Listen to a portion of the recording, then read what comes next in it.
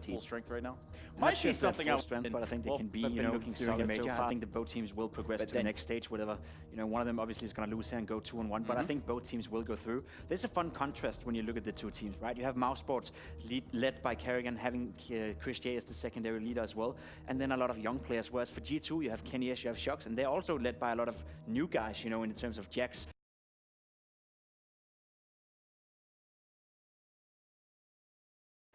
Yer alıyor. The win at the end. I mean, in the end, we shouldn't have won that match, but we pulled through, and yeah, I think like in the end, we knew how they were gonna play, and our T side has struggled a little bit. We lost a lot of clutches we shouldn't have lost, so I think it was a bit like it was too close that it should have been. How much of that do you think was a little bit of their lack of experience because they have such young players compared to you guys who have had much more experience on this international stage? I don't know if it's come into experience. I think it was a lot of silly mistakes from our part. So yeah, I wouldn't take anything away from them. They played really good, but we should have closed the match earlier. Well, still, it's a great day for you overall. 2-0 start, and now you have the chance to make it a clean 3-0. It's going to be G2, who have been the much more consistent French team here. 2 victories for them, 16-10, 16-9. Very convincing. What are your thoughts on them? I mean, they played one of the best maps in Overpass, so it's not surprising that they're going to go 2-0. Now they're going to face a different opponent, and I'm not going to say it's going to be easy, but it will be. I'm definitely going to be looking forward to that match. Thank you very much, guys. We're going to head to a short break. When we come back, it's time to see which team will be the first to move forward.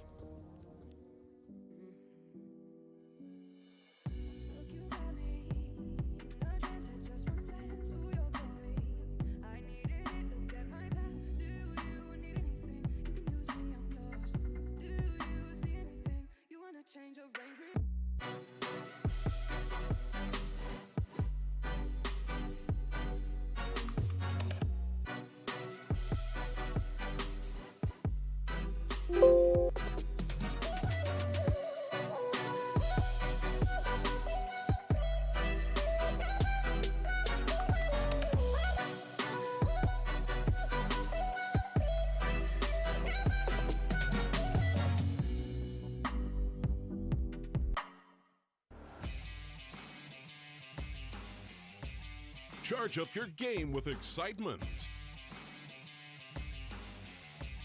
Highest odds on the market.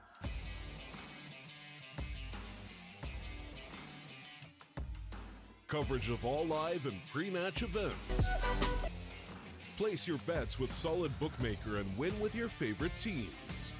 Take what's rightfully yours with GG.bet.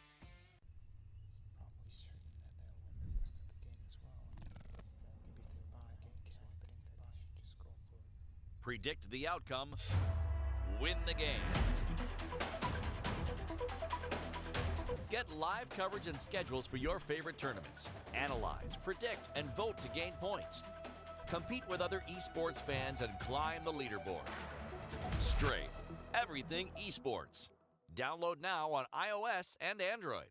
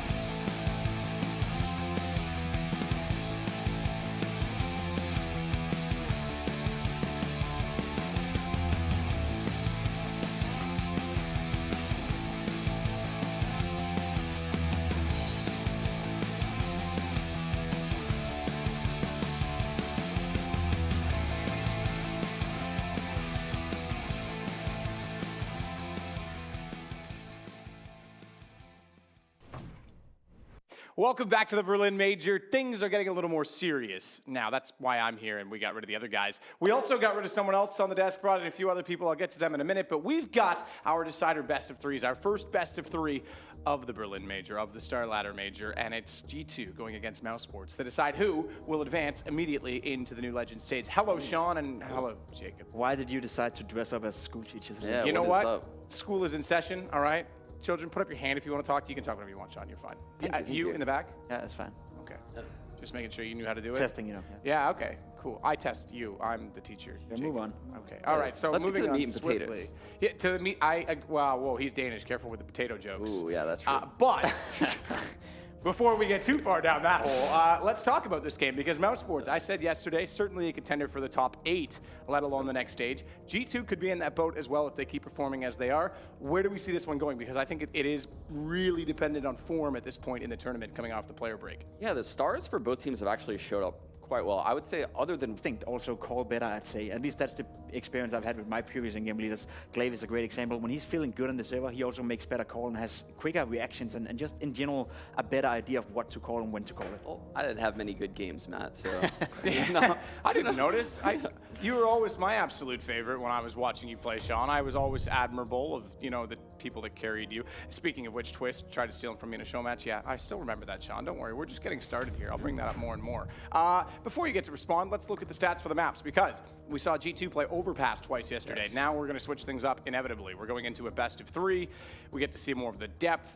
Again, I mentioned the player break because I think form in this stage, particularly for some of these top teams, is important. We're already seeing Vitality off to a very slow start. And while I think that these top teams can build into a long event, we've got 3 weeks potentially of Counter-Strike ahead of us. Yeah. It can catch them out. I mean, it means everything, right? We had the discussion yesterday as well. Mousesports have publicly said they had a 6-day boot camp. Is that enough to come into a major and actually be in that top shape?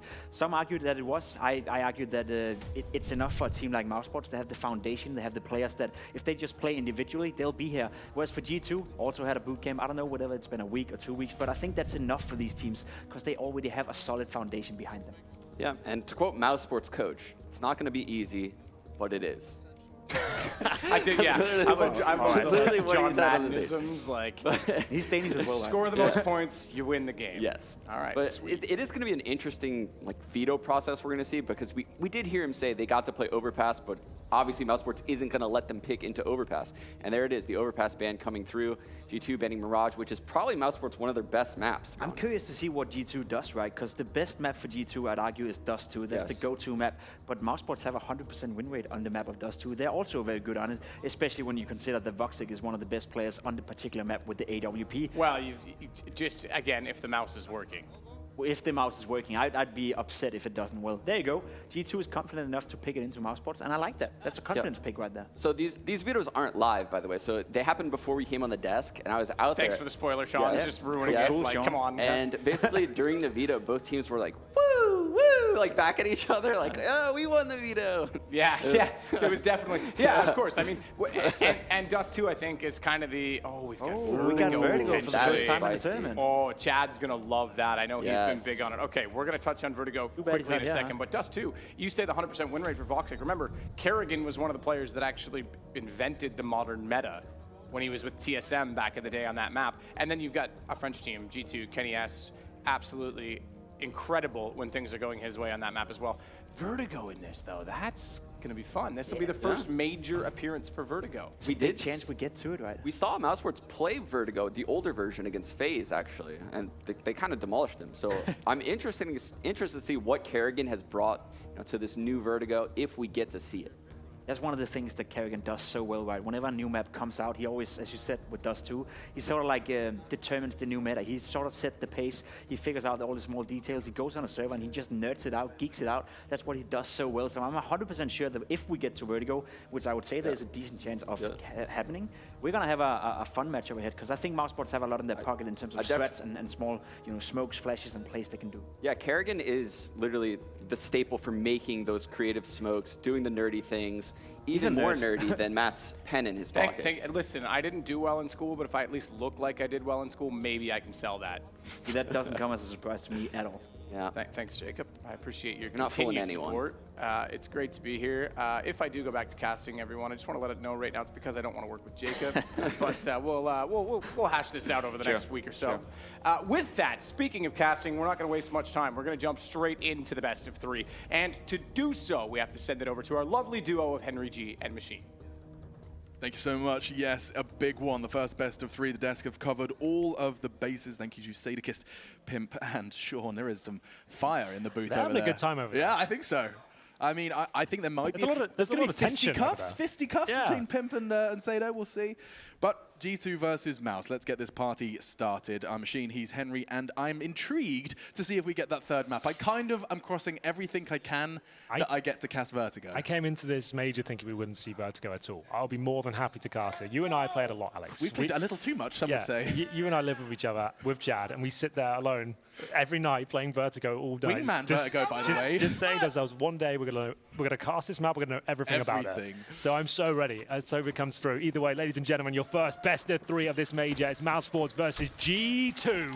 And we'll see what happens here as G2 will start on the CT side. The pick of Mousesports is Dust 2 coming up next, which is a great map for both squads. It certainly is. Yeah? It really is, yeah, for sure. I'm hoping that we get to see some early resistance, though, on Train. It's a map that, of course, both teams familiar with. Mousesports did lose their Mirage. It was G2 to take that one away. Into the pistol, and the first bullet is connected. Shocks to the brain of Rops. He was somewhat of a lone wolf. He had one man alongside him. It was Woxic towards upper at the moment. Was he boosted when he killed Rops? I didn't get to kill. I think I'm looking at the X on the scoreboard right now. It looks like he was killed when he was boosting up on the brown horse. I'm going to check that out. Take it away, Alex. You go investigate, because Kenny's already charging straight out towards green. Chris posturing pop. Dude, it was. Walking out. He was boosted. And the brown horse, and Shocks one-tapped him from the back of the B-bomb site. That's absurd. What a first blood. We need a replay of that. I'm not sure if everyone's hearing this, but we need the replay right now. Get it ready. That is not a shot you're expecting to take. Nice work from Kenny. Catches Carrigan as he walks out main. Looking for a second fight and gets it. Frozen didn't quite find the shots, and already the French firing on all cylinders. That's the end of that one. So precise. Oh, more of that. That's very nice from G2 there. Excellent shots. I need to see that Shoxy replay, though, because that shot, like, you very rarely see a kill come either way for the Ts or the CTs. On a pistol where you can barely see that boost, he somehow gets the one tap there. I'm really interested to see whether Rops even got some shots off. Like, I just dismissed it. I saw the frag. I saw Shox's position. I'm like, okay, Rops probed ramp. Yeah. Not the case. If we don't get a replay, someone clip it and get it to me from the demo. Please. I'll retweet you. Give you all the love. Oh, here we go. Maybe. Oh, they're not even. I don't think they realized. Yeah. Didn't have Shox's POV locked and loaded, but great work from Kenny and Lucky. We can see that one again. All right, someone's got to have to clip it from the demo. Just like that. No worries. First round goes the way of the French, and just the Deagles for Mouse. Well then, there is going to be some investment into round number 2, Alex, but not too much. Rops has got armor, the rest of them are Deagles and no nades, but Carrigan, he's been great this tournament. One of his best in recent memory. He will take it down early, and Rops will take a little bit of damage there from the flames of the incendiary. He'll have to go back up towards the upper area of Pop Dog. 5 versus 4 with no grenades. It's unlikely they do much with this, but a couple of 1-digs will certainly help out.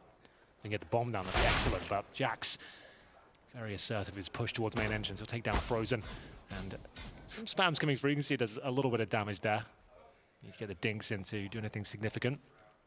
Woxic's managed to kind of crawl up Ivy. There is Kenny with the scout, but that's a weapon that can be easily overwhelmed. Certainly, if there's any knowledge of his position, should be scoped. The information's there. Amanex just going to take all the fights. A lovely aggressive hold from the double SMGs. And that's Woxic just making his presence known on Ivy. Great shot. Will pick up the scout, and he's no slouch with this. He could at least continue to do some economical damage. The flash will force him off the angle for now. He's being pushed, and Lucky likely to get this frag any moment now. Woxic's given a shot, and only one, I would assume. My goodness, Lucky's backing away. He doesn't want to make any mistakes. Doesn't want to lose that Orc, doesn't want to lose that Kevlar. Can't blame him. 2-0 to start off our first best of 3. Day 2.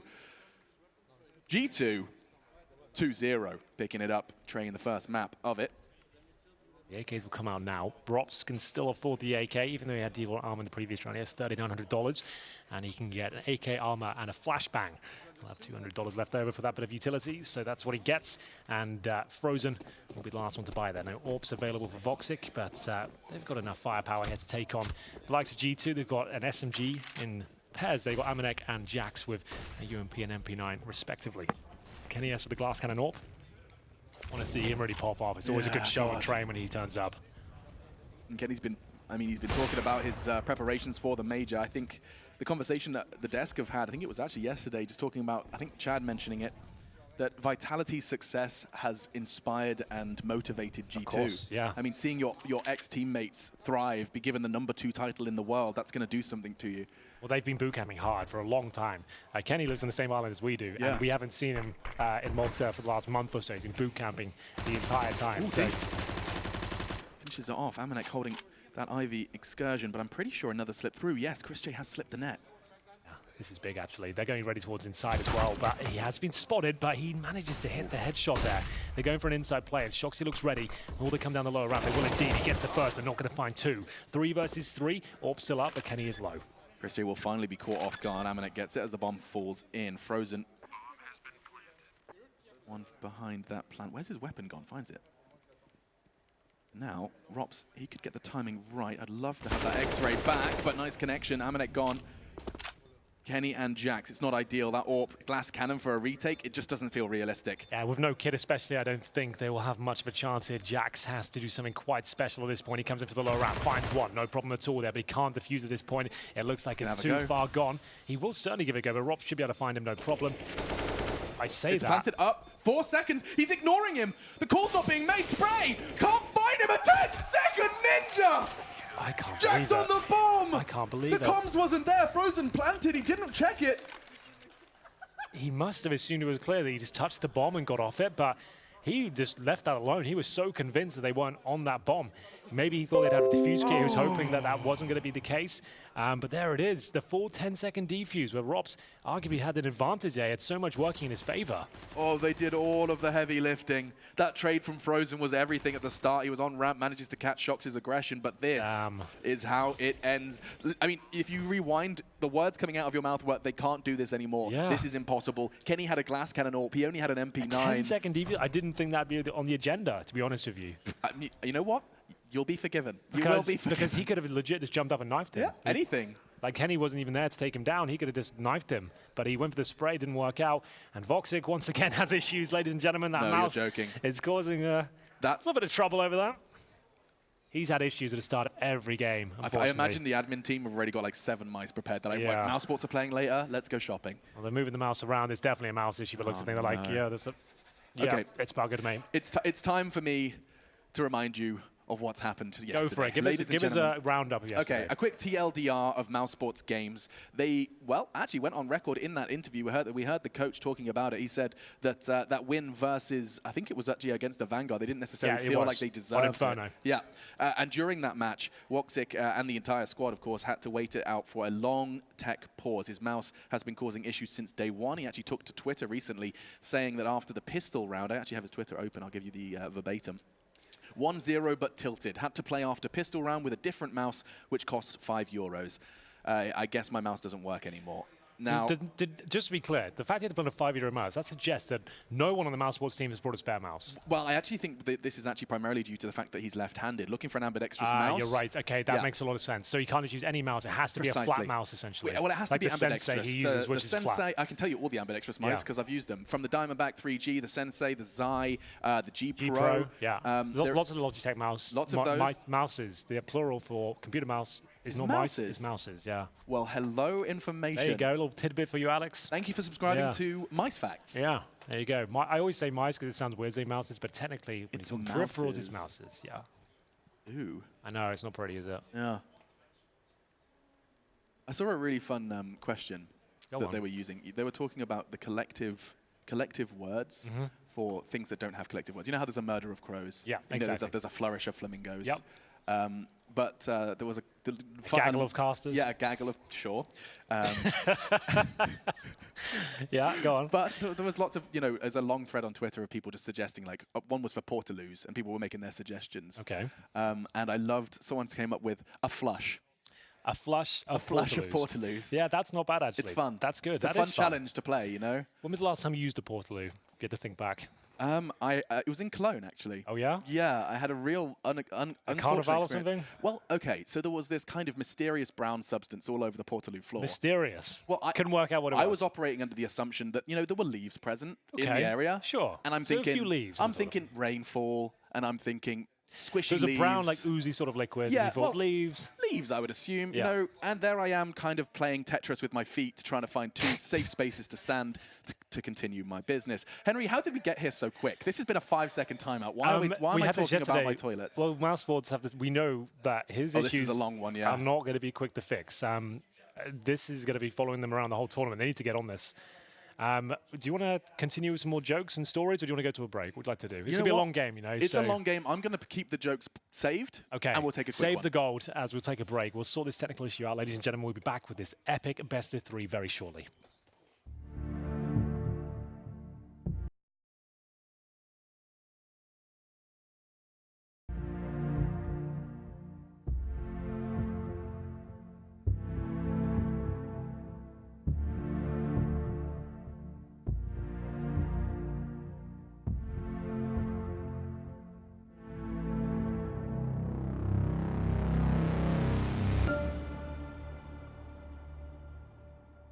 This is a dream come true, literally, not just for me, but for everyone in our team. We worked our asses off to get here, and I'm just super happy that we actually managed to bring our A game and not choke like we usually do. It was insane, especially the game was so tight versus Tyler. I thought we were going to lose it for a minute there, we almost choked it, but that was just insane, overwhelming.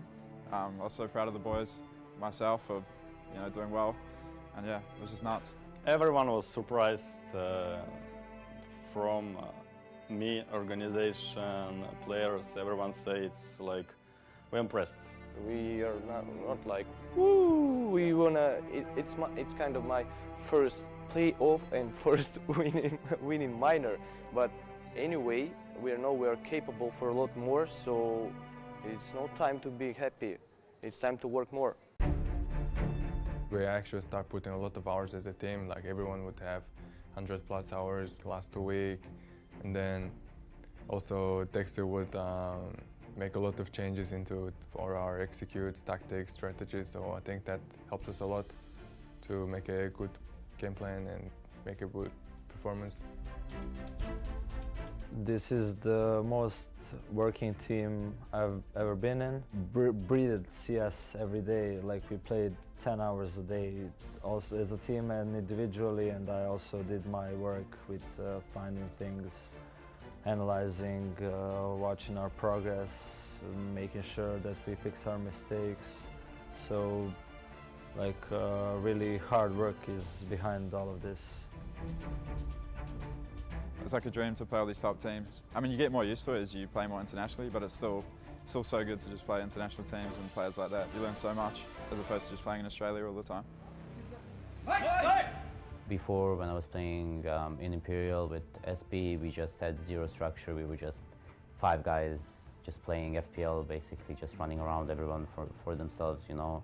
And now we have like a structure, a proper coach, a proper like, not taking anything from Neil, of course. It just means we have like a balance in the team. We know we need to work on stuff together. We watch our demos together. We improve together. We point out each other's mistakes. Whereas before we would just play the game, it's over. We go do our own stuff and then play another game tomorrow, it's over, and everyone goes their own separate ways. You know, now we're like actually a team and a family, you know, and everyone is helping each other and helping each other improve and play better CS.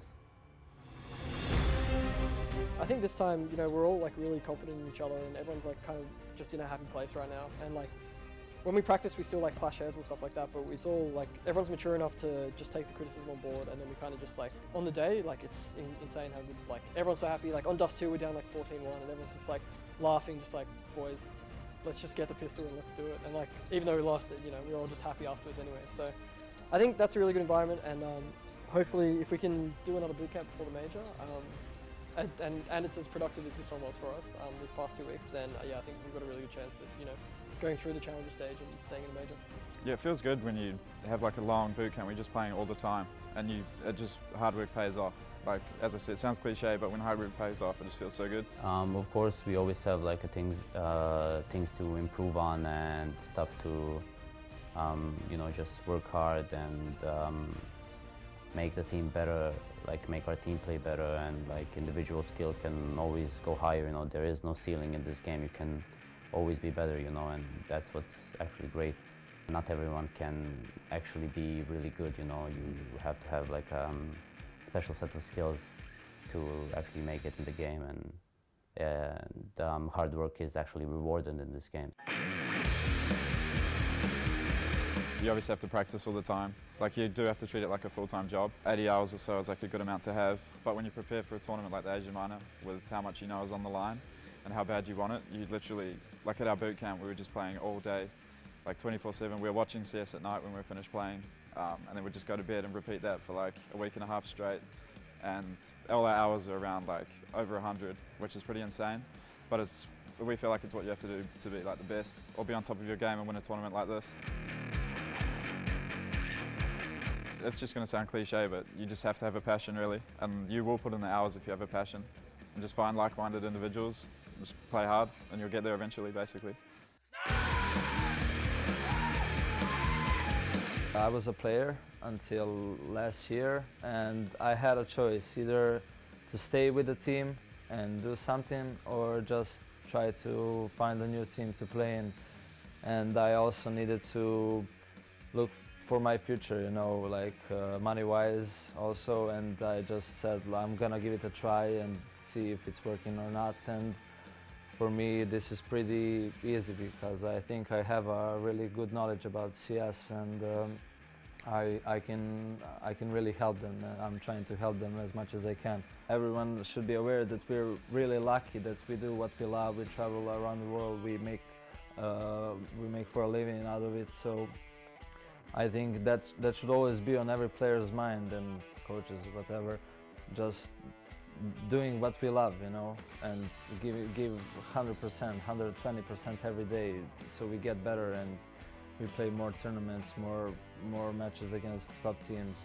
That's why we play this game for. Getting into top 10 for sure is one of the goals we set for ourselves at the beginning of this year, and I think if we keep going the path we are now, we can achieve it pretty easy.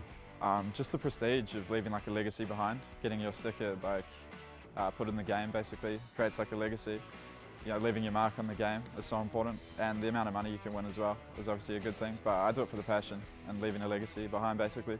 I won't just be in the history of Counter-Strike, whatever, it could be major, it could be some winning, could be some round, whatever. I just want to make history of my nickname, I just want to make history of my team, because I'm playing this one now.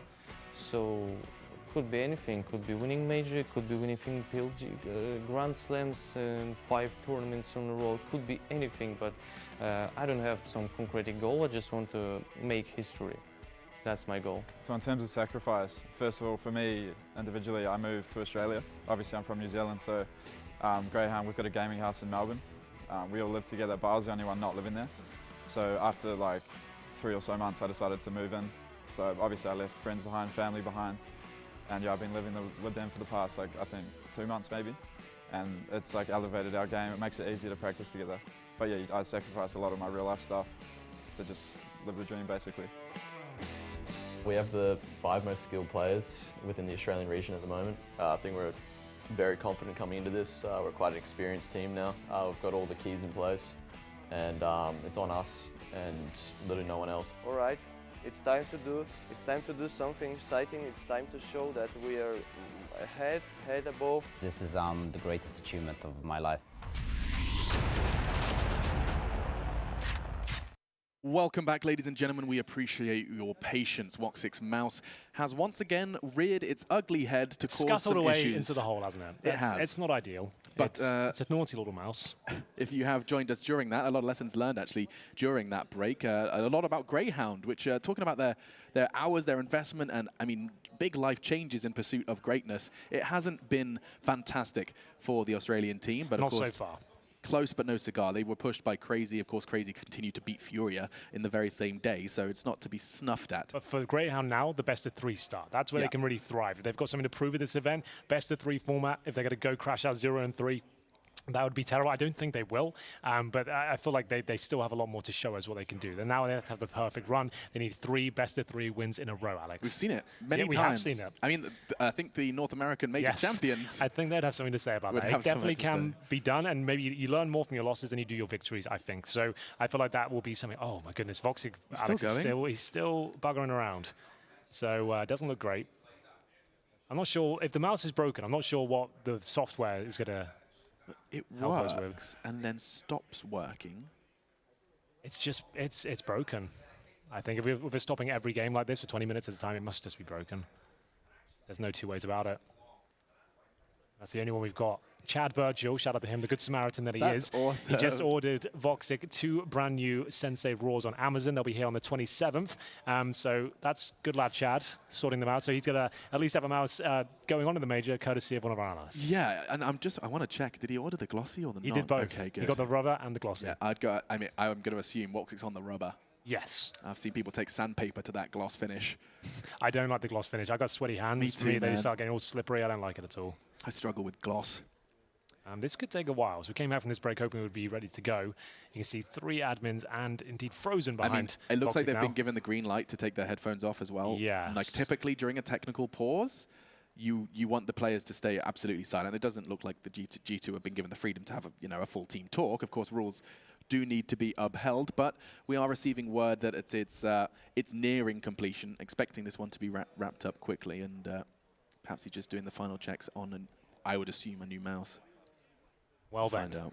So if you are just joining us, this is the first best of 3 of the major so far, and we'll kind of break you through the journey as we got here so far. So we've got Mousesports and G2, 2 of the bigger names in this stage of the tournament that you wouldn't expect necessarily these names to be in the Challenger section, but Mousesports, great success yesterday against Forz and Avangard, taking on the CIS region single-handedly. They built 2 wins there, one of which was very close, both in Inferno, but Avangard got into overtime, but Mousesports closed it out. That was a great game. We really enjoyed that one. That's still the highlight for me so far. That was a lot of fun. Really, really, and Avangard kind of robbed. I mean, I think Mousesports have even acknowledged that they felt like they were lucky to pick up the double win, but now, of course, it puts them in good stead to get themselves to the Legend stage untarnished record. And then we have G2 on the other side. They played Overpass twice yesterday, so both teams replicating their performances in doubles, and we're going to see them beating Tyloo 16-10 and Dream Eater 16-9. So Overpass worked out very well for them. This is the first best of 3 of the entire event. Third map is Vertigo. If we get there, it's Dust 2 next, Train first. 3 very exciting maps for this particular matchup. Yeah, and just the fact that G2 beat Dream Eaters 16-9, I want to add some context. Dream Eaters have also beaten NRG and Vitality at this tournament. Indeed. If you were looking for kind of a litmus test of G2's form, and you look at Tyloo Dream Eaters, it's easy to disregard that and say, we haven't seen them tested. They're 1 away from the major, and I think we've already seen them tested by the that should be CIS reiterated. squad. At the end of this best of 3, we'll have our first team through to the next stage of the tournament, the round of 16. So that's a big deal, and it means you get a lot of time off at this point. If you qualify today, you get a lot of time in between this section and the next one. And already lying in wait in the Legends stage, I'll give you a list of some of the most delectable Counter-Strike treats. Yes, that's a good point. We haven't even got to the main stage of the tournament yet. We've got some big, heavy hitters coming in. Yeah, the likes of Astralis getting to see more from the Danes after they have dipped out of the limelight thanks to the North Americans of Team Liquid, also present in the Legend stage. Ninjas in Pajamas undergoing some changes and somewhat of a caveat there. I heard Greyhound state that they think they are the hardest hitters from the Australian region. Well, Renegades are in the Legend stage to see what they can say about that. FaZe Clan, MIBR, Na'Vi, and of course ENCE, which a recent change announcement has put them under the microscope. Their last event, and it's the major with Alexi B. Well, headphones are going on, Alex. Hello. So we might be onto something here. Woxic has at least got his in-ears in, and we'll see if that is going to be indicative as to whether we're going to start or not. Well, it doesn't look like it just yet on the G2 side. They cannot talk, unfortunately for them, but they can relax. Having the headset, the big helicopter headset over the in-ears, can be quite painful, so you might as well take it off and release some pressure, and you can just hang out. You can't really communicate, you have to sit there in silence, and they're still... I'm not sure what Woxic is up to. He looks like he's tinkering away at things. He certainly is. But I'm not sure what he could be doing with a broken mouse. What could he possibly be changing? What settings could be done? How many times can you just move it on the mouse mat and go, yep, definitely broken? It feels like it's broken, guys. Not gonna lie to you, it feels broken. Again, same thing as yesterday. Not sure why I thought it would work today, but here we are. I do think if we have an opportunity to get a microphone in front of Woxic just to clear up exactly what's been happening over on that stage, it would be very interesting. I'm sure the community's interested as well. I saw a big discussion about the the Mouse issue following Mousesports' victory with, I think they were saying in the interview he was changing his sense, Henry. In that Vanguard match, Woxic was fiddling with his sensitivity mid-game. Yeah, doesn't surprise me. Gross. It's like the worst thing that can happen at this level, because not only are you having to compromise and use something else or setting you're not used to, it's playing on the back of your mind as well. He's caused this, could be like a 20-minute delay at this point. It happened again yesterday. It's going to tilt his teammates. Everyone's just thinking, why are we going through this at this level of the game? A slight kind of addition I'd like to make, though, is that this has happened every time at the start of the match. So once we get going, start of a best-of-3 series, it would be so much more dramatic and I think so much more problematic for both G2 and Mousesports if this had happened 14-14. Well, it looks Map like 3. Headsets are going on at least, so that's positive, I suppose. We'll see whether this is going to be where we kick things off. Just to know, Woxic, the left-handed player, as you can see, one of the only pros I can recall that uses the actual left-hand setup. Yeah, it's like Woxic, Machine. Well, two of them, sorry, you're right. But you can comment on this. Even most left-handers will still use their right hand of the mouse, right? It's quite rare for a left-hander to fully commit to their left-hand mouse. It almost exclusively happens when, from a young age, you naturally put it in your left hand and no one corrects you. Exactly. And then as soon as the habits are formed, as soon as you've played, 100 hours of your first video game, you're locked in. Okay, well, there it is. So that's just for context there. Yeah. He can't just use any mouse. He needs an ambidextrous mouse, which allows him to actually hold it in the correct manner. But either way, we are back into the action. We'll hope that Woxic is sorted. We don't really have much info for you, I'm afraid. I'm assuming the fact we're live that he is at least in a playable position. Ooh, let's get this party started. First best of 3, first team locking themselves in for the Legends, and a long one. Vertigo will be our third map, and of course we have got ourselves Train in front of us now. Fast start from the French, got himself a double AWP coming into the first buy round from Mousesports, and Frozen so very brazen. He chooses to swing out, and his teammates finish what he started. Woxic in the meantime is Molotov to death. Didn't quite get to catch that one. He was 5 HP, so he touched the flames as he was retreating blind, so he just accidentally jumped into the fire, and we'll find ourselves with a 4 versus 3 now. Frozen still low. And at this stage, we'll work out as to whether this is where Mousesports even post around here. Karrigan looks like he's done for. Jax has spotted him at E-box, and we'll wait for his opportunity now to strike. Is this going to be enough? 1 minute on the clock, and still plenty of G2 players alive with a double AWP setup here. I think the damage done to Frozen is going to come back to haunt Mouse. He really cannot be proactive. He wants to push through green. Actually, he's still considering it with the smoke present. G2, they've got that 4-man stack, 3 of them towards the site. And Jax is going to finish off what Amanek started towards E-box right at the genesis of round 4. Well then, it was looking quite good actually. They're getting positional control, Mousesports, but they had to run through the flames as we saw. It took so much damage upon entry. And now we'll see Rops. He is a bit of a trained specialist, but a 4 versus 1 with no bomb doesn't look likely, and Shox is on the hunt.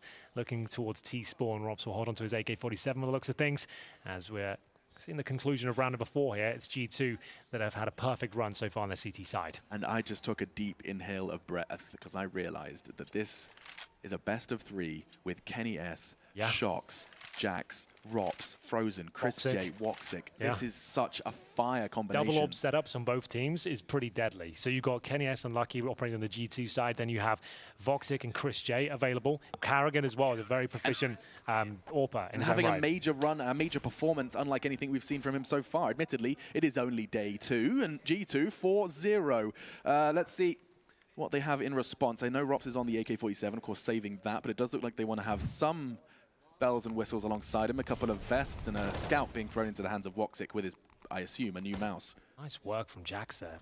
Lovely shots being delivered left, right, and center. We're getting to round number 5, ladies and gents. We have a saved AK for Rops, but he gets no cash. And his teammates in a similar sort of situation. They'll take Deagles and armor. They have 1 scout for Woxic, and usually we would say that's a tantalizing prospect, Alex. But at this point, when we know he's got issues with the mouse, it might not be as exciting as usual. I mean, yeah, until I get a carbon answer that it's the same mouse or it's the same sense, there will be an element of doubt surrounding Woxic for me. Well then, defaults of sorts with the Deagles here. That's going to hold up the main choke points. They've got control of Pop Dog. There's still possibilities to win this round. They've got excellent, talented players within their roster of the Mousesports squad, and they've got Rops on the AK-47 as well. The problem is no grenades, and you're going up against double AWPs here. The only way you can shut down AWPers like Kenny is if you can actually get those smokes down, flash them off, and make them uncomfortable. Right now, he can just sit boosted up in the connector, watching towards the main choke points, but he does miss the first shot at least, but doesn't take any damage, so that's absolutely fine. And he should be able to nail that one as Jax strikes first. Kenny with his second bite of the cherry there. He had an opportunity for a couple of kills, but Jax takes them either way. So it's a 5 versus 3 with Rops still alive here. Gorgeous movement just to catch the base of the ladder. Finally descends into Pop. Smoke will keep him at bay for now. any chance at this round hinges on Rops, the Estonian wonder child. Of course, got a fantastic look behind the curtain, courtesy of Tom Newman with that incredible documentary. Haven't seen it, worth checking out. The story of Rops, I believe. You'll find it from the Face It Major. That is a very good one. Very, very good video, and definitely will tug on your heartstrings. Yeah, that's excellent. Speaking of excellent, we've got 2 AKs on the G2 side. Jax and Shoxy looking very strong right now. The double AWP setup as well. They're 5-0 up. And this is a great start, but very early days. In the CT side of train, this can happen. And we're getting to the first real gun right now. We've got AWP for Woxic and 2 Kriegs, 2 AKs, everything they need. Rops without utility, considering he didn't get that extra cash from the previous round, where he had to save. But now a chance to get back into this one. Woxic, I'm really worried about this Mouse situation playing in the back of his mind. It's not even him, there's also his whole team. Yeah, it's right. Like, I mean, I can imagine myself being, I try to put myself in this teammate. Eddie, you're trying to be nice about it. It's like, we can't have this every day. No. This is a big game now. We need to have and you've just done your zero whole of team these talk. sort of issues. Yeah. You've just played the first 3 rounds. It's time for your first buy. And I get it, it's not his fault, but you can't turn up to an event like this without spare gear. Like, I would forgive not having a spare keyboard, headset, whatever, but the mouse, just have 2 of them. Just whatever happens, just PSA to all pros, aspiring pros out there, get 2 of the mouse you need and you love if you're not good at changing over, especially if you have very specific needs like a left-hander. And certainly if it's a discontinued Exactly, mouse. that's a good point. And we go though towards the outside bomb site. It's going to be Kenny S striking first, and he is making them dance. Around the bomb site they go. It's AWP shots being connected. Every single one successful so far, but Frozen is still alive and kicking. They might have a chance in this round still. It goes down to the 2-on-2. Was this a 2-on-5? Yep. My Kenny goodness. with 3 to kick things off. Kenny mowed them down. Frozen, the fact that he's still alive is a surprise. Well, he's lost his backbone. He's got no HP for this, surely. We'll see what he can do. He has 1 flash. Time to work with, but still needs to recover the bomb and get 2 kills on Lucky and Shox. And talking of time, the fact that it's passing, the fact that Frozen hasn't showed, has got Shox rotating onto inner. Possibility of a flank, admittedly. The bomb's loose on site. That's what he's going to do. Shox is going to push towards Pop Dog now, because he knows he's confirmed that the bomb is down. He's got time to actually go towards Pop Dog. If he tries to plant, he's not going to expect Shoxy from the Pop Dog position. So every second he doesn't plant in a great spot. Lucky spotted him. That's so cool. Yeah, Lucky's seen him now. So now Shoxy can actually get his skates on and just challenge this plan. Yeah, but the fact that he jumps over Lucky's scope, he might even be able to get the plant. It's not possible. There's a Molotov, there's an AWP. It's all in vain. And Vanity certainly is going to be felt for G2. 6-0, they are flexing and they are saving. Closing in on 10K for the majority of the French now. We're heading into round 7. So the execution comes in, but you can see Kenny S looks way too comfortable here. It's 3 great kills, don't get me wrong, but by his standards, he's happy with that. The fact he wasn't really flashed, the smokes weren't really protecting Mousesports in any way. They were running through grey screen and Pop Dog as well. So Kenny S takes easy shots by his standards and makes it look very comfortable. Fair play to Frozen, some nice shots there, but they don't get the plant down. And yes, there are maximum loss bonus, but that's only $3,400 per player, meaning that yes, you can buy here, but you won't have the AWP. Rops has $3,500, so does Woxic. They can barely buy AKs. So here are the frag leaders so far. Frozen gets the majority of his kills in the previous round. I think he got all 3 there. But they'll be on Deagle. Armor this round is a 6-0 down on their map pick. Mousesports in a lot of trouble here. Does 2 next, which I will say is good signs at least, because they play that map a lot. They have 100% record in it, but they've only played it 3 times at this point. G2, that's their best map. You know, that's where they do their best work. So if they're playing like this today, this could be a rough one for Mousesports. They have come out of the gate swinging. Frozen has 2 already so deep into the site, but it's not going to be met by anything other than dismay. 3 frags, very quick succession from the CTs. Rops and Woxic just having a conversation. It's only the Glock for the latter, and that nade lands right into the chest of Rops. Salt in the wound, and I'm not sure they're going to have anything to show for this round. Didn't bring much into it, admittedly. But that is the end of that. Amanek restrained, and G2 poised for an incredible CT run. I talked about the funds, and I'll continue to mention them. They still are building up quite the bank. 7-0. Mousesports can't break the drought. Sure, they'll be buying. Yeah, but no one's fragging. There's 3 players on 1 kill. They have 9 frags in total. Jax has got 9 frags individually. It has been somewhat of a mismatch for now. Just fragging out for the last 3 rounds, back to back to back, just eliminations. Now the buy's back. Back to back to back, and we're back. Will they crack? This is why we're so good together, Alex. It's such a smooth cast. Oh, definitely. That's all right, I guess. That is so weird. So they both take each other down. So they both hit their shots and both get a kill. That's fair. It is also somewhat of a signature move from Woxic, and this is too. They love this aggressive double hold, and an AWP is actually pretty poised perfect for Kenny. He's not going to be taken down. Caught by Karrigan. It's only a tag. But aggressive takes on this T-Con have been rewarded twice now. First with SMGs, second with Kenny's aggressive AWPing. And talking of aggressive, look at Shoxy up the ramp. And goodbye, good night. I'll be back in the site. Yeah, Rops is known to play the Brown Halls area, specifically up ramp, almost every single round their default. So Shoxy knows even when it's quiet, there's a chance Rops is just lingering. Karrigan snuck through, though. He's got towards connector. They have got a slight chance now. Even in a 4-on-2, Shoxy has given them no information here. Karrigan knows he's onto something. So Chris J, his objective now is hold the phone. He doesn't have to do anything. Just stay alive and see what Karrigan can do here. Karrigan needs to be very careful. He's going to go for the kill towards Shoxy, actually. He's got a free one. He knows it as well. He can actually knife Shoxy if he wants to at this stage. He's not going to be checking behind him. So here we go. Free kill. He's going to spot him. And will he wait? He'll let his teammate get close. So let me kill him. Waiting for him to cross. There we go. Now the pounce. Wow. Clock starts. That would have made you crap yourself, by the way. That is terrifying for Shox. I guess I've lost the sight. Lucky flashed off, forced off, and now with a bomb down, they've got to play this after plant perfectly. Just the two of them. Karrigan, Chris J, no utilities. The Molotov does get thrown. And bullets exchange during the flashbang, both doing the dance. Jax does throw out his Molotov. That can't come back to haunt them now. Kenny and Lucky both on that AWP. That makes this difficult. Not hard for Lucky to find the first. Now Karrigan 1 versus 2. Yeah, he's got his work cut out for him, but he's done a great job to even get them in this position. Could this be the first round for Mousesports? The bomb's in the open. You don't have to. And he's going to miss the first shot, but there it is. The round will still go in favor of G2. It's a comfortable defuse in the end, but nice work there. Very innovative stuff there from Karrigan. He could have gone for the backstab towards CD Spawn, but he realized Shoxy's probably still here. They wouldn't just leave inside open. He finds him, takes that kill down. They get the bomb planted. There was a real chance there, and a 4-on-2. He brings it right down to that 2-on-1, but still, it will be another round for G2. I wonder if that conversation was Kenny asking what happened. You know, Shox is having to explain. This is what happened. This is exactly what happened. Nice work from Karrigan to find a gap. I mean, they made something out of nothing. That round was over. If they win that round, they might have some wind in their sails behind them, but unfortunately, that doesn't do much for them. Yes, you've taken some money out of G2, but they're 8-0 up, and they still have 7K residual cash on Shox. So it's an 8K, I should say, and 9K. Everywhere. It's everywhere. That really hasn't done anything for them. It's sad to say. Now, that is a retro AWP from Woxic. Excuse me, Kenny S is what I was trying to talk about, but Voxic's so quick to shut him down. It's already on the battlefield. Where do you go from here? This looks great from Mousesports, poised with that pick. They're already starting to push out Ivy. This is going to be a pincer maneuver. If Rops shows from Pop, this could be the perfect time to show up. Jax only gets the one. Amanek left to his own devices on site. Does have the rotate towards backtracks. Ivy could be a point of contention. Nice work from Rops to clear the site. And now, for the first time, it feels like in this game, G2 are at the disadvantage, but looking to change that from 2 versus 4. It's 2 versus 2. We're still 60 seconds. This round changes in a flash. Yeah. Blink and you miss it. Rops and Frozen, 2 of the strongest fraggers within the Mousesports ranks. Can they make much of this? Lucky. Poised with the AWP. Bomb recovered on the back of Frozen. We have Rops all the way in T-spawn. Shoxy is going to strike, but can't quite find the head. This is surely where Mousesports can find some success here. They lose this 2-on-1 to an AWP, they'll be gutted. All the utility Lucky could ask for. He can smoke the bomb. He can flash them off. He can incendiary behind Sturden Trains. We'll see whether he can find any sort of wiggle room here. Frozen smoke on the bomb. Incendiary towards Pop Dog, maybe?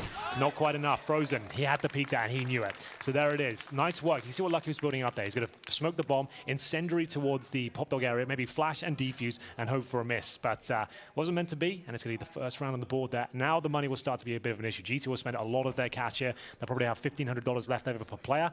Not a nightmare, but certainly not where you want to be, as Rops will find that all-important kill on Shoxy, who is ready for it as well. You could see him poised, looking towards that position, couldn't quite find the headshot, commits to a full spray, doesn't get a damage. He had his crosshair between main and that exit. It was a choice between the two. Then that second it took him to adjust was enough for Rops' spray to be converted. And so Mousesports find their first, ladies and gentlemen. It took them 9 rounds to do it. An incredibly strong start, admittedly, though, on the CT side of Train. Many teams have started to question how intense that bias is in favor of the defense. We've seen some incredible T sides, but far from ideal for Mouse. See what can be done here. Can they continue with the success they found in the previous round?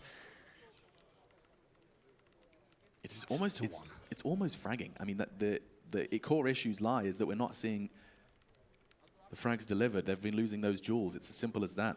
Well, Galil out for Carrigan this round. They do have the AWP for Woxic. We'll see. Frozen throwing a bit of a utility to start there. Amanek gets himself burrowed in towards Pop Dog. Good grenade through the lower ramp area. It's going to be taking Woxic down to 46. That really connected well. Amanek spots one, but that was the idea. They just want to get some intel from the CT side. No time to react to it. Flies back up, and it's the first kill for Lucky. Does he repeat this? Well, Shoxy's going to find everyone before he can. What a beautiful sequence this is from G2. Very lackluster from Mousesports. Where's the smoke? Where are the flashbangs? Where's anything? How does Lucky just have to look at ramp and They didn't deploy a single bit of utility. They're going for a surprise burst there, and Frozen's just like, look at this POV right now, Alex. Yeah, he's hands off the mouse and keyboard. You can't do that.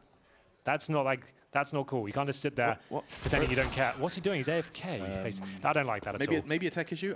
No, he's just so jaded with what's happening right now. He's like, I think the issue they have, whatever it was the mouse, I'm not sure. Obviously playing on his mind. Like, you should never just give up on a round because your teammates are dead. Like, he just took his mouse and hands off the keyboard. Maybe it was a technical issue. Let's find out. We'll see if we can get a camera on it mouse. Can't be him just randomly crashing there. No, I don't think so. That'd be if it has happened, fair enough. But it looked like he just kind of gave up with the round. And this. To be fair, he has left the server, so I take it back. It looks like he legit just got booted out the server randomly as his teammates died. Do you remember the Fury? I think it was Yuri or someone. We had one player who did just. It was actually on Inferno, so it can't have been Fury. But we've seen one example of a player kind of freezing and not making sense and then disconnecting. Perhaps tech issues. It was just that the timing was very odd there. His teammates died, and then he just takes his hands off the keyboard and mouse. Yeah. So odd, to say the least. But he's back on the server now. I can't tell you what that was. Technical pause. Because he didn't alt tab because he disconnected from the server. So what could it have been? They're yet to unpause, likely something they're still looking to resolve. But the reason you're staring at G2 is it looks like we're going to be jumping straight back into this one, and they hold quite the lead. Let's see that again. Let's have a look at this. So they did one flash, which was not effective at all. Shoxy's just there, finding all those free kills. They're so focused towards that connector presence because they weren't expecting to have an orb looking right down at them at the lower ramp. Doesn't work out for them at all, and they were hoping there would just be one player anchoring there with the M4 and they could take him down. Look at the orb leaders. That's a sign of the times. Is Lucky. He's been getting so many opportunities with that AWP as the secondary. They haven't had to really dig deep, get him back on the rifle. They've been given that luxury. This time, however, against the sidearms, I mean, you fall to those deagles. They close that gap. It can get awkward, can get dicey. Highly unlikely that they'll be able to find the early frags, though. Kenny's already found one. Chris J's gone. That's not bad. Frozen with a response. They swing out on E-Box, but they are all exposed, and they don't have utility for the longevity. They have to continue to find these fights. Yeah, they absolutely do. One behind E-Box is going to be Rops, and Lucky seems to be very aware of it, but it's still a one dig from Frozen. Hello? There's a chance here. They need a couple more where that came from. Let's see what they've got left in the tank. It's Rops. He's getting closer and closer to the bomb site. That's an excellent shot there from Shoxy and Frozen. He's got 2 so far. Has he got anything left? Apparently not. It's double digits. This is the pick of Mousesports, bear in mind. But from what it's seeing so far, I really feel like those issues have plagued them going into the game. This isn't the usual Mousesports here. Yeah. The rounds they're presenting and what they're doing just doesn't seem to be the usual team, and especially the map they've picked as well. I can't help but feel, yeah, there is certainly an element of that. The fact that, you come straight into another game, it's like new day, spot in the legend stage on the line, you've had your team talk, you've had your veto, you've had your warm-up, you sit down, and there's a 20-minute technical. The same thing that plagued you and caused so much stress for you in your victory, a hard-earned victory versus a Vanguard in overtime. Still, let's find out how this one shapes up. Double digits for G2, just 11 rounds in. That's saying something. Yeah, here comes the run boost. Woxic desperate to open things up here. Oh, it's Kenny S, though, who will react quickly. He's having a great showing here, Alex. That's another opening kill. Takes down one of the greatest scalps of Mousesports at that point. It's going to be Woxic removed. 5-on-4 favor for G2 and 10-1 overall on the pick of their opposition. Yeah, Mousesports, they were probably already at the back of their minds thinking about that veto. Dust 2 next. Vertigo should we desire.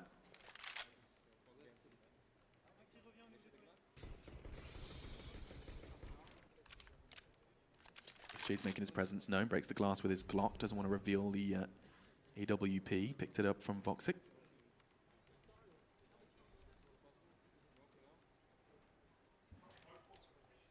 You see a smoke thrown out, actually. I believe that was from Frozen. He's trying to back up his teammate Karrigan, who's going to try and sell some presence on that outer site. For people that follow Karrigan teams, he is known for this on most maps. He's very good at timing, and I'll explain why the in-game leader does that as we get an opportunity. But for now, Kenny pulls on back. They have to go towards Pop Dog, I'd imagine, with 30 seconds remaining. They have to go 1 by 1. Somehow Chris J hits that shot, and there's a chance now. 3 versus 2, 25 seconds remaining. Kenny misses a shot. They have an even greater chance at this stage, but it looks like it's all under control. Chris J actually gets tagged up a little bit, down to 42 now, as Kenny looks to finish things off. Maybe a little bit overzealous there. Perhaps. 13 seconds remaining. He will go for the plant. I think it's going to come through, but Shoxy is there to shut it down. He'll get the plant. That means another buy next round with the maximum loss bonus. Impressive scenes there from Chris J to hit that shot towards Pop Dog Room, but there was never really any danger that G2 gave that one up. No, Amanek, you could see how poised he was. He could hear the steps. His teammates were making the call. His dream is 2. His objective was 1. He got it. Let's see this from Kenny again. The run boost, he was so quick to adjust. Yeah, very, very good. Nice to see Kenny hitting those shots.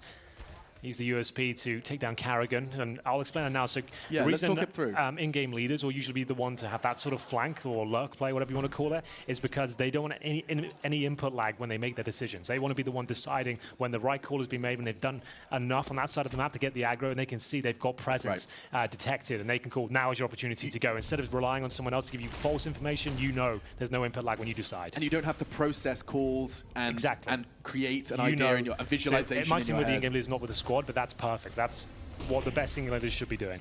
Quick one. Smokes all falling, a full execute coming out from Mousesports. They're looking to do some early damage. Amanek hugging the wall and takes the frag on Frozen. Karrigan, he has to do some huge work here. Amanek's back was turned. There's no trade. Kenny's on the site and misses a shot. Nice work from Jax. He emerges from Pop, and damn, he does pop off. Double kill. Karrigan's head rolling as well. Just Rops left alone. Jax is already looking at him, nade in hand. Kenny's got the AWP train there too. And this is a slaughter, Henry. This was posted as being the game of the day. A best of 3 versus 2 top 10 teams. I mean, it really is. Luckily, it's a best of 3, right? They're going to have 15 minutes after this map to work out what's going on. They're not out of it just yet, but it's not looking good, I'll say that much, because now, once again, no bomb plant coming down, not really any damage inflicted there whatsoever. G2 aren't missing any shots. They are hungry today, and this is our first 2-0 game, ladies and gentlemen. The winner of this game itself will have a lot of days off for the next segment, and they're into the next stage of the tournament. Yeah. So this is massive for G2 especially. They can stop putting themselves out there. There's not going to be as much information out there about them. They don't have to play any more games, and they can just go back and watch what's happened so far and work on how they're going to evolve as the tournament goes on. And their evolution is a story in itself. I mean, G2, it was a story of disappointment for oh so long. The removal of Body to bring in Amanek was the most recent change, and it does seem to have ignited somewhat of a new lease of life into this French roster. If I told you a French team on day 2 of the major would be 12-1 up against Mousesports, you'd likely have thought Vitality. Quite the contrary. Coming out fast again. Rinse repeat for Mousesports and rinse repeat for the kill feed. Lucky gets the opening shot this time, and Chris J quick to trade, but Lucky's not done there. Doubles up. Really not, is he? These AWPs have been a thorn in Mousesports' side, and we'll see now if they're going to do any damage this round. It was looking pretty good. They got some access towards the outside area, but now a 3 versus 1. Karrigan, if he gets that kill, maybe there's a chance. Now there is again. Lovely shot. Bomb still down. Up against 3, though. 1 minute 20. Where's that bomb? It's wide open. The thing is about Karrigan, right? People forget this about him. In his career, when he needs to clutch, when his team are desperate for rounds, he actually normally can pull these sort of rounds off. He's got enough time to work with. He's a very smart, cerebral player. We'll see whether this is enough. He'll get lucky. You can see he's got himself in a decent position. They have no idea. He's got at least 1 here, but that will give his spot up. Oh, dear. What are the chances of that? Just as Lucky has the timer in his brain that Ivy's a possibility, he turns to meet Karrigan, puts the barrel in his belly and pulls the trigger. 13 then to 1. That's devastating. I need to see that from Lucky's POV. He is playing like a madman right now. Yeah, we saw him turn. It was a perfect turn just as Karrigan was about to take that fight. No sound cue, just intuition. And perhaps a little bit of luck. Yeah, well, there you go. Living up to the name. We'll see if the AKs and Kriegs can make a dent here. They've got 1 smoke and 3 flashes. No one's gone for utility. Ideally want someone to go Mac 10 or something, or Galil, just so you have a bit of utility here.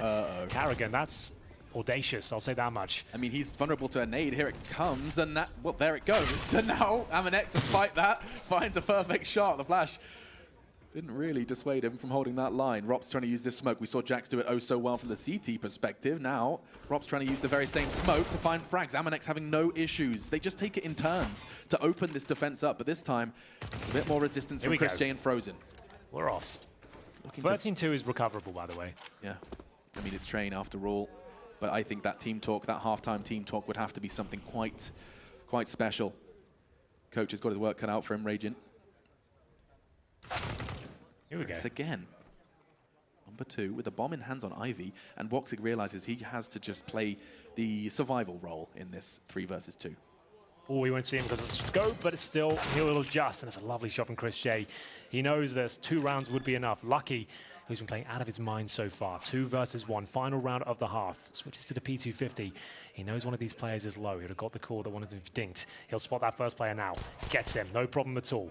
1 versus 1. Csgo, very good in these sort of scenarios as well. He's got the advantage here, one of the most difficult sites to clutch on, especially when you have the AWP. No smoke, it is working for mistakes at this stage, and Csgo gets in the same position his teammate just died in. Lucky has no idea. If he touches that bomb, he's done for. A chance there. Now he knows where he is. He's got to operate very quickly indeed. Gets up on the ladder. He'll have to go for a quick scope, then defuse. Oh, there's no chance, surely. Csgo just has to stay alive at this point. I think he's done enough. And it looks like Lucky will finally be taken down. He hits the shot to close things out, but it's not enough to get the kill. It's 13-2 at half. Mousesports on their pick will have to go something absolutely huge here in the second half, Alex. They're going to need a pistol victory. They're going to need absolutely everything going in their favor, but it's not over yet. We'll take a break and be back with the second half.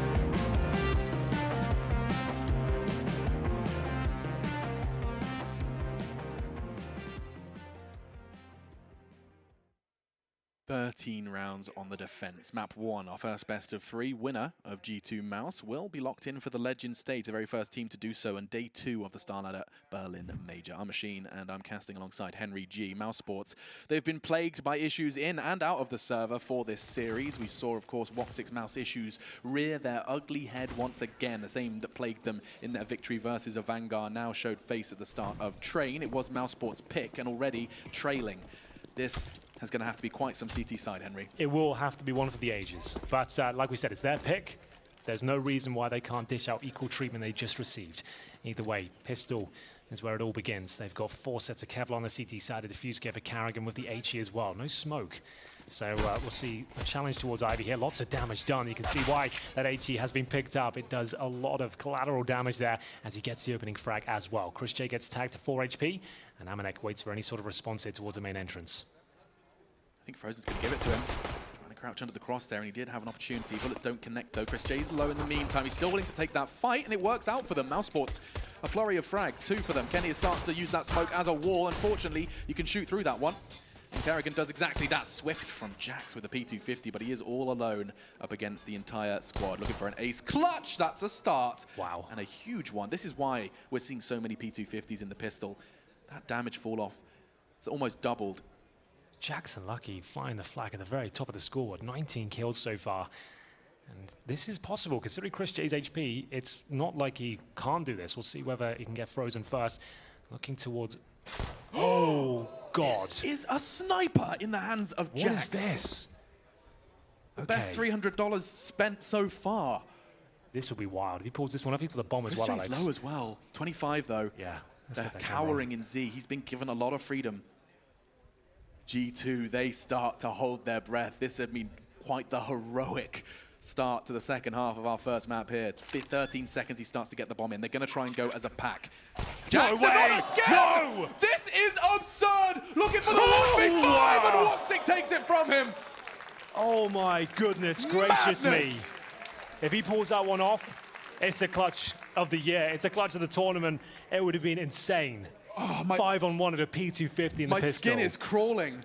Look at this. It's just gorgeous from every step. He might have done enough, though, because now they get the bomb plant down, and he can afford so much. With the kills he got, they're going to buy up next round. I'm almost certain of it. Oh, my God. If he wins that... If that one taps on Woxic, he crits Chris J for 4. A little bit overwhelmed, aren't you? Sorry, my skin's all vibrating, and there's, like, goosebumps on my arms. Oof. So, with Jax, he's got $4,200 right now. If the scoreline wasn't 13-3, I'm almost certain they would buy up. But I guess they've got this huge buffer. They're actually doing the correct thing, which is just take this one on the chin and buy it properly next round. Yeah. You have a really strong buy. You can even bring out an AWP. Jax to drop one. I just saw Kenny go back to spawn to buy a P250. I think he's been inspired. Yeah, he's like, that gun looks pretty good, actually. What's that? Like, that's not bad. It's not an AWP. Yeah, like Alex said, that pistol is not deep on the T side. That's $300. So you can get that and a smoke, and you can actually have a very strong stance. But it's Chris J opening things up. He'll get Shoxy, and luckily for Mousesports, there is no force buy here, but they'll be up against the AKs next. And that's why they focus really on the rifles this round. They're hoping the force buy didn't come through. They won't have any utility this round, but they'll be prepared for round number 3. Setting themselves up for the long haul. As you have to, if you want to think about the win. That's a strange one from Woxic. He's missed 2 sitters on a low HP player there. I say sitters, of course, the scout not the easiest weapon to maneuver with. Woxic, however, usually very comfortable with it. Perhaps that mouse still plaguing him. There it is, 3rd time's the charm. Jax falls, and this round should be all but done. Yeah, concluded by another double from Karrigan. Lucky, surely going to give an extra $600 into the pocket of Frozen. And we're off to the races. To keep everyone standing, the utility that you mentioned will now be picked up. Indeed. And the road. Jax, oh, they've got an AWP. So Kenny could just buy his own AWP. Jax is like, can I keep my money strong and get all the utility? They've gone for it, so it's glass cannon for Kenny. Okay, T-side glass cannon. Kenny could have been dropped the AWP and had armor himself, but they're fine with this, it seems. You want to keep your money as strong as you can on Kenny, but I guess he's so confident in the shots he's hitting today. It won't be an issue. The scouts in the hands of Woxic. Rops with the FAMAS. Would be the first run on the board in the second half of G2 here. Rops aggressive. Very aggressive. Going to be backing away. Did catch the info on 1, just lucky, no bomb spotted. Currently in the grasp of Kenny S on that glass cannon AWP. Shox and Amanek having a leisurely stroll down towards Ivy. Karrigan, the concierge, ready to greet them with a smoke. Bit of a trade, actually. Lucky catching Frozen. Chris J quicken response from Pop. Even for now. Firepower in favor of G2, that's for sure. Chris J trying to get some intel here, pushing towards the main entrance. Sits there patiently. Flashbang goes in. He will start to get control of that position now. Smokes it off, buys some time. Things start to calm down somewhat. This worked out so well for G2 in their defensive half. This aggressive take in main. Chris J's the one behind it this time, but actually choosing to count on the fear of his presence to slow them down enough. He doesn't have to stay there, doesn't have to take the fight. A deep smoke, a fired shot, and disappearing act.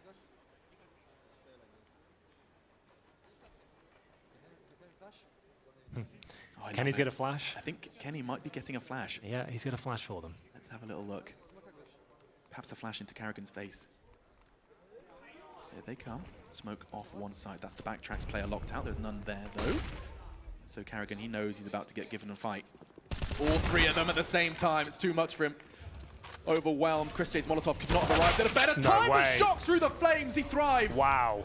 That's insane. Chris J was in the prime position to completely destabilize this swing into the site, but that's enough. Shox realizes that kill is everything and stands in the flames to achieve it.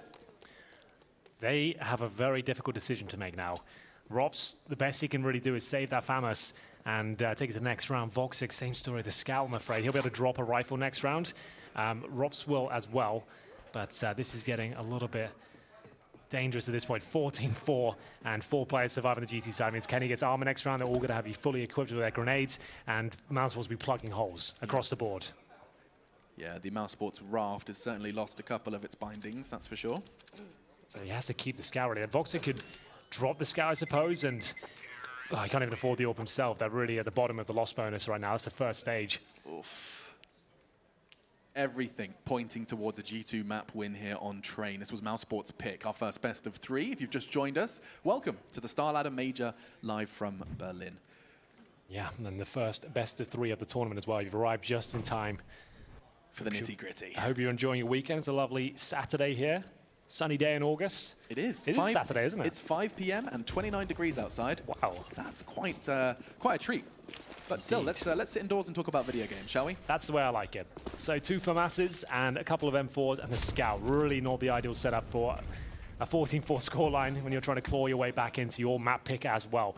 This will be on the minds of Mousesports. They give this one up 16-4. They go to Dust 2 as well, G2. The shots are hitting right now. This looks like every player is above and beyond what Mousesports are presenting at this point.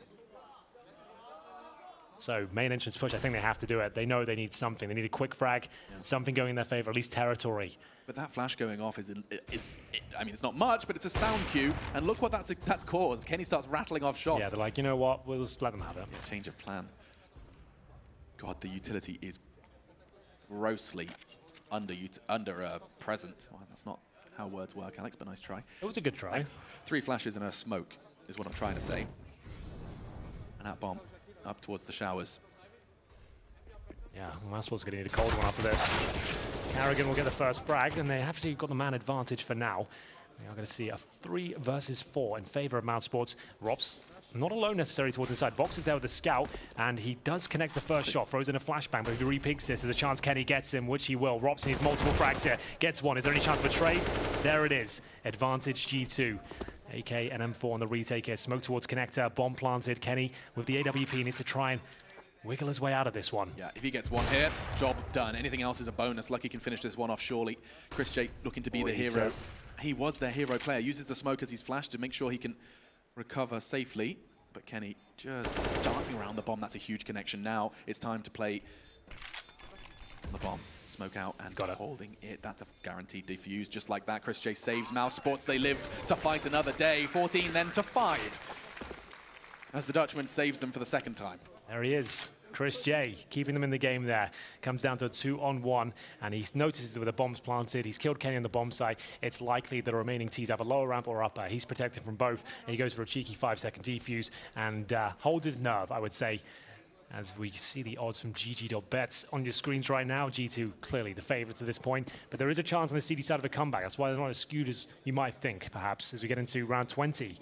Buying into the round, it's not going to be a full investment from G2. You've got a couple of Mac 10s here. They're going to go for a very fast approach, I'd imagine. Try and get the money strong. Shut down the lack of utility on the CT side, or lack of helmets, as Rops gets a taste of the Mac 10, and they've got full inside control. This is terrifying. That makes so much sense, Alex. They kept the money strong, knowing there's a chance they won't have helmets on the CT side. It came down to a 1v1 before. That's a sacrifice they had to choose, and it comes back to haunt them. Someone's been crunching the numbers on G2. Yeah, that was wild. If Shoxy read that and called that situation, I love it. 10 points to Gryffindor. Karrigan, he's got an eyesight, just can't quite connect the bullets. One on bomb train. This is such a hard retake. You have to start giving up, surely. Certainly when Jax is hitting shots like that, but so's Frozen. He's still present, and now it's a 1 versus 1. Has the kit, but time is of the essence. He has to get onto it. He only has the flashbang. Dives into the smoke as it still remains. 3 seconds. Shox is ready. And 15, map point, excuse me. Everyone going down and in the doldrums of the Counter-Strike economy. Yeah, auto shotgun straight away from Frozen. Didn't even think twice about that. With the first second of freeze time, he pulled out auto shotgun straight into round number 21. That button. Yeah, he's like, you know what, boys, I've got the solution. Should have done this a long time ago. Here it comes. Deagles, shotguns, MP9s, oh my. Oof, he gave it a good go on the way in. He lost his teammates too fast to stabilize. And that's such a sick play. I hope the analysts break that one down and kind of have more time to explain it than I do, because the fact you've made that sort of call is absolutely unbelievable. Really intelligent stuff. Now, that shotgun we talked about is only going to find one. This is looking bleak. Just Karrigan and Rops to try and keep Train alive as a possibility for Mousesports here at the Major. Dust 2 waiting in the wings. It was the Frenchman's choice, and that's perfect. Damn. The timing. I think that's all she wrote for Train. And if you just joined us, this is the pick of Mousesports. Our best of 3. It's Dust 2 next. And that's a Fraggers map. G2 have done nothing but that. Mousesports have been slow. They had technical issues. And they find themselves at a 16-5 scoreline in their first map here. It's Vertigo as a third if required. Karrigan, no chance, really. A nice, pretty frag there, but he doesn't have a kit. Alex, he has nothing, really. It will just be for the scoreboard at this point. Yeah, looking to just finish this one off. Perhaps another little 1D for the bonus points, but no, it will not be. And G2 start this series with quite the statement. They have thrown down the gauntlet to Mousesports, saying, come and get us. It's our map next. And I think Mousesports, we talk about Counter-Strike being a mental game. I think for some of the players, in fact, you know what? Woxic and Rops, 10 frags between them. Yes. I think that delay, that mouse, it's all getting under their skin. Woxic 6 and 18, Rops 4 and 16. Those are 2 heavy hitters to the squad. With Frozen there, that's the trio, Frozen, right? Yeah. Those are the 2 you want to see. Like, those are the young guns, the ones you want to stepping up. And right now, they are doing anything but 10 frags. And Woxic and Rops on their map pick, it's not good enough. I don't know how you hit that reset button, Andy. I don't know what you say to get those guys out of that mindset, because it is going to be a tough mountain to overcome, a reverse sweep necessary if they want to go and lock themselves in today. Yeah, I'm not sure they're going to have it in them. Like I said, Dust 2 coming up next, the way Kenny's playing, the way Lucky's fragging right now, Jax is holder. It's really looking quite wonderful for G2. We will take a break and be back with map number 2, Dust 2, very shortly.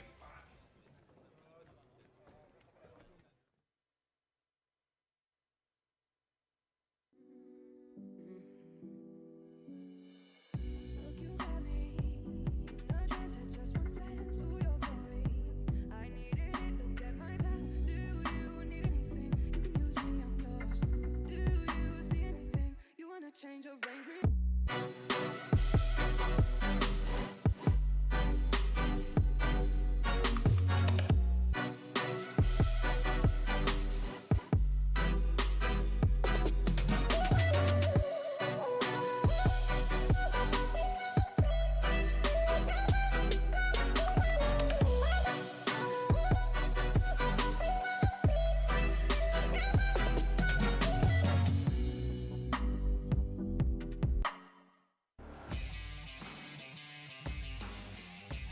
Charge up your game with excitement.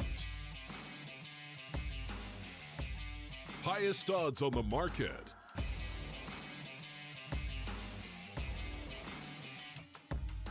Coverage of all live and pre-match events. Place your bets with Solid Bookmaker and win with your favorite teams. Take what's rightfully yours with Csgo.bet.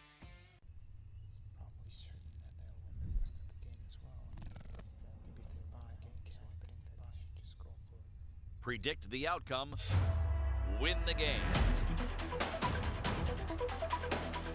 Get live coverage and schedules for your favorite tournaments. Analyze, predict, and vote to gain points. Compete with other esports fans and climb the leaderboards. Strafe, everything esports. Download now on iOS and Android.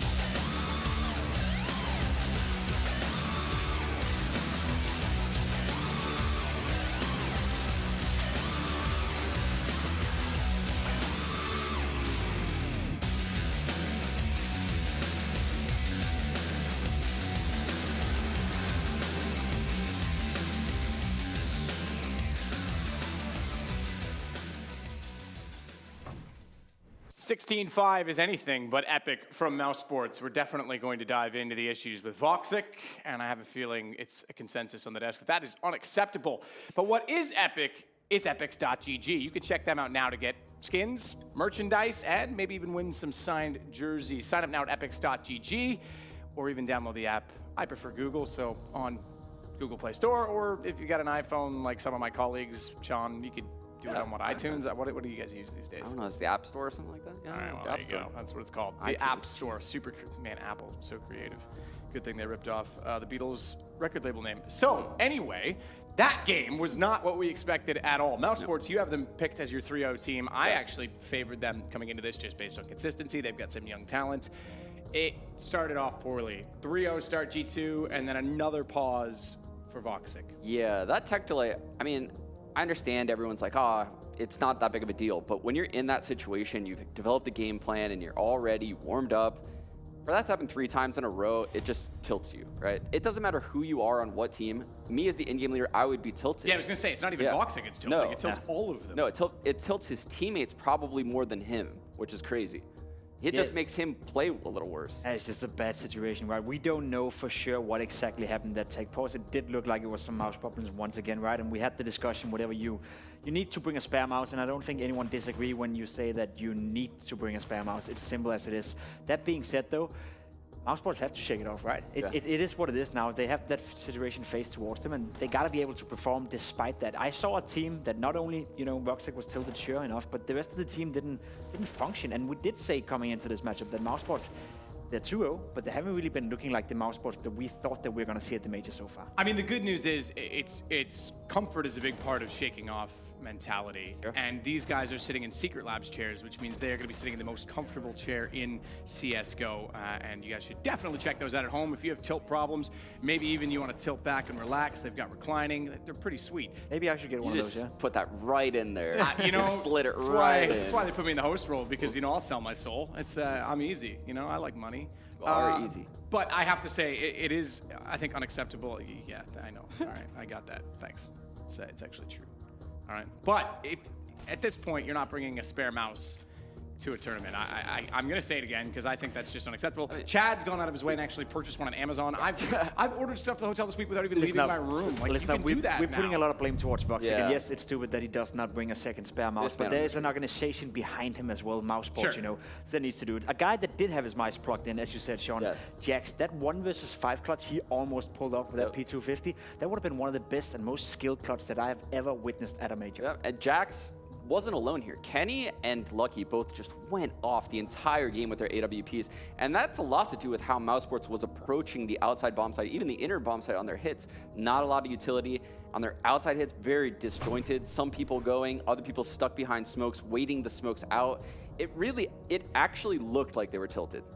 I think that's absolutely true. I mean, we sit, for the purposes of this section of the event, we can actually sit out there in peace and look down and see the teams in front of us. And I looked over at Kerrigan at one point, and he had hand on head, silently looking like he was killing everyone in his mind. Like, he was just so mad about everything around him. He did not want to be there, it seemed. And when you're in-game leaders like that, and it wasn't even like he was upset with himself. It was just sheer frustration as to what was going on in the game. But that's also their map choice. That puts G2 in a great position moving forward. It's a good point, right? Because the way we know Kerrigan is him being hyped up all the time, constantly trying to make his teammates feel good. But Kerrigan, as you said, he looked deflected. He didn't look like the Kerrigan that we know. Mousesports also went 6 for 22 in opening duels, so literally nothing went their way. And obviously, when you have Woxic on your team, that's the guy you look towards getting that opening kills, and he did not do that. He was 2 for 2. So in that sense, or 2 for 4, sorry. In that sense, everything that could go wrong for Mousesports in this game went. The good news is I mentioned that it was their map choice, and therefore we're kind of looking like I'm putting a grim slight onto the next map. It is, but it's still Dust 2 that comes up. And as you said, they have a 100% win rate on that. The difference is that obviously it was picked by G2 in this series, and we know that the French team is very good on it as well. Yeah, I mean, Mousesports is an excellent team on Dust 2. As you can see on the screen, they've beaten some very good teams on Dust 2, especially Navi lately. But G2, this is their go-to pick. And you can see some of the teams they beat, Liquid, MIBR. These are teams that love playing Dust 2 crazy. We actually just saw them play, I think yesterday on Dust 2. We saw them play with the Miners on it for sure. They're very good on it. Yeah, there's no question about it. I mean, I think both teams are very solid. I do think that Kenny has to be someone that steps up with the AWP. That's a key ingredient for me on Dust 2, and I know we always say this about Kenny, but Dust 2 really has options, and he can be dynamic. He's an anchor on the A site so many times. Especially on the CT side, right? Because you never know where he is. As you said, he usually plays as the anchor, and if there's a late A hit, he will be there in order to stop it. And he's also getting very good. That's something you have to give credit for. In the old days, Kenny would always go for the duels, and he would re-peek and re-peek and re-peek. Nowadays, he takes one peek, he gets one kill, then he falls back, and G2 actually retakes the side as a team. That's another layer to the Kenny S that we knew back in the day, and I think he even said in some interviews as well that he had to mature as a player. He knows how good he is. He knows that he can probably get the second kill or even the third kill if he is having a good game. But if he falls back and actually plays the 5 versus 4 with his team, there's much bigger chances that you're consistently going to win those rounds. And he learned that as a player, and that's something we got to give credit to Kenny S for as well. Viewers' predictions are still in favor on Strafe of Mousesports right now by 1%. That was where they were at the start of the series. We didn't really get a chance to get into predictions. I have a feeling maybe they've changed a bit. How important is it for Mousesports if they want to level this up? First off, can they do it? That's the prediction aspect of the question. But how important is it to get a good start? I mean, it's pretty vital actually at this point. I think they're going to show a different face here on the second map. Going outside probably had a nice talk. Good smoke break if someone smokes, I don't know. But hopefully, you know, they come into this a little bit more calm, relaxed, and likely they're going to be a little bit more focused. They knew G2 was going to pick this map, so they're going to be prepared. My biggest problem with this one is that what drives Mousesports to be a good Dust 2 team is a lot about Woxic with the AWP. You always see him, you know, hit the shot when somebody is jumping over the cross in the middle. You always see him roaming around. He's a very versatile player on Dust 2, but if he's not feeling it, if he doesn't have the confidence in order to do it, then it's going to be a big problem for Mousesports, and they're going to lose probably the biggest asset they have to the team in terms of Dust 2. Whereas for G2, they're playing with confidence right now. You can see it when you watch them as well. Shox is having a good game. Kenny S is having a good game. All of a sudden, Jax is about to pull off the greatest clutch we potentially have ever seen with a pistol. All these players right now are feeling Snacks has something to say about that. Yeah, Just, maybe, you know. maybe. Sure, you casted that one, didn't you? I did, no bias. Okay, sure. Apples are my favorite fruit, what can I say? You're mentioning apples a lot. Yeah, I have. How about your apples, Sean? School teacher, anyway, huh? Want to bite out of them? An apple a day keeps the doctor away, Sean. So yes, I do actually. Oh, okay. Moving on. Sorry, now Pin's the host. Okay, back to you, Jacob. No, I mean, it's vital for Mousesports to get a good start here, without a doubt. If they don't feel it, if they don't get inside the game, if another player we haven't seen play well so far, Robs, I mean, he's an anchor towards that B-bomb side. A good player, you know, always rock solid, but he hasn't been up to the level that we normally know him to be. And also to consider, you know, Mousesports is a very young team. This whole situation with the mouse and all that kind of stuff, it must deflect them just a little bit. They don't have the experience like the G2 guys, let's be honest. Yeah, it's almost like a Caesarian fickleness to the audience in Counter-Strike. Rops last year was the young talent that came onto the radar and everyone was super hyped about him. And don't get me wrong, people still consider him a very highly rated player for a good reason. But now you've got Frozen in that same role, and we don't necessarily notice Rops as much just because our attention's drawn away. I think he is still a huge part of this organization. Probably one of the reasons they're still finding the success during the rebuild, and deserves a lot of credit, but also starting to get that pressure on his shoulders because of it. When he was the young rookie, everything's great and lovely. Now that he's experienced, you kind of look to him to find those games more often. And I think that's why Mousesports struggled in that last game. Robs had a very poor performance along with Woxic. I mean, those are their two top performers that they need to step up. That's why they're in the 2-0 game, is because Robs' success previously. So he needs to come to life here in the second map. Yeah, without a doubt. I mean, it's a fun contrast to think about as well when you look at it, right? A year ago, as you said, Robs was the new guy to the team. He was not supposed to be the experienced guy. He was not the guy that people would look up to and learn from. Now, these days, with Frozen on the lineup, Woxic on the lineup, he's supposed to be the experienced guy. He's supposed to be the calm guy. So that's also a different role for him. So I admire him if he can do it, but we'll have to see now. Dust 2 is on the cards. Yeah, it's kind of interesting how quickly you go from the rookie to the veteran. We were going to send it over to a veteran, and you're not really a rookie, Alex, but you're back in the casting role, so rookie for this event, it's Henry G and Machine. Thank you so much. I'll wear that rookie badge with honor. Mousesports G2, map 2, and it's day 2 as we jump into the pistol.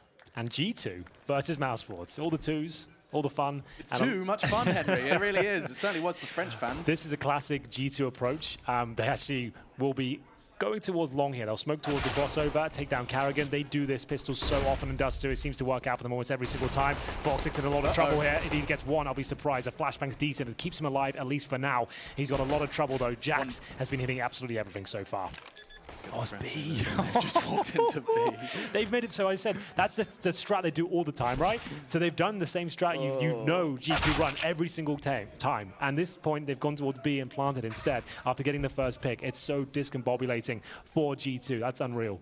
That's so beautiful. Mousesports don't okay, know I'm what confused. It says G2 as CTO right now, but they're not. They're on T side.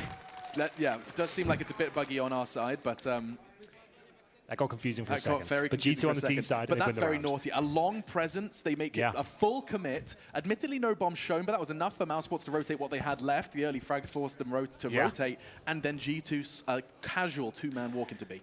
Yeah, that's beautiful. Like I said, I've casted a lot of G2 on Dust 2, and they do that strat on pistol every single time. The long take with 2 smokes. I was like, it's more the same. I didn't even know. I was just so... You're in the default, I right? was caught by the fake. You got I faked. was caught by the fake. I wasn't looking. I was like, oh, here we go. Pretty classic stuff. And there it was. Bomb was going down B. Shox is on such another level. He's faking out the casters.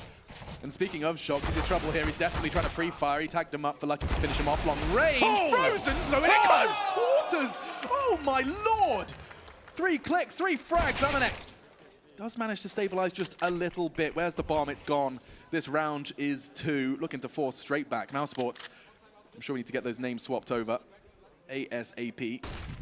Because I'm going to say some silly things if we don't. Yeah, I almost did. So here we go then. 3-on-1. Amanek on the T side will be with the Mac 10, but Woxic surely going to get his 4th, which he absolutely... Sorry, Frozen with the 4th. It would have been that, but it's going to be Woxic to finish things off, and it will be 1-1. As the 4 spike comes through and the Deagle headshots are delivered. 3 of them towards the mid doors. Let's see that again. First is gorgeous. They were trading off that. It was just an epic sequence from Frozen. Like, you could have played that smarter, you could have used some utility, but you're not expecting him to get 3 like that. So do they force spy in response? It looks to be a resounding yes. We have CZs, Deagles. Kenny will get a Deagle on Flashbang, but keeps himself at $700 because he has to buy the orb going forward. He's just joining us here just in time. The second map here of this best of 3. This is the pick of the French now after winning in an emphatic style, I have to say, on Train. I mean, Train was all G2. There was very little for the Mousesports fans to celebrate. But Dust 2, it's a different ball game. Hopefully, that team talk. I mean, we wrapped up our cast on map 1 with the observations that it's a mental game as well. And some of the stars, the younger names, I think it was actually Woxic and Rops, struggling to muster any individual performance on that map. Well then. D-split looks likely, Alex. Smokes towards spawn, flashes over, and the bomb will be going through the tunnels here. He's trying to pull CTs apart here. Frozen in a perfect position to shut this down, though. I don't think there'll be much of a dent here. Looks well too handled by Mousesports here. I'm not sure. Chris J, though, he'll push towards the tunnels to be taken down. They don't have to go with this mid-split anymore. They can change things up. Oh my God, this is actually going fantastically for G2. Shox. If he gets this shot, this round is good as over. Look at this. They can just flood the site with very little after the heroics from Frozen's Deagle. It looks like Mousesports. Oh, he got the AK. Shoxy just absolutely wrecked them. He didn't even take any damage. He gets that with the bunny hop, and Frozen can't believe it. He will get 1. That's Kenny, who was low. But still, a 4-on-2 now. No chance of the CTs to even consider this retake. Luckily, though, Chris J only had a Deagle on that round. He still has residual cash. He was looking to really run over this round, and he'd have the AWP early on. They're certainly going to have a double AWP setup. Every team on Dust 2 will pretty much go for that. Saw what Lucky was capable of the AEWP on the first map. Like, he didn't miss many shots at all. Yeah. Tag that up with Kenny S as well. You've got quite the potent combination. And the potent hold, actually. The Rops and Frozen duo, these 2 that are saving now. I loved their setup for mid. Like, that gap over the smoke, like being on the box, Rops playing anti-flash towards B, like, that's hot. I don't know why Chris J felt like he had to push the tunnels there. Because, like I said, I was describing it as it was going on. They had the perfect setup to handle mid-split, which is about to happen, right? They were going to do that. And Chris J pushes up. You read it. The smoke that goes down towards CD spawn, it shows they're going to go for that B-split, right? He pushes in, gives them a kill, then all of a sudden the Mac 10 finds one as well. They don't have to go for that B-split anymore. They can fall right back and go towards A. They were gifted that round by Chris J. And speaking of gifts, Amanek and Kenny are hoping to have plenty of funds to hit their team some gifts. Be rushing here. Jax has got 1 too. 3 Mac 10s. There is no helmet on Woxic and Karrigan, but those Mac 10s could be punished long range if Rops hits his shots. That's a fantastic one. The Molly separated them. Amanek had to commit.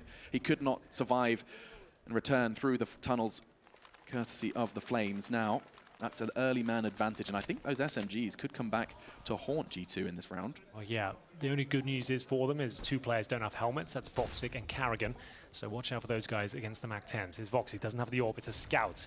It needs a perfect headshot or a low HP player. Jax is going first. Molotov will push Woxic back. He'll go towards the A ramp. And a very quiet game. Him and Rops on train.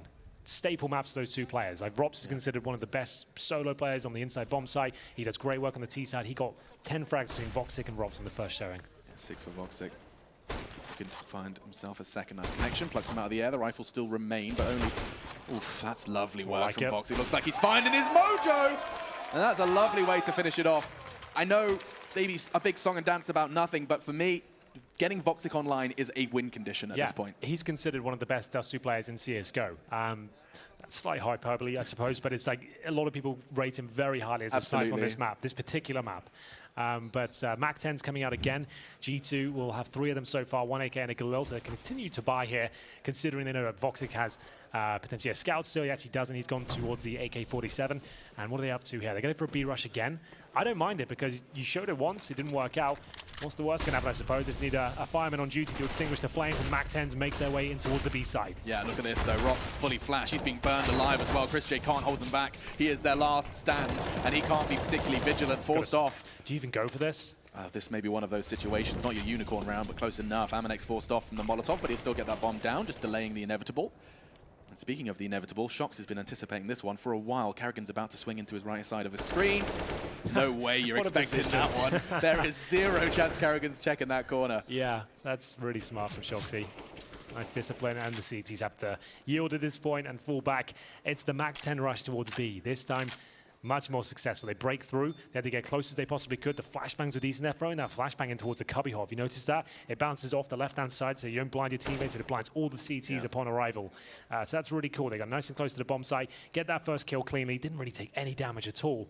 And it will be a 5 versus 3. And Shoxy, he's not taking any prisoners this round, Alex. He wants to take everyone down with round number 5. Yeah, he's hunting them down as best he can.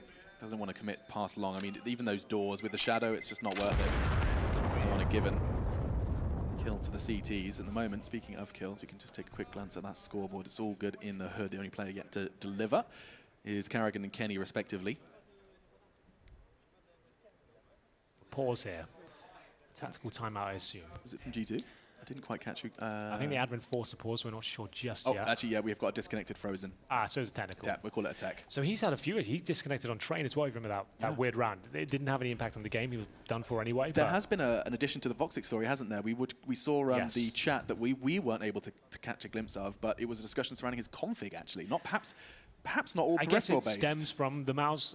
Initially, the first issue of the day yesterday, that was the mouse, and now it's a config issue. But it's just weird. It caused a 20-minute delay. It's strange that we were making the it's not strange that we were making the assumption it was the same issue, but a config issue with a 20-minute delay. I can't I've never imagine what encountered config issue anything you can like have. that. Like you're bringing your config user home to the major, you just upload it, use it. Shouldn't be any issues there. I can't even work out what that could be. He's got some voodoo radar binds or something. Yeah, potentially. I couldn't even tell you what it is. I'd have to speak to them afterwards, I guess. Yeah. But for now, you're forced to speak to me. Yeah, and these guys are forced forced not to speak to anyone. That's the tech timeout once again. So dead silence for the players. Let's do catch their breath, work out what the next round has in store for them. Remember, G2 did win the last round with a plethora of MAC-10s, but 3 weapons were saved on the Mousesports side. They saved a couple of AKs and an M4 as well, so definitely up for this round. We do need to see Vox get out the AWP, though. Sometimes that can happen. These back and forth games, your sniper can just never get going because every round you win is so agonizingly close that it comes to the point where you're just into a scout or an SMG next round. And we've seen plenty of games on Dust 2 where Kenny won't even get the AWP until round 12 because their finances have been so battered and bruised throughout the outing. So for now, waiting for Frozen to rejoin. It looks like he's typing away, working out what the problem could be. Quick recap as well of the games that are happening elsewhere for any of you fans trying to watch, with 3 screens open. Keep track of all the Counter-Strike that's going on at the very same time. Vanguard met Hellraisers on Dust 2. This very map we find ourselves here for the best of 3. It was a success for the Vanguard boys. They are coming for the Legends stage, 2-1. for a Vanguard win versus Complexity and Hellraisers, and looks like we're back on track. So Mousesports G2 is what you're here for. Map 2, Dust 2, and G2 with a 1-map lead. Let's see. Oh, it's the B rush again. I love it. That is saying, you know what, let's just keep doing it. They can't handle this right now. Oh, he hits 2. It's Rops with the AWP, gets the first, and it looks like this is going to be very problematic. I'm not sure he's going to come out on top here. Woxic's still alive, but not for long. Rops still on the bomb site here, and it's going to be equal trades for now. Smoke towards the door. Advantage for the French. And now we have Karrigan and Frozen. Karrigan yet to frag in this game so far, 0-3 up against Jackson Amanek. The tag team duo looking to close out this 2-on-2 clutch. It's a cool answer, taking the AWP to B, but it hasn't got them the whole way. They're not across the finish line yet. Yes, early damage. Yes, it stems the bleed, but now 2 versus 2. Amanek on default. Jax for the crossfire, holding the window. It's gone well. Frozen's gone down. Now Karrigan, yes, he has a kit, but he's got to find 2 impossible frags. Gets the info on both. 1 shot. Amanek's taking the fight as well. So close. Wow. Saves the day for the French. Karrigan, it's always Karrigan. Trying to pull him across the line. He had enough there. He gets through the window, hits a stunning shot to open things up, does the damage to the second. There's 1 bullet separating them there, but it's G2 that take it, and that's going to ruin the money on the Mousesports side, just as they're getting back into this one. Just the tiniest margins, the tiniest margins could shape this entire game. That's interesting. Rops has thrown that one out. This used to be a bit of a Mousesports special when they had Csgo within their ranks. Yeah. Like we said, Woxic considered one of the best snipers on this map. They're putting a lot of stock within his skills in this potential round here because they're going to get an AWP and nothing else and hope he can get a mid-pick. Wouldn't surprise me if he challenges T-Spawn here. Okay, well, that answers my question. I was going to say, do you want to keep that one a little secret? Hope that they push towards your site, you know, posture him towards deep on A, hope they commit down long? They are going to... Oh, they invest further into this one. They've got a scout as well. They just called a pause because of this conversation. There must have been a conversation started after that AWP. They realized that we've invested so much into this AWP, we can't have 4 USPs around. That's not going to be enough. So they are actually going to force fully into this one, ladies and gents. Ooh. 1 M4, a single AWP, and a scout. It's actually not too bad when you break it all down. Like, it means Woxic has to be either boosted on short or challenge T-Spawn, which I wouldn't recommend in this game. It doesn't really seem to work out with the CTs ever. But we'll see what he can do. Woxic will be boosted towards short. Okay, does he got a second member with him? He does. So we boosted towards lower B at this stage. So we're going for that opening play. They're rushing B again. Rops is solo with a scout. This should be impossible to hold, and it is. Yes, you've tagged up 1, but there's 4 Ts to deal with. It's just not realistic, and they've gone rounds in a row, B again. Why not? If it's working, like, and they legit can't hold you off. This is the Chad Birchall school of Counter-Strike. Right. Just keep doing it. Keep pumping them with aggression. If it ain't broke. Yeah. That's it's something he likes a lot. So I'm sure he's enjoying this. Certainly. I mean, for now, the G2 strat book is just a single letter. Woxic's going to try and keep hold of that AWP, kindly donated to him by Rops, and of course Rops had to have the poor man's AWP for a solo B hold. My goodness, that scout didn't get him far. Lucky, he's got a couple of scars from it, but that's another round. They invested everything they had. They didn't get a single kill. They got 1 scout tag in. With a B rush. With the B rush. And like you'd think, they've done it 3 times in a row. Do we try and counter this? They surely won't. The mindset they're in is right now, they surely won't do it again. Which would, logically it takes, they won't. Because it just should be, you can counter that very easily, right? You know, it's not like it's a strong tactic. But if it's working out for them, the Mac 10s, and their money's low, they might not have helmets, you can see how destructive it can be. Especially when the money's low, they won't have the incendiary, for example. That's why they're trying to force their way into B over and over again. Do they do it once more, though? That would be kind of nuts. Woxic surely goes with B window this round with the AWP. Like, I can't see in a world where he doesn't. We saw the answer clearly was that AWP from Rops, right? He took the AWP to B, and that was the closest they came down to that 2v2. Yeah. Woxic's not. He's taking that AWP on the way towards A, and G2 doesn't look like they're going to be pulling the same trick this time. Certainly not off the opener. Well, they've done the same flash. Lucky is actually throwing in utility to suggest they are doing it. They've got 2 players in the B side now, Rops and Frozen. That's over which with the M4. He boosted on short again, but he's not going to be looking towards lower B. He's just holding the catwalk. It's a slower approach here from G2. Shoxy towards short. 3 players outside long. Lucky holding the B tunnels. They're actually transitioning over to the other side of the map here. Chris has gone for a Kevlar vest with his USP. Is he really? Yeah, what's that gonna... That is $700. I guess he's hoping that if Woxic dies, he can pick up the AWP and still be viable with it. That's the only approach I can really think of. He'll hug him, I'd assume. Gets the shot. Chrisjay's got the USP and the frag and the AK. Back away, dream outcome. It works out, and Csgo would have died without the armor. He's got Kevlar. Yeah, he got 46 if he would have died for sure without Kevlar. There you go. Is the round over? Lucky doesn't think so. Karrigan caught. That's so funny. See what Kenny can do. Training his aim on this CT side. Csgo has tucked himself into that corner with his new armored AK, and Rops I think he knows it's coming. Yep, Amaneki's full grey screen there. It may look a little silly, but he can't see a thing as he emerges out of that smoke. Christian's looking to swing. He's over the scope. He can't flick. That is absurd. He's got friction burns on his wrist from that one. Does get traded, but Kenny, no one should hit that. Oh, God. That's a statement in itself. He's just getting warmed up. That's old school. That's very retro. Well, a strong round from yes. Mousesports, I have to say. The AWP USP combo, it's not known to be the strongest, but it certainly works out there as Chris J handles it so well. It's Woxic gets the first, and Chris J ready with the most basic of weaponry. The silence USP makes the kill happen. Let's have a look at this. Is this in slow-mo? Yeah. Oh, Frozen. He's made you look a little bit silly there. I wish we could have the player cam of Frozen's face when he just gets slapped. Wow. Tactical pause called in by G2 after that one. And they have got a double AWP. This is where the Counter-Strike gets a little more interesting. Chris J and Woxic pulling out the double AWP for the CT side. G2, they've secured such a lovely lead due to some of their successes on B, hitting it back to back to back to back to back. But at least successfully, of course, interlaced with a couple of Mousesports wins. You can see there on your screen. Love this graphic. Give you that round recap. Get your head around it. For anyone that's perhaps a little newer to the graphics and the overlay, that little icon you're seeing there is to do with eliminations. They won it via eliminations, or of course that bomb exploding you can see there as well. Indeed. Kenny S. Across doesn't spot 3, but that's exactly what's happened. Mousesports could actually go for a little push here if they so wish, throwing in the incendiary and just making sure the B defense is nice and strong, considering there's been so many B rushes throughout this campaign so far. Feeling that's not a threat anymore. One of the AWPs will fall back. That's going to be Woxic. And now Chris J with a double AWP set up after the success in the previous round. Woxic surely has this kill. Narrowly misses out on any damage there. The grenade might tickle. One of them does no damage. And short control is granted towards the French players. Just the angle that Shox chose to get up on that Xbox was so perfect that you couldn't be seen by that AWP. I mean, it's all these tiny little decisions. Yeah. Thousands upon thousands of hours of Counter-Strike all accumulating in pursuit of that major trophy. And this is just day 2 of the first stage of competition. This is a sign of things to come. This is a Csgo major, and this is the very first stage. We've got 2 more to go after this. Epic game so far. First map didn't work out for Mousesports, and now on the pick of G2.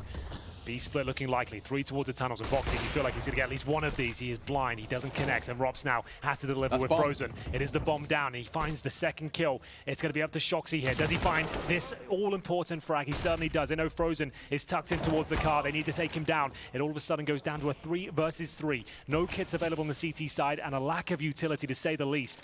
They do some damage towards Lucky. The bomb's going to go down here, and Woxic can't dive through the window until his teammates are with him. Yeah, he made that sound, but also I want to remind you that's a double AWP retake. That not only is it a double AWP retake, it's a double AWP retake on the hardest site in Counter-Strike history to retake. I mean, this is a tough one. Let's see, they're having a go. Karrigan's going to be enough to leave it, boys. Get out of guys. there. I don't know why they're still there. Yeah, looks like they're turning tail. He may be hunted down just a little bit.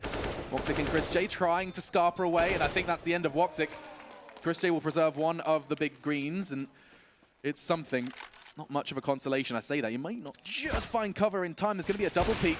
Does manage to take the head off Shox, trying to keep hold of his AWP, but Kenny's ready to shut him down, and so 6 for the French. Double AWP setup. Can be wonderful if everything's going in your favor, but as soon as that bomb goes on a B, you're right. That's really up there with like the outside bomb site on Train and Dust 2 B bomb site. It's very difficult to retake, especially if you're the man disadvantage, even more so with 2 AWPs. And it's all down to Shoxy there. He comes through the smoke, he times it to perfection. He takes down Rops and really ruptures the defense there on Dust 2. A lovely little tidbit as well was when he was playing around that smoke after his frag on Rops, he decided to get on that barrel. So if any bullets got thrown in from or in pursuit of that trade, he would be away from that crosshair anticipation. Nice work. Well, they've brought up again. Double AWPs with pistols and an M4. I guess desperate times call for desperate measures, Alex. They're trying to really get themselves back into this game. They're going to spend everything they've got. They need some rounds on the CT side. They have the tools at their disposal, not only with the weapons, but with the players in this team to get away with buys like this. Absolutely. We'll see if they can make this one work. No B rush this time. Oof. Jay spotted, he gives up the fact he has an AWP now. That might change things slightly. They know this is an eco. It's time to start using that utility, I think. You're going to start seeing that deplete, in quick succession. A response smoke on towards short. Unlikely to dissuade them, but certainly slow them down. A gap towards middle right now. Trying to see if any CTs will Walking to his crosshair. Jack's holding short. In terms of the general setup, it looks like an A finish to me. No one towards tunnels. Jax has short control. They have got a very good A execution on the G2 side. A wall of smokes, and they'll drop down towards spawn and try and overwhelm AWPers is their primary objective with this sort of set piece they're going to deliver right now. There isn't a single Molotov or smoke to slow them down. This is it. It's all about the bullets. Already they drop, sending the MAC-10, charging towards Woxic's location. He can't handle that. He can't even think about that. Frozen's only got a Desert Eagle, but that's a fantastic start. Can't get the AK out in time. Lucky, quick to trade. Gets the pre-fire going as soon as he saw the retrieval process. And now, well, that's the end of Csgo. That's the end of the round. Kenny S is going to ensure Carrigan's not going to go for a scavenging mission. Rops is, of course, left alone on B. And G2, they look so crispy. Yeah, they're poised right now. Coming into this game, there was an interview we grabbed on HLTV. We had a look into it, right? And it said, Shoxy, this is a quote, "I came to this major really fresh and with a certain eagerness I have not felt for a long time." Now, I would say when was the last time? He looks pretty damn eager, if you ask me, at this point. He is playing this game perfectly. See that play down in CT spawn? He only gets 1 kill, but he shuts down Khrushchev and Orb coming to retake a bomb site. That's massive, and he's just thinking 1 step ahead of his opposition. He's snuck through middle all the way towards B doors. No one had any idea. He's in CT spawn there in position to not even checking. He is 1 step ahead of Mousesports in every single scenario. Yeah, and that is not a quote I would have seen from Shox. You know, talking about his motivation, it's always been somewhat of a taboo subject. It's something that we've avoided, he's avoided, but talking about eagerness that he hasn't felt in a long time, that's very telling. Yeah. Fire lit underneath the G2 squad in pursuit of legend status. And this is the map they can achieve it. Well, that was the force fire, I remember, as well, in the previous round. They've got an M4 here and USPs. Julies for Frozen. 3 towards B once again. They've smoked middle, but it's a long take from G2. Focusing towards that position with the MAC-10. Amanek gets out cleanly. They've detected no threats here. They can probably just operate with a contact play up long, smoke the crossover, get the bomb down. Carrigan, I think he's currently set on 1 kill and 7 deaths, so it's not like he's going to do 1 kill and 8 deaths. He's not going to do much of a P250 with no armor, holding the bomb site, yeah.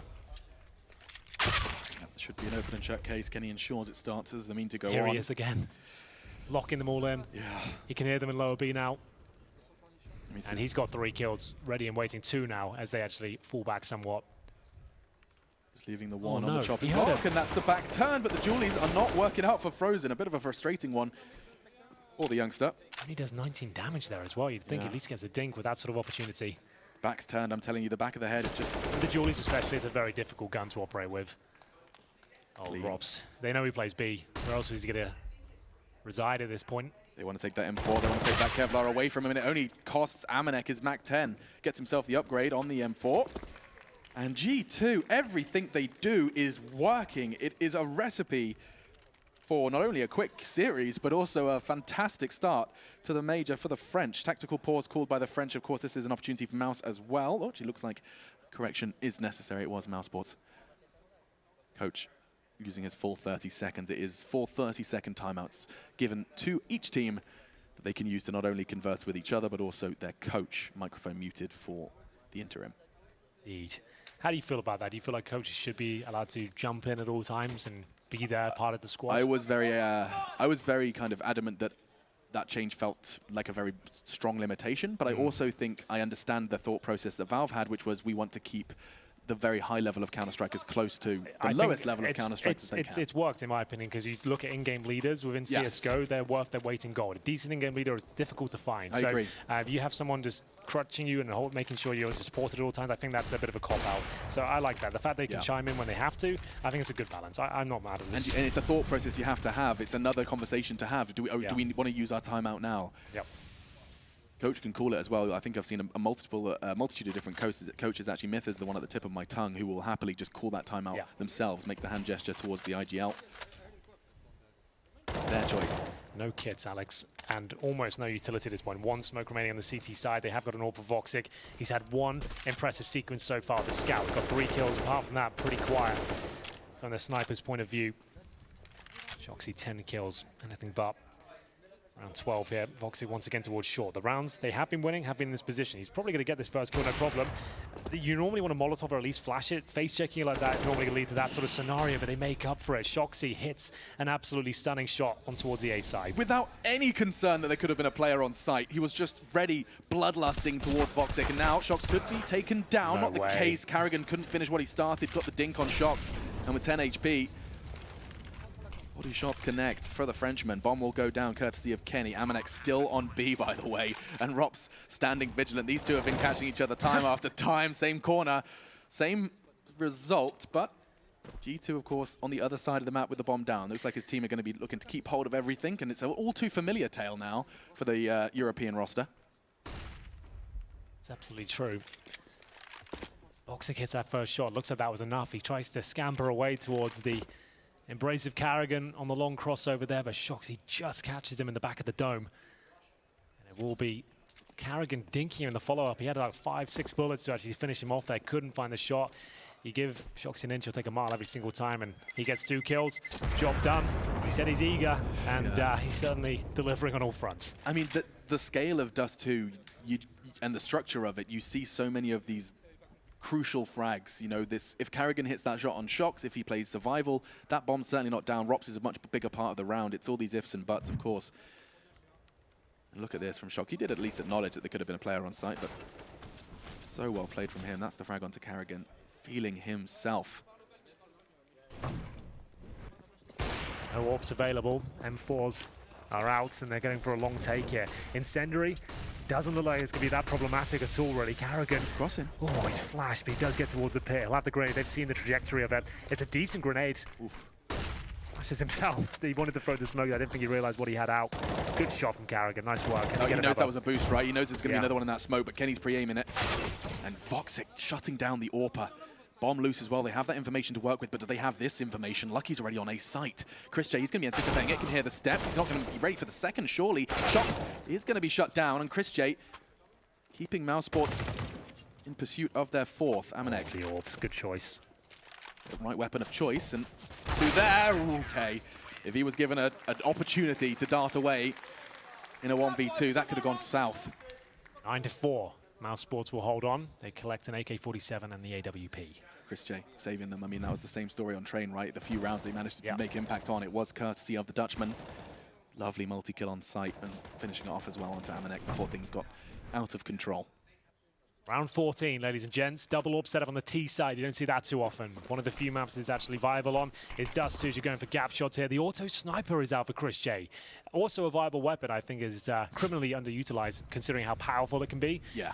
It was quite prolific in the early stages of CSGO. 2012, 2013, it was used a lot by the likes of NIP. But you don't really see it that much anymore. I feel like it's one of those weapons. There'll be one major, one big tournament, one team is using it so much and they're getting amazing results, and it will catch on. Yeah, the one, of course, crutch of the auto sniper is the AWP, and that's a bait and a half. You see that? Double AWPs on the T side. He's trying to shut down Kenny. He knows that's the AWP. He thinks he can take that fight. Shox locking his eyes on his position. Rops will upgrade.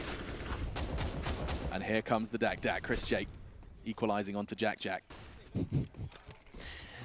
Smoke towards B, just to suggest there's some presence to that side of the map. That's thrown by Amanek. He'll make his way back towards T-spawn. He's baited out decent utility here, so it has sort of worked out. Lucky checking that close right corner. He was adamant someone was there, but still Shoxy delivering frags all over the map here. His second towards middle. And Chris J gives up the fact that there's another player towards that side of the map. He smokes towards the mid door. Shoxy actually sees it's a pretty terrible smoke. He can get out and actually use it to his advantage. Another smoke this time thrown by Kenny towards A. The CTs are anticipating. Catches a glimpse of the barrel. Shox can't handle this. Crouches under the crosshair and Frozen. Are you kidding? That is... he could actually get them ashore now. Frozen joking? Is sneaking behind enemy lines. He knows Shox is there. Wasn't ready for Amanek. Oh, but it could have been gorgeous. So silky smooth from Frozen, and it's going to be squandered. Could have been the craziest plays. That takes balls of steel to walk past an AWP like that and just keep going and let him be. This is Frozen, by the way. This is this what, 16 prodigy. years old? Yeah, precisely. 17 years of now. age at his major. And he's looking to pull off tricks like this under the crosshair of Shock. Get that clip. Pourquoi? That's brilliant. Excusez-moi. That replay with the reaction, that's perfect. Wow. Final round here, Alex. And once again, limited resources. Christian Deagle, Woxic on the scout. Rops with the AWP. That was actually purchased by himself. This is not a look you see too often where Woxic's got the scout and Rops has the AWP. But I guess he's playing the B-bomb side. He's had a lot of trouble on that side of the map. Feels like it's the only weapon he can really use to shut them down one by one. And talking of things we don't see all too often, successful double AWPing on T-side does too. Yeah, well, I guess it's one of those maps, like I said it so often, like you don't necessarily need the deepest strap hook. You don't need to have the greatest understanding of the map. It's like one of those maps, if you're hitting your shots and you can freestyle it, no problem. You can just make on-the-fly calls. You can call B rushes, and they're all viable. Double AWP setup, if Shoxy and Kenny are feeling it, why not? And we'll get into the final minute of the first half here. No damage inflicted just yet. Oh, well, until Shoxy makes his entrance towards the B-bomb site. It's going to be Kenny S giving away his AWP to a very dangerous individual, Chris J. Frozen. Great flash. He's going to have to use it and hope for the best here. Can't hit the shot. And it's going to be one from Chris J. Doesn't really do much for them, though. The remaining two CTs are all the way on the A-bomb site with no kits. And you've got Carrigan and Vox on the retake. 10 frags between these two. Is there any chance they can retake this? Does look like they're going to give it their very best shot. There's no reason not to. Last round of this half. Last chance for them to find the fifth. Flash comes in. Carrigan's going to go and try and find a close quarters fight, but you can see G2 just using time on their side. Woxic's gone too. 11 rounds on the T side of Dust 2, ladies and gentlemen. Incredible stuff. And with that in mind, it is the end of the half, and we're going to throw it to a quick break and be back with you very shortly.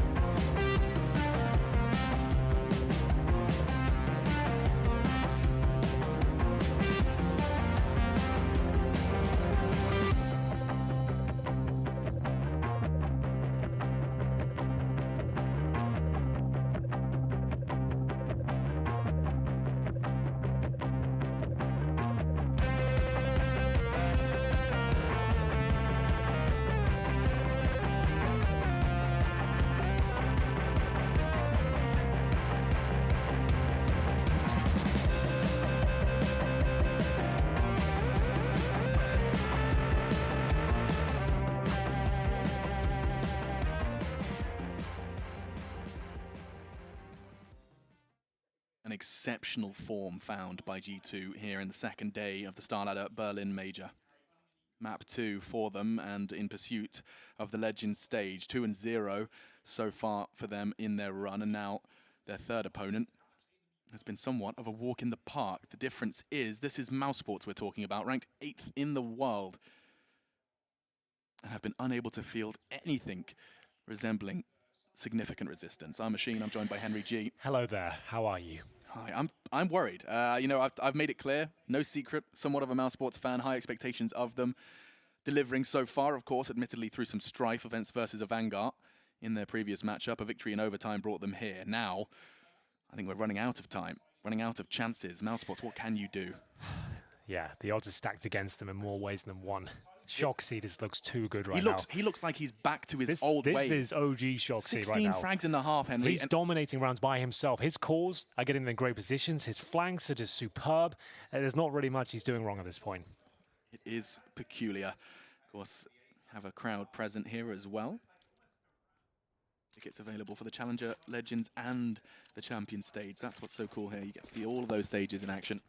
Well, we do have the two smokes on the T side here, one of which has already been used. That's going to be deployed towards the Xbox area. Kenny's going to use that. Oh, is he going to sit in that? I love it if he does. If he does, and then he can get flank up. short. Oh, this is Jax sick. can bait him in. This is sick. They won't do it. No, they have to. They wouldn't throw that in vain, would they? Okay, so Kenny sits in the smoke. Now he's in trouble. He's going to dissipate in about 3 seconds. He's on the wall. Yeah, he's going to get out. Try and dip away. Carrigan's firing the shots, but he's willing to commit. There is a player close to him, or where his old position, frozen, pushed up by Dort. 3 players from the T side charging towards long. This is actually not too bad. Lucky's got these eyes on the prize. He has the USP as well, a perfect weapon to take that fight. Woxic always so close to hitting that shot, but it's not enough. Whistles past the ears of the Mousesports players, and now problems arise for the French. Kenny, he's one of the 2 left standing. Shox didn't buy a thing in this round, if my eyes don't deceive me. No, he didn't. He's gone for the full eco. He wants the AWP second round if they won, if they won the pistol.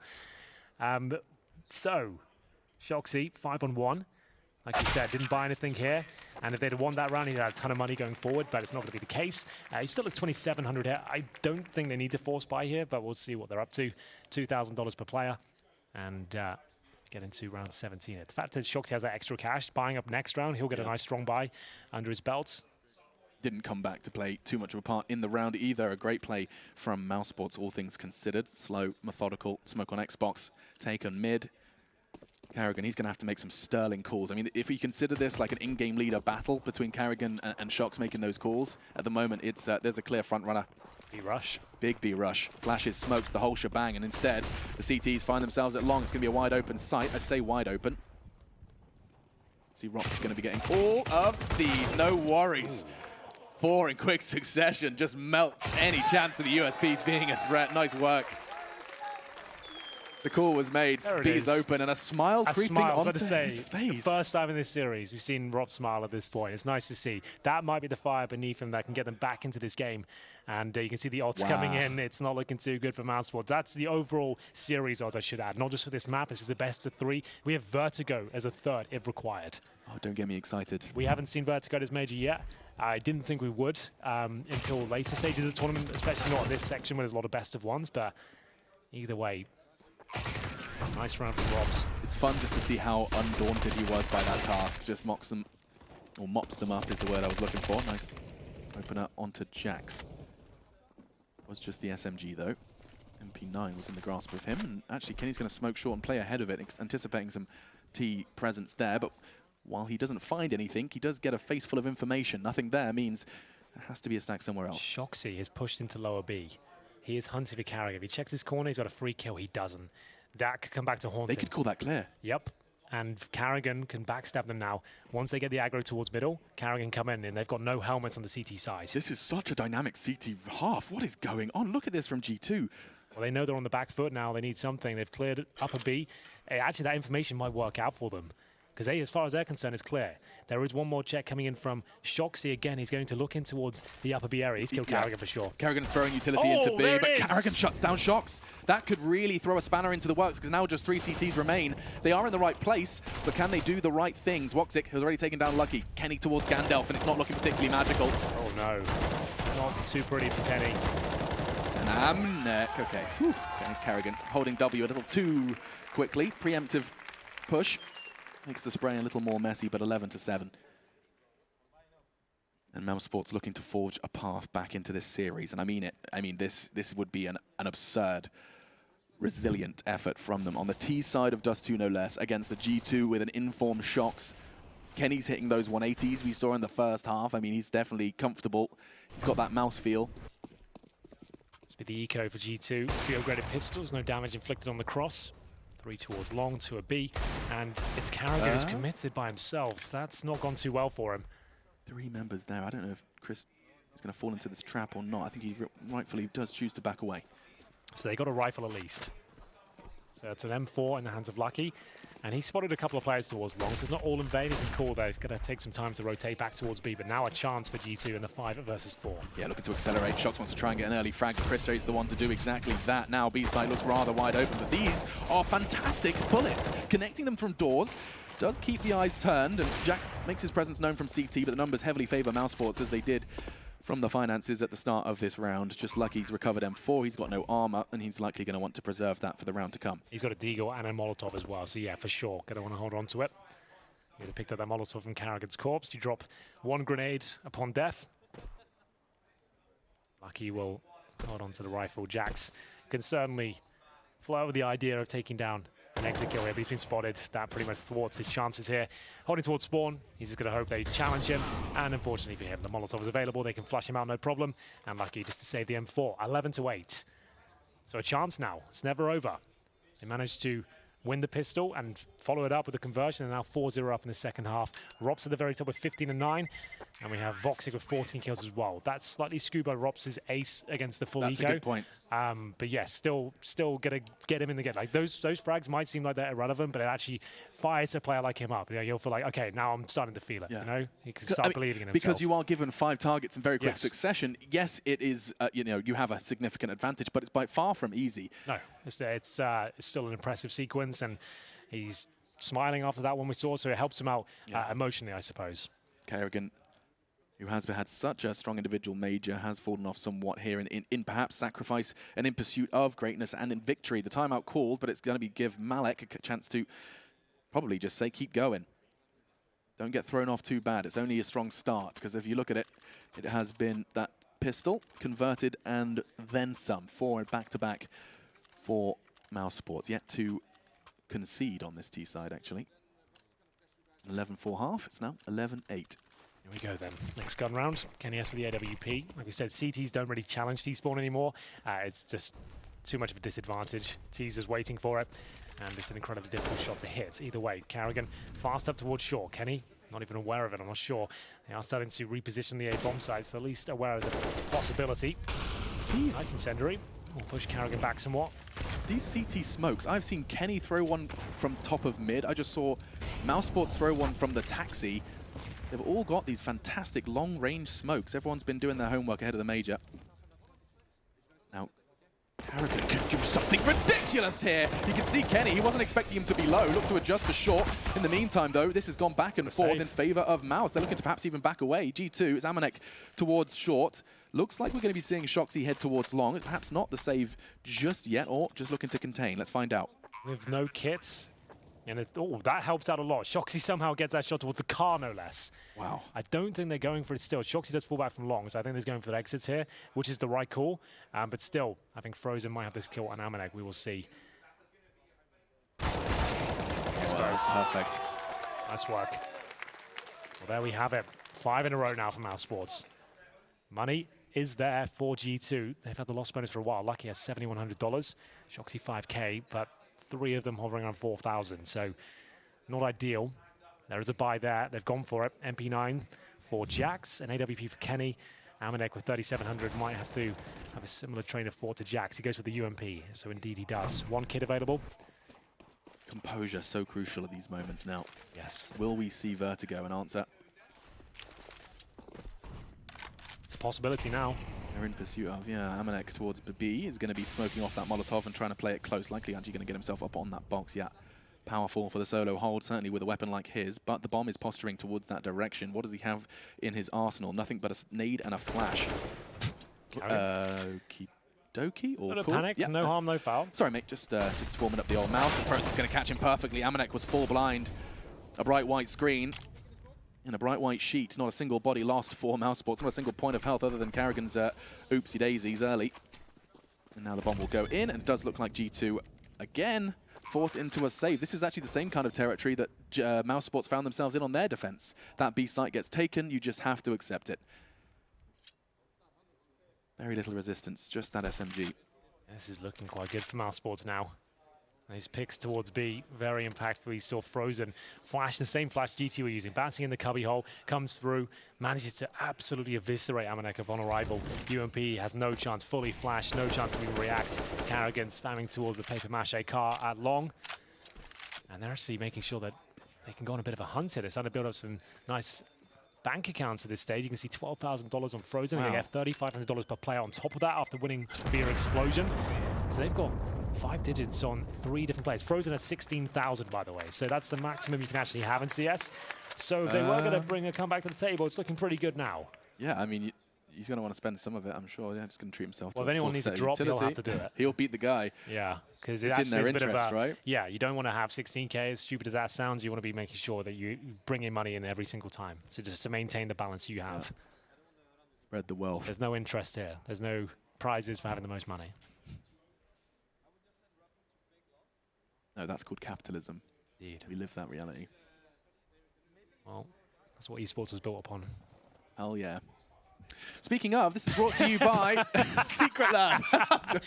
Do you have to do the call out now? They're going to want it after that. The best in the CSGO world deserves the now. world's best comfort. GG.bet as well. Of course, our bookkeepers have been giving you all of those odds, and the odds were heavily in favor of G2.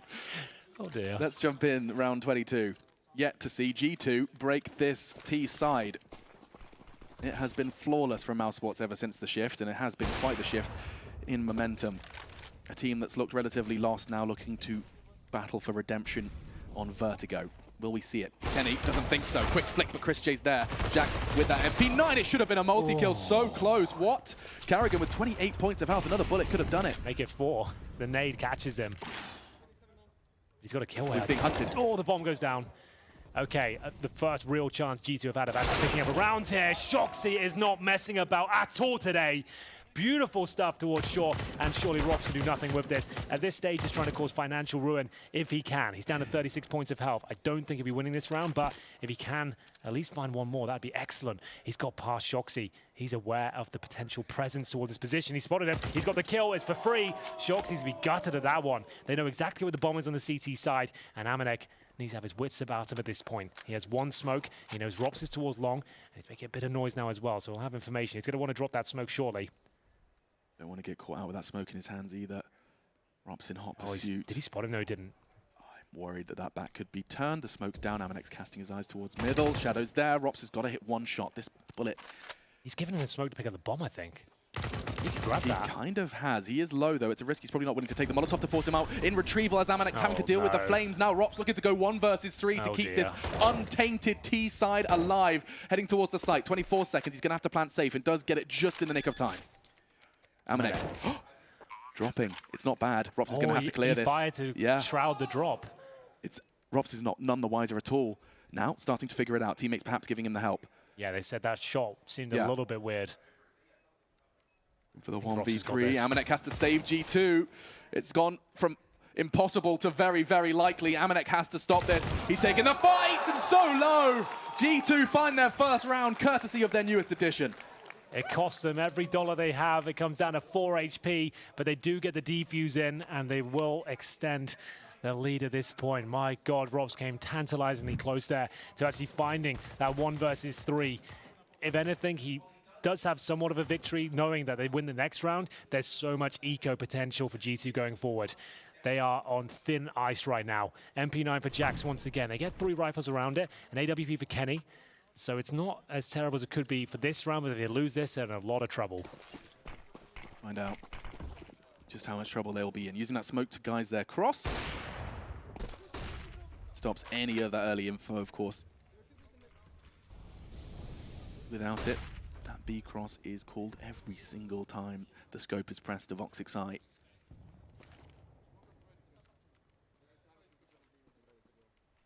The approach, 3 players making their way towards the site. Trickle smoke expected. It's just going to be a straight up flash, you know. They're just going to flash and go off this. I mean, if you've got Frozen to send in first with Rops to trade, I'm in. It's quite... Frozen's been cracking open this side, no problem. Woxic's going to be the one to throw the utility in here. They come, they're sending in their Brawlers, they're sending in the Berserker, and he's not going to make it to Midas Tirith just yet. Carrigan shuts down Shoxy, and Amanek's holding this site safe, only for the first, though, because from behind, Carrigan strikes. Bomb retrieved, AWP swapped out for him, and this from Chris J. He's been waiting by taxi for so long on that long push. He hears the steps, he knows the situation, and now it's all about timing. 3 backs will be turned as he descends from this one. Assassin's Creed, eat your heart out, because he's going in for the kill. Slow, methodical, bullets to the backside. Lucky's gone. He just hides away as well. Now they know they can't do anything. They have to focus on it. They're going to have to save. If he gets another one here, that's great, but he's done enough already. That's an existence special, that one. Your teammates are all taking over the B bomb site and you're dropping down CT spawn just behind them. That's from way back in the day. But either way, it's going to be another round for Mousesports. Like we said, if G2 lost this one, they're in so much trouble. And Kenny's going to be dropped here as well. Oh dear. Orb goes, and now Jax. He'll get the frag and recover the AWP, but that's going to be difficult to recover. Their money's not going to be in a great spot. They get $2,900 per player into the next round. Jackson drop 1, shocks him by himself. With the AWP there, I would say it's worth a buy. Oh, he almost gets taken down right at the end there. Saved by the bell. As we'll surely take a tactical timeout here. Both teams probably need it. Catch your breath. This time it's called by G2. This is where the coach has to step in because his team is starting to perhaps doubt themselves. They had such an incredible first defense on Train. It was nearly was it impervious? That's the word I'm looking for. But like they could not be broken on their defense this time. Quite the contrary.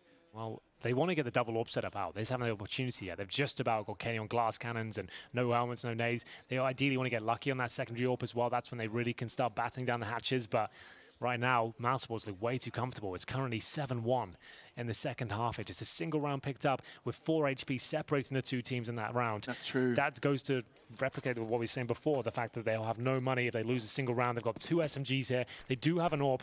This could be a real turning point of the game and the series. Sink or swim. G2, they've been given the chance to throw the knockout blow on Dust 2, but can they close it out on the defensive side? And remember as well, Mousesports had the option at the end of the veto. They chose to go to vertigo here, so they're obviously prepared on the map. I imagine every team has taken a glance at it, certainly perhaps the only exception to that being Liquid. Short. Orb of Kenny, currently residing towards a crossover. He's in the prime position, but it's so difficult to handle. They do a full execution here. It's designed to remove Orpers from the equation. Kenny's just playing anti-flash. Rops is about to try and take this fight on long. It's a hard shot to hit. Jax is the one to receive.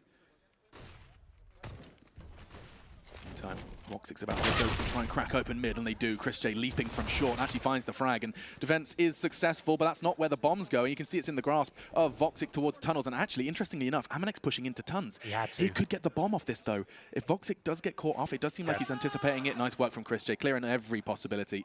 Yeah, he had no choices there. He had an SMG. He wasn't going to hold off 2 coming through either window or door, and he knew that if he sits in the bomb site, he's going to be done for there. Another round for Mousesports, and the financial worries of G2 continue here. It's going to tie things up at 12-12. They're trying to save 2 members here, Lucky and Jax. They've got a Krieg and an M4. Holding towards long, and once again, Mousesports just looking way too comfortable towards that middle and B bomb site. Yeah. So comfortable. Both teams on their T sides have just looked poised. Uncharacteristic, sure. Are we casting next door as well? It does sound like us, for sure. Sounds like you and I are next door right now. Well, shout out to Harry and Hugo. There is 2 streams running simultaneously to this one. If you have had your eyes locked on this one, I don't blame you. Don't move a muscle, but second stream available to you as well. And that game is underway now. I believe I was keeping an eye on it. It's Complexity playing, I believe. Complexity versus Tyloo underway.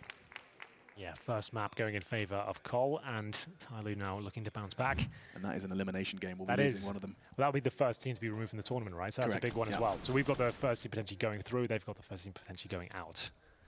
This is looking pretty tiring now for G2. They're starting to run out of gas here. See a long take here. Frozen leading the charge. Frozen not connecting the bullets necessary. Jax wins the body shot roulette. However, both CTs on long have been cut down to size. Looks like Lucky's going to sacrifice his weapon, throw it into the hands of Kenny.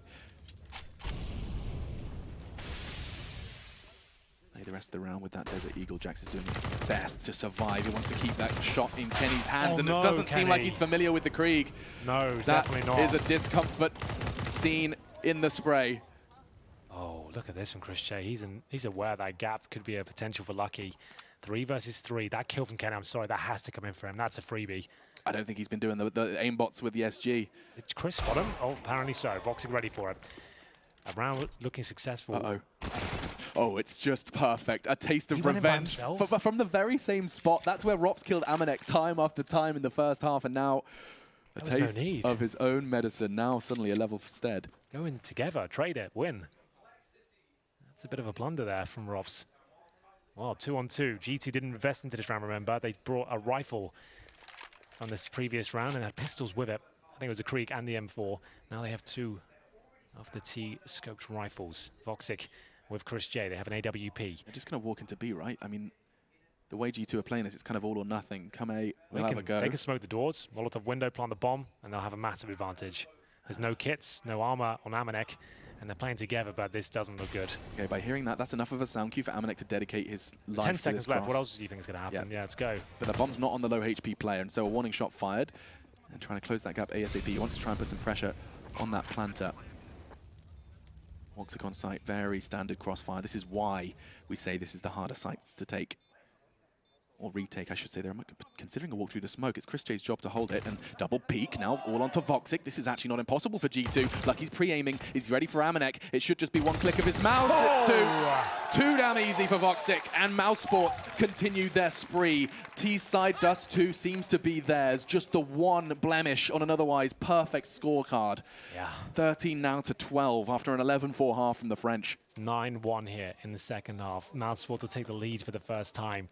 13 to 12. Money there for G2. Like we said, they're looking to get on that double orb setup. It's Kenny and Shoxy. Shox was hitting some great shots. In the first half, they had a double orb setup on the T side of Dust 2. This is where they wanted to go. It's taken them a while to get there, but they finally got the buy they're looking for. Shoxy will get tagged but not deliver any damage himself. Towards middle they go. Maybe with the information that Shoxy is low, he needs to get the hell out of there. Lucky to be alive, he'll actually fall back towards the B window. Okay, that smoke's going to enable that. An interesting wall of smokes. That one was actually just a lucky concoction. Smoke towards CT. A Molotov for the close corner to stop any CTs pushing through that close corner. Didn't quite work out, but here we go. Charging now towards the B players. It shocks the tagged up player. Could come back to haunt him. Still fragging though, and Amanek's there to babysit. Now 2 for 2. Amanek looking to keep hold of this site. They know he's there. He's already made a presence known. Rob's dancing and finds the frag. Melts through him with that Krieg. And once again... Oh, it's the B site. It's such a toughie. Yeah, and they've got kits, sure, but they have no real control of the situation. I'm not even sure they can justify going for this. Not at the scoreline like this, surely. Well, there's a kill available for Jackson lower B here. He should be able... Oh, he doesn't commit. Oh, no. There was a freebie. This feels like such a risk. He's trying to be a hero. Woxic takes that AWP away from him. In more ways than one. Likely going to scavenge that one away into the next round. Express delivery. This will be another for Mouse. Now 2 away from taking us to Vertigo. Well, if they get Jax, which is looking likely, they've got a pretty clear run of it as well. G2 have not stepped up there on Dust 2 at all. This is their pick. They had an 11-4 lead at half, and they just haven't performed here in the second. They're going to have to take another tactical timeout here. Surely they even have one left, their last one. So they've got, as you can see on the screens, around $4,000 per player on average. They have to buy here. There's no two ways about it. They cannot take an eco. Breathe that second half in. Seems like there's plenty of Mousesports fans in the crowd as well. It's always still got that residual German fan base from, of course, the origins of the Mousesports name in Counter-Strike, iterations prior to that of Csgo. So 14, 10 to 1 in the second half. What's the call here? No one purchasing anything yet. Are they taking the full eco? Do you play for the overtime? There's 8 seconds left. They haven't bought a thing. Yeah, they're playing for they'd surely get a smoke for the mid door or something. Or just to guise the cross, keep them guessing. Yeah, oh, actually, wait. The buy. It's what? Why have they bought then? What's happening? Oh, you've taken a tactical time. I don't buy after the freeze time expires, please. You had so much time. Why would you do that? And so FAMASs and nades. Did Shoxy just go, you know what? Screw it, we're going for it. After struggling to do it with the double orb. With 3 seconds left on freeze time, that's when you start buying? Okay. Well, we're not going to continue to beat at that dead horse. Instead, let's see what they can do with it. Will it ride them to their 13th round? It's going to take a miracle, this sort of setup. No kits, no orbs. FAMASs out in 3s. ChrisJ long doors. He had a lot of success in this part of the map. This time, a little bit different though. We have one player right on the other side of those long doors. The damage inflicted by Lucky, not as much as he'd like though. Throws the incendiary to push them back on towards their side of middle. Jax does get the first though. That's going to be a 5-on-4, a much needed one. Yeah, he was Molotov's out as well, so he was brave. Decided to stay a little longer in the flames to catch ChrisJ. Kerrigan preparing his lineup. But where's that bomb going? Does look like it's kind of committing with him. So the smoke towards CT. Kenny, what do you have in response? The smoke towards short. The flash is going to force him into a bit of a less than ideal circumstance. Instead, he's got... Oh, Lucky! He had to do that. The 180 keeps them with a dream of the 13th. Just 3 remain now for Mousesports. 2 picks from Jackson Lucky respectively, but the round's not done. Woxic reminds us of that, catches him towards CT. With 30 seconds left, they start to group up towards B. If Rox can find a way in, we've got a chance. Amanek has an opportunity here to close this round out. To say no. 25 seconds, they're committing. The Molotov's there, the flashes are there, and Rox is filling the kill feed. It's not enough. Frozen and Rops, they've done it. find a way in. Kenny has to contest. They have a cross with 15 seconds and no smoke. The flash could be enough, though. Kenny's doing the dance, looks to climb 1, 2, and now just one man remains. 10 seconds. Can he get the bomb down? There's no way. They'll just double push it. It's the AWPer as well. You've got to push him. He'll get the bomb down here. He'll get maybe one no-scope, but there it is. G2 will find their second round of the second half. It's going to be 14-14. It took absolutely everything they had with that last-minute buy, no less. It actually works out. That's why I said they had to buy this one. You can't let them get map point, I should say. If you've got 4K per player, there's enough there to make this work. And now they're back into it. They keep 2 players out. They recover an AWP. They've got an AK-47 as well. Can this be where they go? I mean, that was courtesy of Jax finding that frag and Lucky with his crazy 180, right? I mean, the rounds they've won on the CT side was a crazy 4 HP 1v1, and that's all we've seen from the G2 defense, at least successfully. Mousesports perhaps looking to mix up the pace a little bit here. They are all starting to group up early, and that nade does not look shabby. Into the face of Frozen, gobbles it up for breakfast, more of a lunchtime treat. Okay, execution looking very likely, Alex. This is when we'll see the wall of smoke towards the long area and try and nullify Kenny S's presence. He'll be positioned presumably on the A side. He is towards Goose right now. Incendiary in response. They can double pump this if required, but Lucky, he'll be taken down once again. It's the trade though from Shoxy. 4-on-4 still, looking to deny map points. Kenny has to be tested. It's his kind of angle, but players all around him. Yeah, using that smoke, he may have an opportunity to find a gap, but the flashes are good. He can't even escape into it from behind. Karrigan strikes. Bomb will go in. Just Amanek and Shox. This looks like 15. It looks impossible to find anything else. They got no money again. The rounds they're winning, they're not convincing enough. The vertigo possibility. The hype train. It was nothing but a whisper in that first half. In that first map. Yeah, a mild reminder. Oh yeah, we might see vertigo. Well, it took them a map and a half, but Mousesports have got the sleep from their eyes and remind us why they are considered a top 10 team in the world. It was so flaccid, so flat from them in the first, but G2 have been overwhelmed. And their CT side has its flaws, it has its holes. Yeah, Mousesports are exploiting all of them. There it is. G2 point. Fought tooth and nail there. Shoxy managed to bring it back to the 4-on-4, but the A finished there. Kenny S, like I said, that's an angle you'd think he'd really excel in, but the execution was perfect. You can see how stifled he was on the A side. Smokes all around him, flashbangs as well. Jumping onto the site, he's getting pincered from long. Really couldn't hold on. As much as he tried, couldn't find a single shot. That means the execution went brilliantly. If Kenny can't even fire a shot when he's holding a position like that, then you've done something very good indeed. So they'll buy up of what they can. MP9s for masses, M4s, 2 rounds in a row required for overtime. They can get it there. They're right back on track. Everything will reset. But at this point, it's Woxic opening things up. The long spawn works out for him. He'll take down Jax and Karrigan. He's going to pounce on this opportunity. He knows there's an early first blood, and he wants to operate on it. The CTs are not ready for this. They're walking in. Mousesports just 4 frags away from taking us to vertigo, equalizing in this series. It's been turbulent, and Woxic's not done there. He found the first, found the second. He's teaching us how to count at this point. 1, 2, and 3. Amanek and Lucky remain. Not done just yet, but shots from Rops into the toes of Amanek leaves one man, just Lucky, and he's gone as well. Karrigan's the one to throw the final nail in the coffin. And what a T-side that is. 12-2 is the response to a 4-11 deficit in the first. Great game. This is turning out to be one epic series here. We go on to Vertigo next. It looked like G2 had this one tied up. The first half was there. Shoxy was playing out of his mind. The calling was spectacular, but it all comes crashing down in the second half. They lost a pistol. We thought, okay, they'll come online eventually. They didn't get that double up set up until around 10. It really just was flat throughout, and Mousesports looked absolutely fantastic. They really have come online from those earlier technical issues that seem to slow them right down earlier in this series. They're right back on track now, and who knows what's going to happen on Vertigo. I have no idea. That is an unknown entity. I mean, completely. We haven't seen that one. We didn't expect to see that one so early in the major, but Vertigo is our third map. That was Mousesports who chose it. That's a really good point you made as well. That's this team that looked so lost on Train, their map pick. Now, redemption arc. It starts on Dust 2, could end on Vertigo. Well, we'll go catch our breath, and we'll be back with the third map, which is Vertigo. Tell your friends the first time Vertigo is going to be played at this major. The new Vertigo with the ladder room towards the middle area. There's no drop down anymore. Let's not blow our load. We like to talk about that map. We'll do it after the break.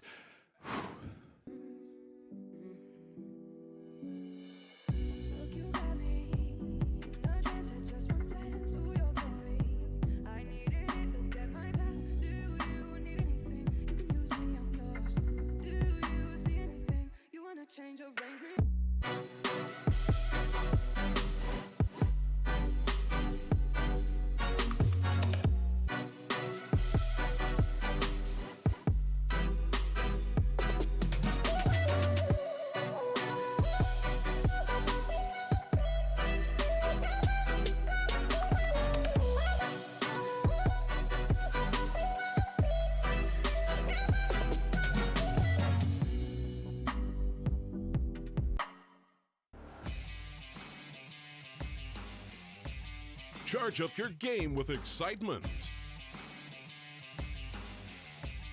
Highest odds on the market.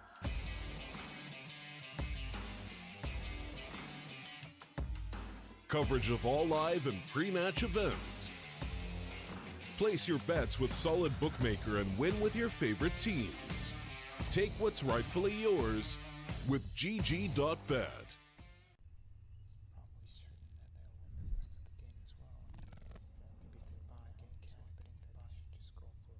Predict the outcome, win the game. Get live coverage and schedules for your favorite tournaments. Analyze, predict, and vote to gain points. Compete with other esports fans and climb the leaderboards. Strafe, everything esports. Download now on iOS and Android.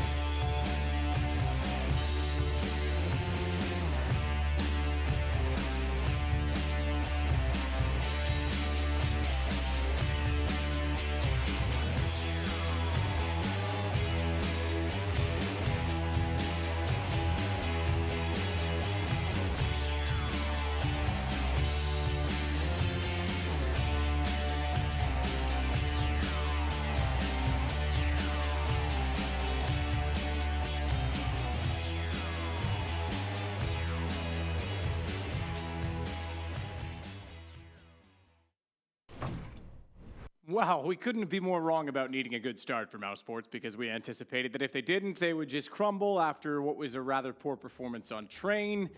And then they ran a Train on the second half against G2. That was remarkable in the comeback. That was such a sick map of Counter-Strike. Both teams had amazing game plans on their T side. I was going to come up here and praise G2. I love that they were attacking the B bomb site. You could tell they went into that knowing Chris J and Rops were weak at B. They attacked it time and time again. And then the half switched, and you saw Mousesports was super prepared throughout that entire half. Every round was very well thought out. I'm honestly most impressed with the 3 youngsters on Mousesports, Woxic, Rops, and Frozen. All of them did like very innovative or smart plays like throughout that entire half. I would say under the leadership of Kerrigan, right? I felt that I could see him sort of like micromanaging these players, because I agree with you. They played a lot of smart rounds, made a lot of great decisions. Woxic as well. We talked about him, you know, having potential mental issues with all that mouse stuff. Well, he showed up, you know, big time on both halves. I'd say he was a little bit quiet in the middle of the game, but at the later stages in the second half, he was the man of the hour for Mousesports. So as much credit I want to give to Mousesports, same goes on for G2. I don't think they played a bad game. They just faced a tiny bit better team in Mousesports on Dust 2. It was one of those games where you were left feeling this was a great Counter-Strike game. I was really enjoying watching that because it was a good one. And it's not one of those ones that was back and forth. It was a tale of two halves, quite literally. I mean, you only had 2 wins for G2 in the second half, but chronology has its merit when you both praise one team. So start with G2. I mean, their side, their opening, that looked spectacular, and we knew that they're favored on, well, I shouldn't say favored, but they are friends with this map. Let's call it that. They're not they're not scared of Dust 2 by any means. No, but as Sean said, right, they're really exploiting the B bomb side. I think the first, was it 6 out of 7 rounds they won? That was on the B bomb side, and then they also lost an anti-eco, so it could have been a 12-3 or even potentially a 13-2 half for G2. So they must feel that it slipped out of their hands, but you gotta give credit to Mousesports for showing that resilience as well, right? Yeah. Being down 11-4 on the second map, Woxic having the problems he's having with the mouse, you know. Yeah. It's just incredible that such a young team can compose themselves so well. And Woxic, yeah, definitely played super well. Obviously, those issues might be resolved. Some people are saying it's software-based, so that's why he's being stubborn, perhaps, about getting another mouse. I haven't actually heard what the direct issue is. I just know that he is having one, and there's been a lot of talk as to what it's causing it. I also want to point out Rops. Solid, consistent. We said that he had to be in this series. We said that he needed to be, again, more of a... It seems crazy to think because he's so young, but more of an experienced player within the lineup. Yeah, that 1-on-3 that he almost won when Almanac dropped spawn, that was such a sick play throughout the entire thing by him. And that's what I mean. These youngsters had such cerebral plays. There was a mid-B split that Mousesports did at some point in the half, and Woxic had the bomb in upper B tunnels. And instead of aggressing towards B, he could have lost the bomb. He held super passively and waited for his team to take the site. It's not something you see out of young players. No, it's really well played. I do want to allow myself to be a little bit critical towards Rops, though. On the CT side, he was a big part of the problem. On the B bomb side, he didn't really get stuff done as he normally does. It's a very tough bomb side to defend. By no means is it an easy task, but Rops is a player that can handle. Rops is a player who normally are good enough to deal with that. It just wasn't in this game. I even want to go as far as to say that the site itself is easy to defend. It's losing mid that makes it complicated. And then in order to address that, you've got to weaken your A, which means the Ts can actually dictate pace and rotation, which I think is one of the interesting aspects. You're not as dumb as you look. You know, I look pretty dumb, so that doesn't mean much, thanks, but I appreciate it. Days. Yeah, you know, gotta get, I gotta get on the desk, get my sophisticated side out a little more. I appreciate the compliment. No, I also want to point out Frozen. Trigger discipline, crouching under an op, like that takes some balls to it. Imagine you just unscope, oh, that's a quick no-scope, you're right in front of me. Like, that was pretty stoic. That was definitely really sick. That's what I mean, is like these players are picturing entire rounds instead of just getting frags, which is really rare for young players. Yeah, well, and it's the experience and to hold your nerve as a young player, because usually, you know, you get, I do it all the time. I mean, I'm inexperienced, I'm not on this level, obviously, but you see a kill and you play it and you're like, I gotta get it. Yeah. First things first, get the kill. But then he gets the information as well. He's able to dissect the map. Super important when you are trying to figure out that mid-B split, which was certainly a problem. So, yeah, I thought that was pretty impressive from him overall. I mean, looking hindsight, we probably knew the Mousesports had some resilience in them, right? During the minor qualifier, they should have lost to Sprout. They weren't supposed to be here. They should have lost that game. They should have bowed out of that qualifier. But again, they showed resilience. So despite them being a young team, they showed some character. I was almost disappointed that Rops wasn't able to get that clutch because it was really smart, cerebral, snuck by Shocks, heard the smoke, and then isolated the bomb. But we move on. This series goes to new heights because we are taking Vertigo as our third map. I have to disappointingly tell you guys that it's not the first Vertigo We've seen 2 now. Ty Lue actually was just playing that on was the a B stream. 16-2 win for Complexity, so that doesn't really count. Wow, but I have a feeling that's kind of how the map's going to go when it gets left in the pool right now, because some teams aren't playing it. It takes a while for everyone to get up to speed. But let's look at this quite seriously, because we are now getting a chance to be the first analyst to dissect it. Yeah, I mean, we don't know how G2 is going to approach this map, right? They had to ban Mirage coming into this, right? They might not have a full map pool where they can play Vertigo. We don't know. I know Mousesports can play Vertigo. They wanted it as the 3rd map, and I've seen them play it before. Yeah. So I know they're going to be prepared coming into this. I read an interview yesterday with Csgo saying that they had 12-hour days at the boot camp.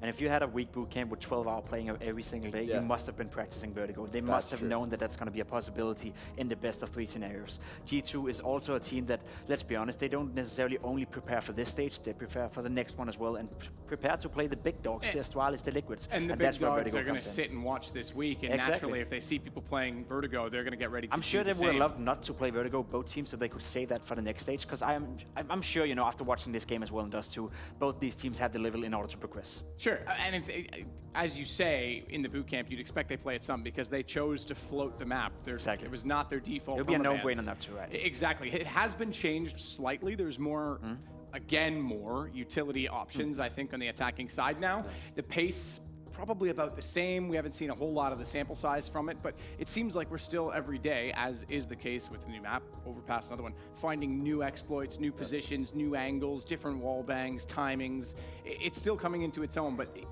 go to Kerrigan, we talked about developing the meta. He's someone that's going to have figured most of those out, surely.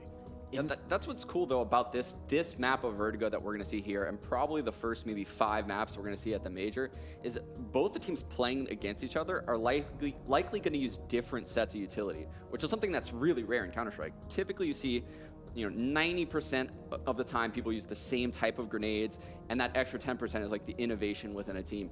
Whereas this is going to be just everyone has had to make up their own stuff, discover new ways to throw things, and it's gonna be really cool to see. It may sound as a cheesy argument, but I feel when you're an old school player, which the majority of the G2 players are, like even Lucky and Jax have been playing Counter-Strike for ages. Yeah, Jax is like 27. He's not they're not young anymore. They're inexperienced in terms of playing on a big stage, but they're not young anymore. They've been playing for quite some years.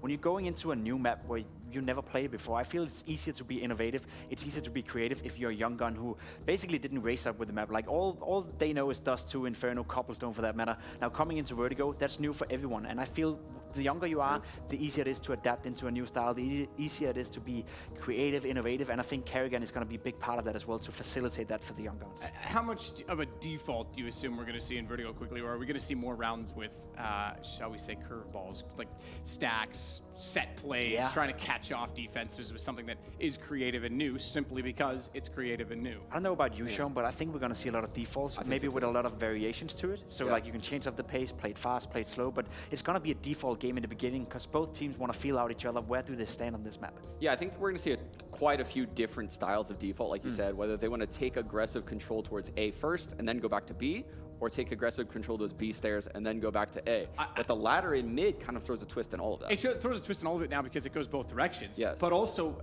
I think there's a whole different style. Rather than taking one side and rotating back, you could push all the way through on Vertigo because it's so quick. And I think teams could exploit that and actually get behind for fast flanks. You could literally have a CT-sided lurk player at this point. That's what's so fun, right? Because this is the first time we're going to see 2 competitive teams play Vertigo. I know we had it between Complexity and Ty Lue, but let's be honest, Ty Lue didn't really show up to this major. They're not playing well. And for that matter, I don't know where to put Complexity for now. They may be a good team, they may not be. These 2 teams have already shown us they're 2-0. They've already shown us Dust 2 that they're playing on a high level. So them playing Vertigo against each other, that's probably going to set the tone for what we can expect from Vertigo. Tight choke points, narrow map, CT side utility. How do you bait out the Ts? Because it seems like any utility thrown causes chaos at this point. How do you make them have to use it early? Again, I bring up the CT lurk. How do you force them to get that out of their hands so you can actually get vision in some of those angles on A? I think we're just going to see a lot of aggression out of the CTs on this map. Like a lot of aggression towards the A ramp, a lot of aggression towards the B stairs. I don't foresee it being a problem of, you know, the CTs baiting out utility from the Ts. I don't think we're going to see that much utility usage either. I think both teams are okay with being aggressive, and especially Woxic, now that he has confidence again, whatever he has, mouse problems or not, he seemed confident in us too. He was seeking those duels at the later stages of that game. So I agree with you. I don't think utility is going to play that big of a deal. Obviously, you need the utility to be set down. You need it to land wherever you want it when you do executes. But I think it's going to be all about the defaults and all about setting the tone and setting the pace for whoever starts on the T side. How much comes into it with the op as well? Because Kenny, we know, by the way, Chris, I want to go back to Dust too. Obviously, it wasn't the most resounding double op that we've ever seen from them, but he is underrated in the fact that he's that versatile. But Inferno, some teams are playing rifle game only. Yeah, I mean, this could definitely be a little bit difficult for Kenny to op on. The prior iterations of Vertigo have not lent itself to be, you know, a strong op map because of the fact that the ops would just get smoked out of the bomb sites and they would just have to retake behind tons of smokes and it'd be very difficult for them. This is a little bit different because of the changes to A ramp and B stairs. I'm not sure how it's going to affect someone like Kenny or Woxic, but we'll have to see. All right, quickly, who's taking it? Mousesports. G2. Ooh, we got a split desk. We've got a new map, which is exciting because we all get to learn together. And who better to teach us than Henry G and Machine? Well, I know Henry's certainly been putting in the hours on this map. Thank you so much, gentlemen. It's time for us to jump in. They don't have the weapons that it suggests No, they do. certainly don't. This is the pistol round. It will be panic. G2 on the T side and heading towards A. Now, this is the new version of the map. A lot of teams were focused towards the A bomb site and the older iterations. I'm interested to see if that trend continues here. You can see the gap in the wall, of course. That's going to be a very influential part of the map. I can't tell you what grenades they have right now. I simply don't know. So we're going to just go and learn together what they have. Let's find out together. It does look like they're going to be going for that three-man jump on towards Crane. You can do so without the line of sight from that boost spot that Karrigan finds himself in. The smoke comes in, and Rops is actually on the dankest of flanks. If Karrigan can keep up a bit of resistance, Rops can start to push where it hurts. Nice work. Karrigan's doing a great job in surviving. Kenny, however, keeps things level. In fact, now the lead in favor of the French Frozen's looking to change it. Swings in, doesn't connect the shot into Amanex Dome, but still breathing, still kicking. And now just 2 versus 1. It's Rops with the element of surprise. He can stop that plant if they choose to go for it, but instead the bomb's on its way towards B. They're playing this oh so well. Shocks towards Elevator, trying to keep him contained. Yeah, over towards B they go. The bomb will be planted, and it's going to be now a very difficult task for Rops to get himself back into this one. He has found himself a kit, however, but he's got so many obstacles to overcome here. He's heading towards the CT spawn position, and Amanex surely is going to get the kill here. One of them will, and it will be G2 bouncing back after losing the first couple of frags there. It's Shoxy, Kenny S getting it done in the first run of Vertigo. Now, Alex, this is uncharted territory for this level of the game. Yeah. This version of the map, we haven't really seen it at a major, at least in terms of this version. So it's exciting to see what kind of tricks will be brought out. We know there's lots of set piece potential on there. That new ladder room towards middle, it has a lot of opportunities for smokes, flashbangs towards both sides. It's going to be very exciting to see what they can do. Yeah, as of course we were corrected by the desk earlier as well. There was a game that we weren't able to see due to casting this very series on your screens, but Tai Lu and Complexity played Vertigo earlier. Didn't sound like the best game though. It was a 16-2 affair. So this is an opportunity to truly see what happens when homework's been done and that player break coming into the major. A new change to Vertigo, though. I was speaking to Elige in Malta in this boot camp for the major, and I asked him about Vertigo. Now, of course, not sharing everything, but what he did say was that he thinks it's even more CT-sided than it was before. Really? Yeah. Okay, that's his understanding of the changes. Yeah. What are yours, though? I mean, we saw that the change to the B steps does seem to favor the CTs. I think so. We've been working with these smokes in our free time, right? You can smoke towards the B steps from CT spawn now. You can do an arc smoke that goes across the map, lands in the mouth of the entrance of the B lobby, meaning you can shut off the B entrance completely and have one player anchoring the B side of the map, right?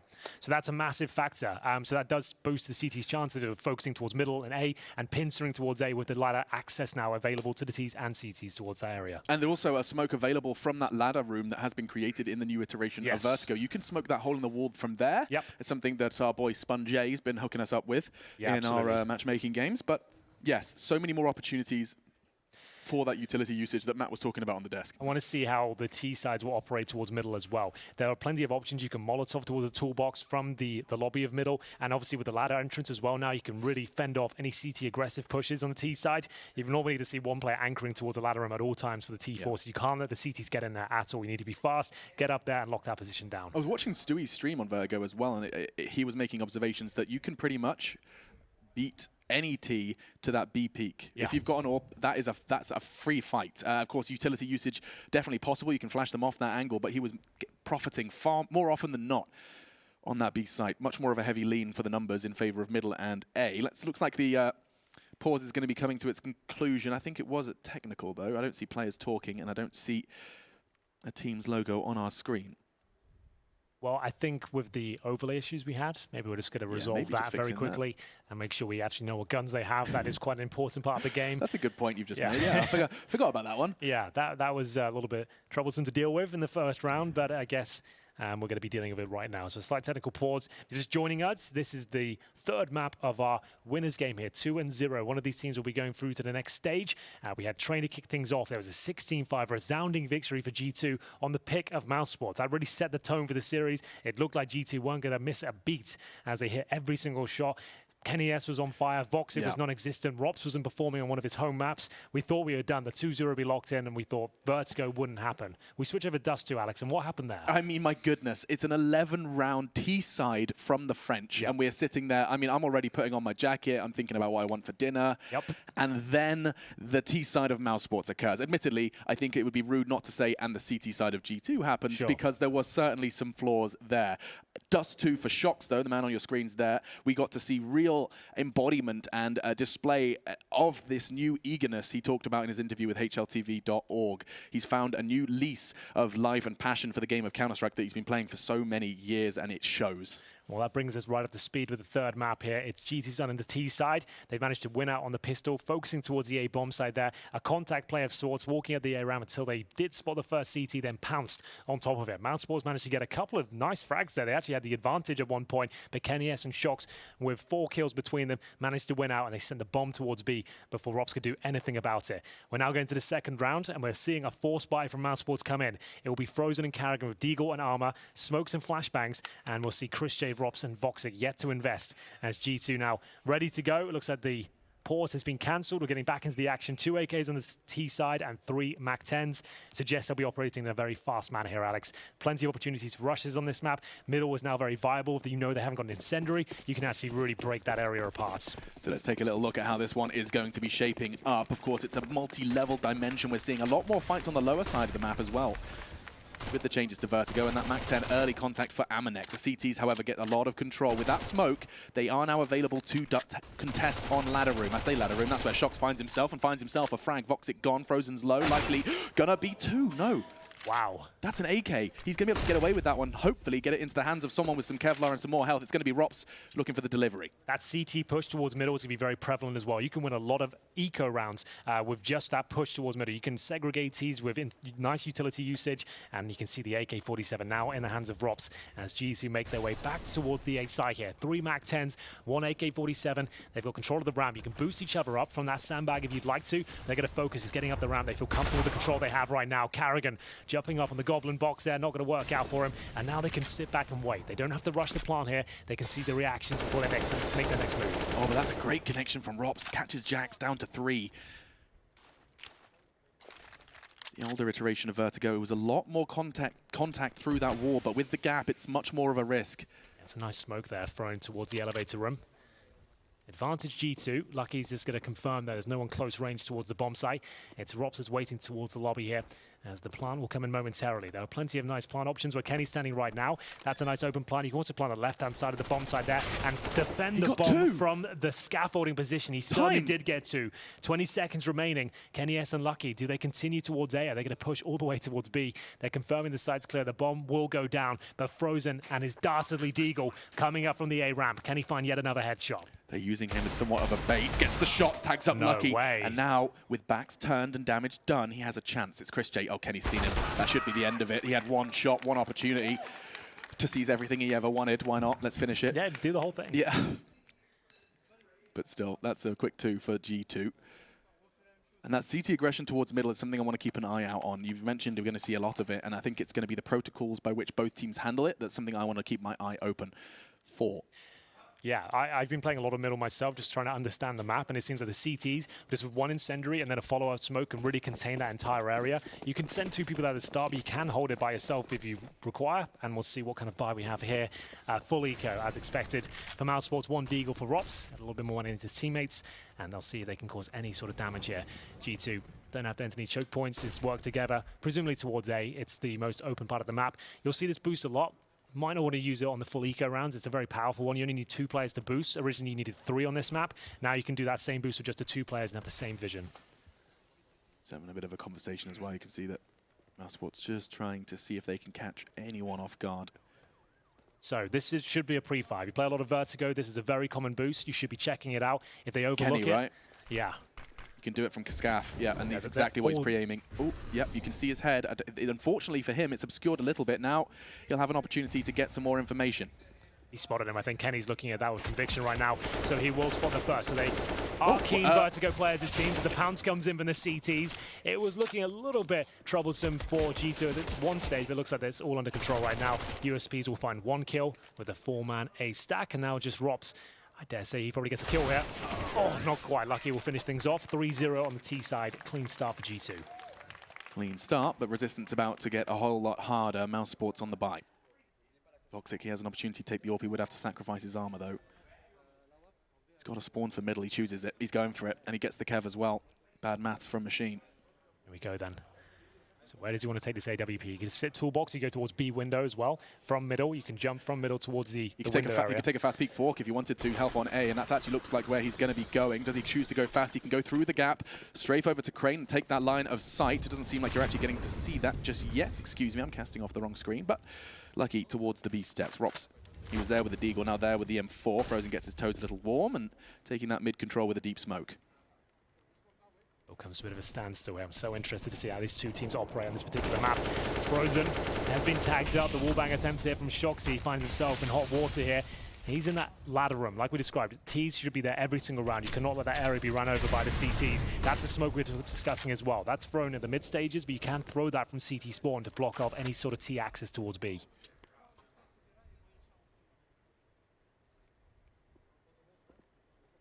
Comes to a bit of a standstill here. Advantage somewhat for G2 with the damage inflicted towards Frozen. They have no kits, barely any utility remaining.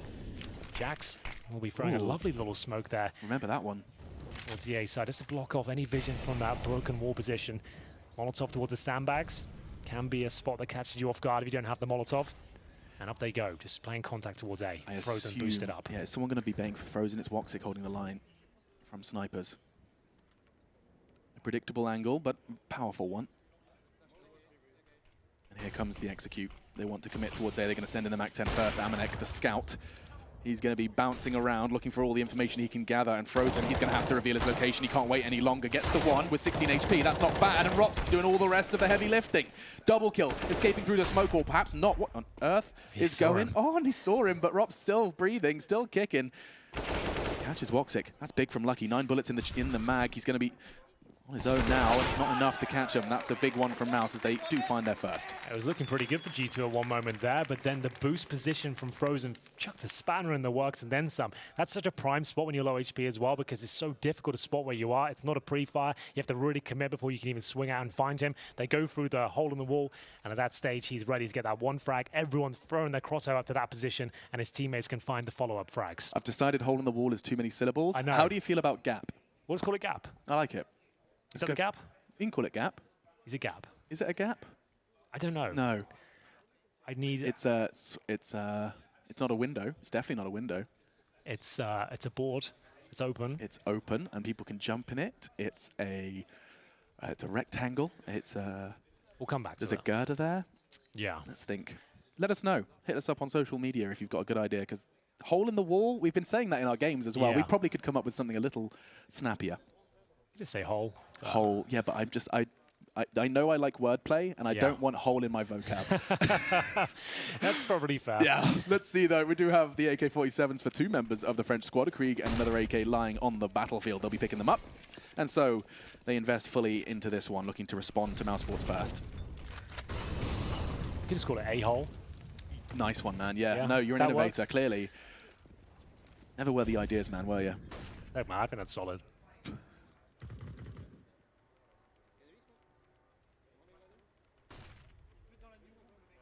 Rob's holding that rather aggressive TP. You can have a look towards Catwalk at a risk of your own life. Excuse me. Nice pick onto Shox. That's Chris J.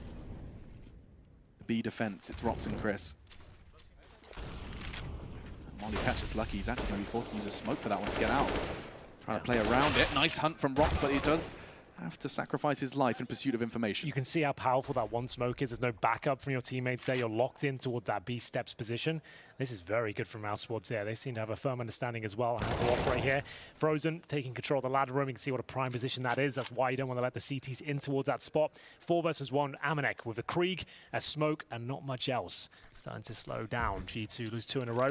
Presumably Eco into the following round as well. Woxic, AWP, patrolling towards B, and it will be the Incendiary that doesn't quite catch Amanek, but he will sit back and wait. With 30 seconds on the clock, seeing if he can take anyone down with him.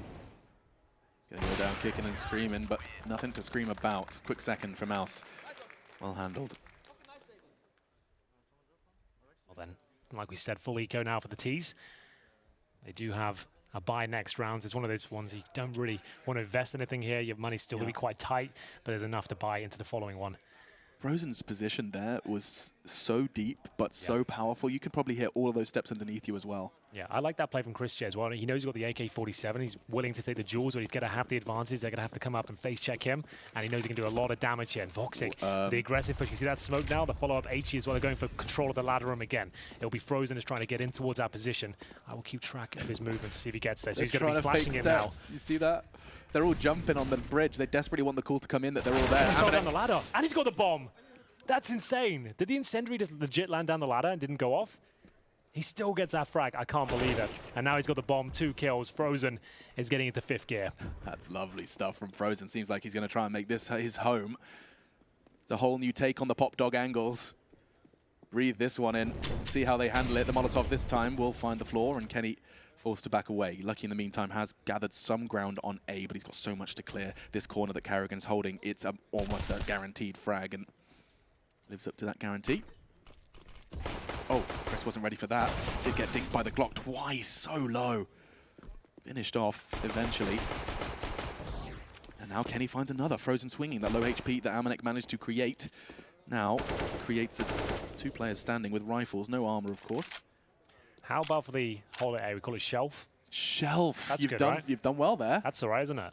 Well, it's better than A-hole. I don't know. I think we'll keep that on the maybe pile. But for now, it will be Kenny, who has actually got a slight chance of doing some of this. We'll call it shelf for this game. See how it feels. Let's see how it feels. Let's take it for a spin. Yeah. Try it on. Woxic looks like he's in prime position to close things out here. His high sends, as you can see, rattling through the body of Kenny S. And it will be 3-3 as money starts to stabilize for the French. We go into round number 7 now. All for Woxic. I'd like to see if he stays dynamic. He's to keep pushing around the map and being a nuisance. Frozen certainly is. I can see they've got the set piece. They've got the nice smokes to go deep towards the T entrance. They're molotoving towards the ladder and flashing, trying to get him in there, make it overwhelming for any T's on the other side.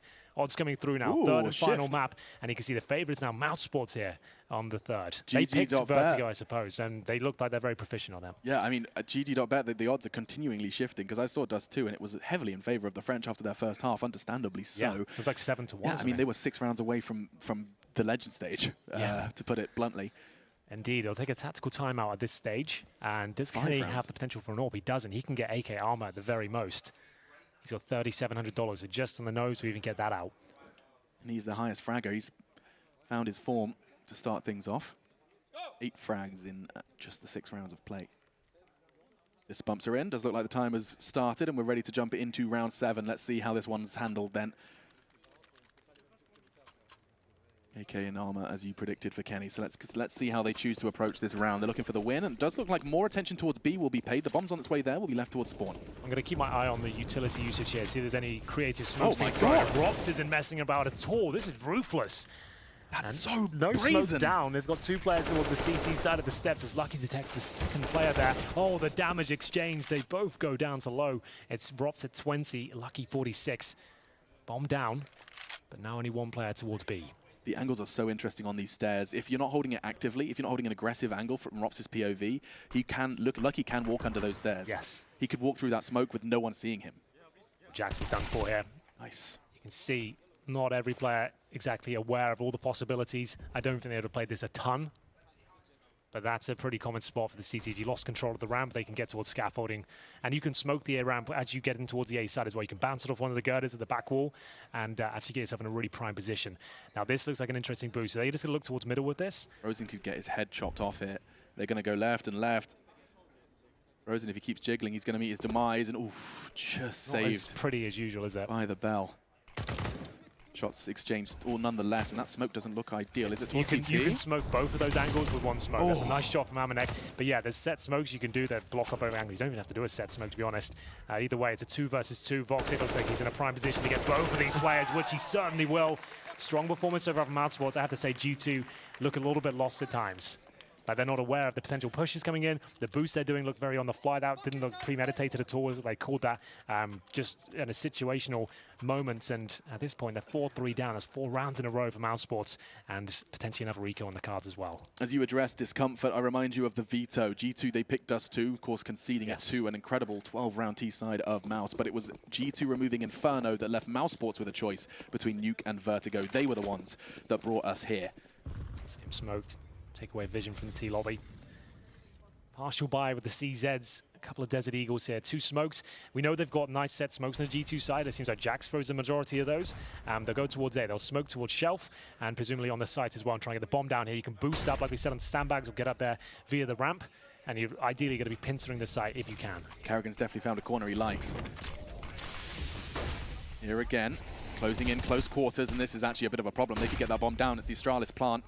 Easy to hold from construction. Yes, indeed. That's the whole idea of it. If you can get that bomb down, you can now cover it from the A ramp. Oh, and it's gone so perfectly. It didn't cost them much. Smoke, flashbang or 2. And now the afterplant's starting to get a little tense. The CT, sure, they've got the weaponry, but they're going to have to get on that bomb. It can be contested from oh so far away. Shox, look at that position. He's playing for the time. Clock his best friend. You can see his backpack. His G2 branded backpack, and look at the angle. You can actually see the head of Karrigan. He's playing the weighing game, and Shoxy, he's living up to that Jesus title. Another push from Kenny. Where's Rops? Where's the bomb? He's on it now. Oh, Shox so looking for another one. Does get the shot. Has he got the time? He's got it, I think. It's so damn close. 0.01. He gets it. Woo! That's insane. I thought Shoxy done enough there. He could have potentially just stayed alive. He gets 2 kills, comes down to the 1 versus 1, and he challenges Robs there. Can't quite hold his nerve. Thought he had enough time. Chad has used this spot a few times in our games. I was waiting for someone to really step up with it, and you can see how powerful that potentially can be. He gets the 2 kills. Still, that was a partial buy with 3 sets of Kevlar. 2 smokes. They get the bomb down. It comes to the 1 versus 1. They might not have won it, but they've certainly sabotaged the finances of the Mousesports side as we get into round number 9 here. Orbs out for Kenny. Interested to see where he's going to be operating with it. Going towards the A ramp, looking for that initial threat, and I think he's got a challenger. He spotted one towards construction there. He saw him cross on his screen. So is he aware? Shox slashed off in ladder room. It is Woxic who's in scaffolding right now, just to know, with the orb. That's quite the aggressive orbing angle. The flash makes it clear where he is, looking to Scarpa. The smoke will aid his escape. And for now, no bloodshed in round 9. Yeah, he gets back towards the A site and to the safety of the bomb site itself. Looking towards scaffolding, he can spot players crossing over, as Lucky will be working towards B. You can see them using the smoke, the one we described before, blocking any sort of access from the T's and get full control of the steps at this point. You can leave one player there to anchor it once he's got control of the lobby. Flash down, you can actually drop from the right-hand side as well, if required. You can see Rob's just making sure everything's clear, and they've got full control now. One of these players ideally wants to fall back. Yeah. There's so many strong angles you can hold there as a single player. Now, Kenny's looking for the boost, but he could swing into Karrigan and pick that frag up. Oh, that's an uncharacteristic miss. Karrigan's given the warning to back away. Exchange of utility, pulls it out. No loss for the side of G2, though. Really enjoying watching the way Chris and Rops have started to communicate about this mid-B. Robs has got such a prime position there. This is such a wild one because you can't really check this from middle unless you fully commit and you're looking to get up there yourself. Shox and Amanek, both backs turned, finds Amanek close, tags up Shox, can't convert. Oh, that was worth 2. Chris J's going to be tested here. He's actually in a lot of trouble. He's in some hot water. Fortunately, Frozen's found Shox on the other side of the map, but the main body of the assault is coming towards B, but Woxic supporting, and Mousesports, no sweat. 4 still standing, and that will be the 6th. That's well recovered there. I thought Robs' position was enough to win it single-handedly. You could see how confusing that was for the T's. As soon as he starts appearing from that position, they have no idea because they can't see him. He's on the ledge towards B. He swings out, finds the first. I feel like he should have got the second by his standards, but overall, still well held. Chris J, solid as a rock towards the B site. The B site as ever, and he gets the 1 kill, hides, turtles up, and Woxic is there to catch anyone crossing over towards that side. So a tactical pause from G2, and we go 6-3. 6 rounds in a row, just a note, from Mousesports. It's the reason they wanted to play this, but looks things. Certainly seems that way. The pistol success from G2 short-lived, converted into 3, and yet to get off that mark.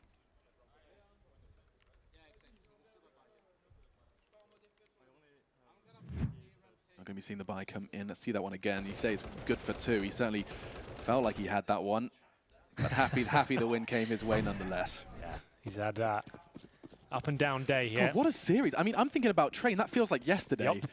Jesus. Same smoke and HE sequence here. No initial smoke to speak of on the B side. They have got a nice Molotov to push the T's back. Round 10 here.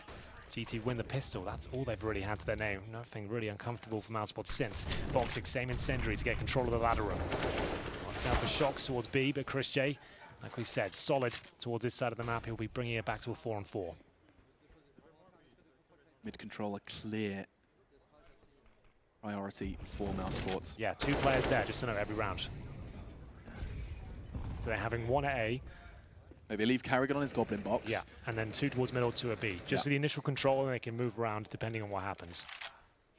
I mean, it makes a lot of sense. Karrigan, he can get a lot of information quickly. Yeah, no one's ever going to rush A. Sure, it's a great side to take, but you're always going to execute it, right? You're never going to walk in with nothing. So it is a reasonably safe bet that he anchors that by himself and just plays in a passive manner. And the way that Mousesports have been playing this B side is that Lucky, especially when he arrives late, he's got so much to clear. He's just going to walk out with his back out. Chris J pushed up deep, finds himself his 2nd kill. Yeah. 2nd kill, and it's Jackson 1 HP, Amanek with 29. They have no smokes. Jax is trying to help himself towards the A site. Not going to work out for him. Woxic will drop into the floor, and the remaining 2 have 30 seconds remaining, and they're heading towards He just B. rotated off. Chris J just started rotating straight towards A. He's going to slow it down, hits Frozen the wall key. is at the middle area, so he can jump up towards the window and backstab him when they go for the plant. We'll see if that comes through, but they've made noise now, so Chris J more than aware. He gets the first kill. That'll be the round in itself. Do they even get a plant out of this? No, they do not. Frozen does pounce from middle, and it will be yet another successful round there for Mousesports as they continue their grind here. 7 in a row. I mean, perhaps Elijah's prophecy of CT sides is a conversation we'll continue to have. Of course, it depends what G2 bring to their defense. I think we just need to see a proper execution here. We talked about the potential of that on this map. We haven't really seen it. We know they've got a few smokes within their arsenal, but it seems like more default smokes just to gain you access towards a certain area. We haven't seen like a 5-man commitment. We're getting ladder control, smoking towards the A side from there, getting everyone ready with the smokes towards shelf, and then molotoving the key positions and going in together with flashbangs. That's how the map used to play out. I want to see more of that from G2 here as they buy up partially with Mac 10s and an AK-47, saving around $1,000 per player. See if they can bank some funds with these Mac 10s then. 4 of them could flood in. Woxic boosted up. It's such an aggressive hold from the CTs. It won't be tested just yet, though. Rops will. Passes test number 1. It was Lucky who pushed through the Molotov in pursuit of an early frag. Well, now the frag's been found, and another double up. Shocks is there for the peak as well, but now things could slow down. Frozen's looking to test the waters of window. He seems like he spotted Amanek. Yeah, he's worked it out. Saw a shoulder. Nice. Perfect. Well then, back to the 3-on-3. 2 successful picks from G2, but they haven't gained access to the site yet. Might have wanted to pounce on that considering they got the Mac 10s. Could have gone a lot quicker. They were hoping Amanek would find a bit of a wiggle room. And Kenny, yes, that's lovely. Catches Frozen, who's been playing that ladder room over and over again. Jax is still not upgraded. There's an SG right on his toes. Finally, grabs it. And we'll try and get across to get that bomb down. It's worked out well for him. Swing comes out from Shocks, and he does keep Woxic busy, but bomb goes down. Now 2 versus 2. Woxic and Karrigan. Karrigan's a little late to the party. Woxic training his aim on that one, and that's not bad, actually. Karrigan's nade catches Kenny. He knows where Jax is. The call come in from Woxic. 1 versus 1. Molotov to try and at least process of elimination. He's played it perfectly. Karrigan, all of the utility in the world to piece that puzzle together. Yeah, that's really smart from him. He threw that HE grenade as well, like a set HE to go towards the quad position. Really cool stuff. Manages to take down the first player, and then the incendiary as well to just eradicate risk. And you can focus on one channel of the B-bomb, of the A-bomb side, sorry. And sorry, it was the B-bomb side. It's all right, getting a little bit confused. It was the B-bomb side. There's the HE. Lovely stuff. And then, like I said, the incendiary just so he can focus on Jax here as he tries to wiggle around the smoke. Takes him down. No problem at all. Clean kill. And it's going to be 8 rounds in a row now as G2 will be able to buy up into this. Remember, that wasn't a full investment. They had 4 Mac 10s and an AK. Comes right down to the 1v1 shot. That's the smoke I'm telling you about that goes towards A-ramp. Enables you to actually push towards scaffolding if you wish. But Karrigan's there by himself, right? He just wants to suggest there's more than one player there. Try and buy some time. And they're starting to read it now. They're kind of sensing that Karrigan is there alone.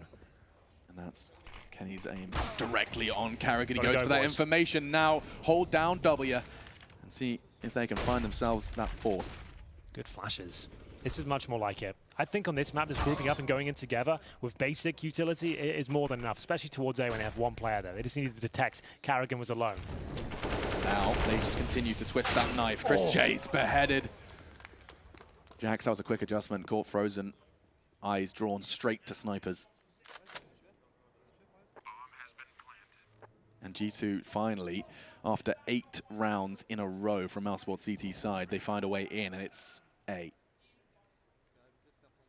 Karrigan going down early. I don't know how much that's started that snowball effect. I think someone just realized in that interim round where they had the MAC 10s, it's like, there's 2 middle every single time. There's 2 towards B. Why are we not trying towards A? It's the most common bomb site. Why are we kind of staying away from it? We're just running these defaults. We're losing picks all over the place towards B primarily. And we're losing that ladder room control each and every time. So this makes a lot of sense as to why they made that play. Ropt trying to push through the smoke here. Doesn't feel exactly comfortable this stage. He gets out of his position by throwing the incendiary and now going to be hunting him. As he sits towards spawn, looks like he will be going down regardless. Lucky will get him with the wall bang. And it will be the first round after losing 8 in a row for G2 that they arrive. And they'll bring the scoreline to 8-4. It's not too bad overall considering they won the pistol and got the conversion. We need more of that where it came from. He gets 3 in this round. The first 2, perhaps a little messy. The third, a gorgeous cherry on top. Yeah. And immediately in response, Mousesports, after winning 8 rounds in a row, they lose 1. Makes no sense not to call a timeout at that point. Well, they don't have enough for the AWP right now. Karrigan has 5,500, but Woxic's already invested in the M4 and Kevlar. With no nades, no kits, they are going to buy into this one. It suggests we'll have to see something a little bit more avant-garde from the CTs. Maybe an aggressive push somewhere, try and get that first pick, just try and maybe even send 3 players towards the A ramp now, considering they think Karrigan's alone. You do the same smoke with 3 players down there, that could be an idea. That's the kind of play you want to see with this sort of setup. You've got no utility, no AWP. For Mass and one of your players, you want to go for a quick pick and just change the pace of the game. Plenty of options to do so. Here are the frag leaders so far. We've got Ropt on 15 kills, really stepping it up as this series goes on. A Train, he was non-existent, but really has warmed his way into it. Kenny S with 12. Seems to be quite proficient on Vertigo as well. As we get into round number 13, a swing round. Mousesports lose this, GT could be right back into it. Certainly. Frozen, very aggressive take on middle. This has been his love child on the CT side of Vertigo. Chris actually quick to catch Lucky after making his presence known onto Rops. That's such a cool smoke.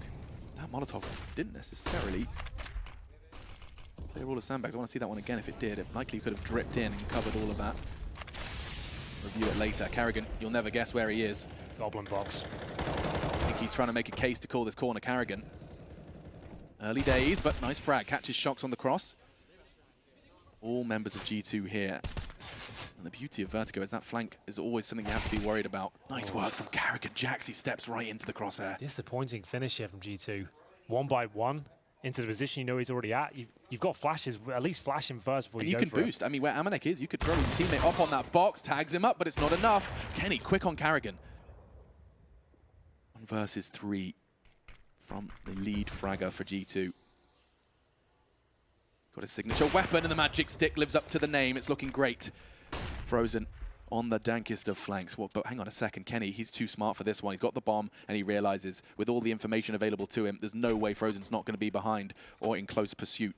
This is such a huge round. If Kenny wins this one with a 1 versus 3 as well, not only does it break the back of Mousesports financially, they'll be in such good state going forward as well. There'll be only 2 rounds left. Mousesports will have to take a tactical timeout and work out the next approach. For now, Frozen has to jump over towards the mid-window. At this stage, Kenny knows exactly where he is. He knows he's got the advantage here. He has to jiggle, has to force Kenny to pull the trigger too soon and does it. That's step 1 for Frozen. And now on towards the bomb, trying to bait Kenny into trying to charge him out. Cancels it, and he's done it. 1 versus 3. Kenny S. AWP for every frag. He's done it with 4 in the round. Now, there is one important note there as well. You see the cables coming out of the defuse there? Kenny could spot when he actually was committing to full defuse there. So he had to swing. He had to go for that one. CSGO has been the only iteration of Counter-Strike that's had that. Before, when he defused a bomb, there was no cables coming out, but he could see them from behind the box. So you know he has to fully commit to that. But what a round this was. He gets himself towards the elevator room. Woxic didn't see it coming. He hightails it towards the B-bomb site, nails the shot. And Frozen thought he had the full defuse there. He's not happy about it. Coach trying to calm him down. And we said that was a huge round because he knows the implication now. Because they've lost that, they have to take an eco, and they'll have to play for round number 15. Henry, that could really help close this gap coming into that second half. That heroic round from Kenny S. That's going to have implications for the rest of the half. G2 poised to seal the deal, at least here in the next one. Nothing for the CTs to muster.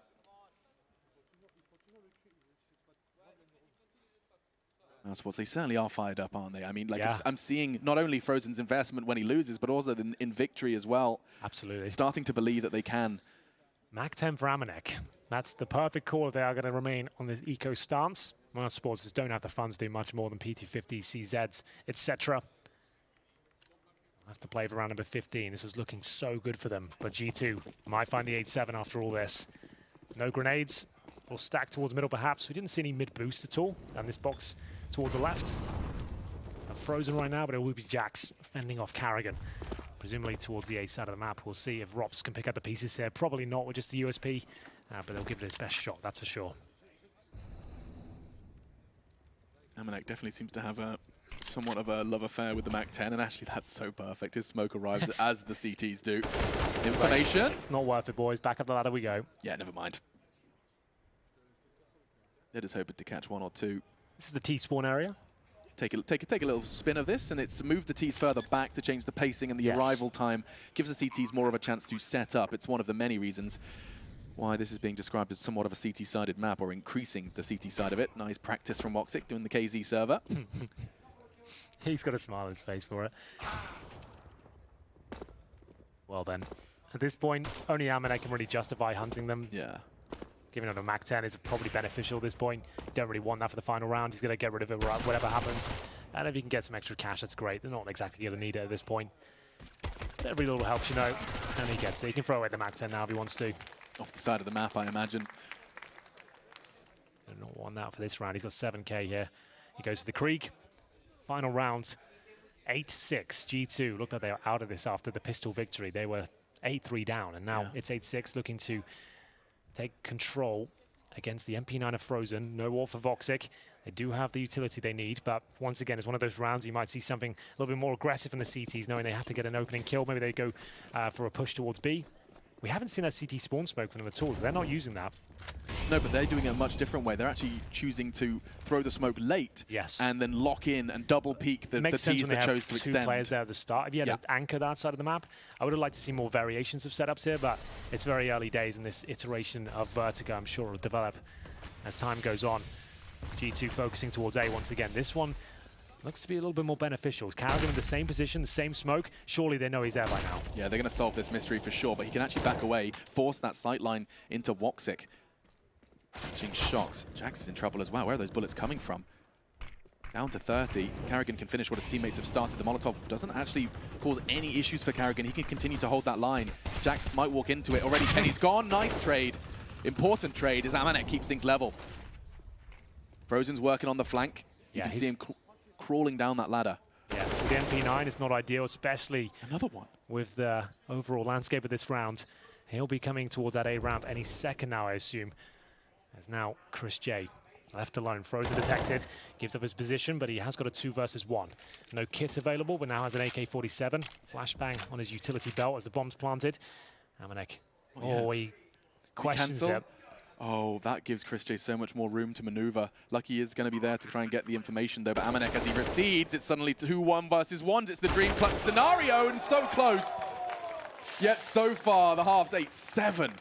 What a recovery from G2 after that one. We're going to go ahead and take a break, but when we come back, the second half of our third map, the winner is off to the Legend stage. Join us when we return.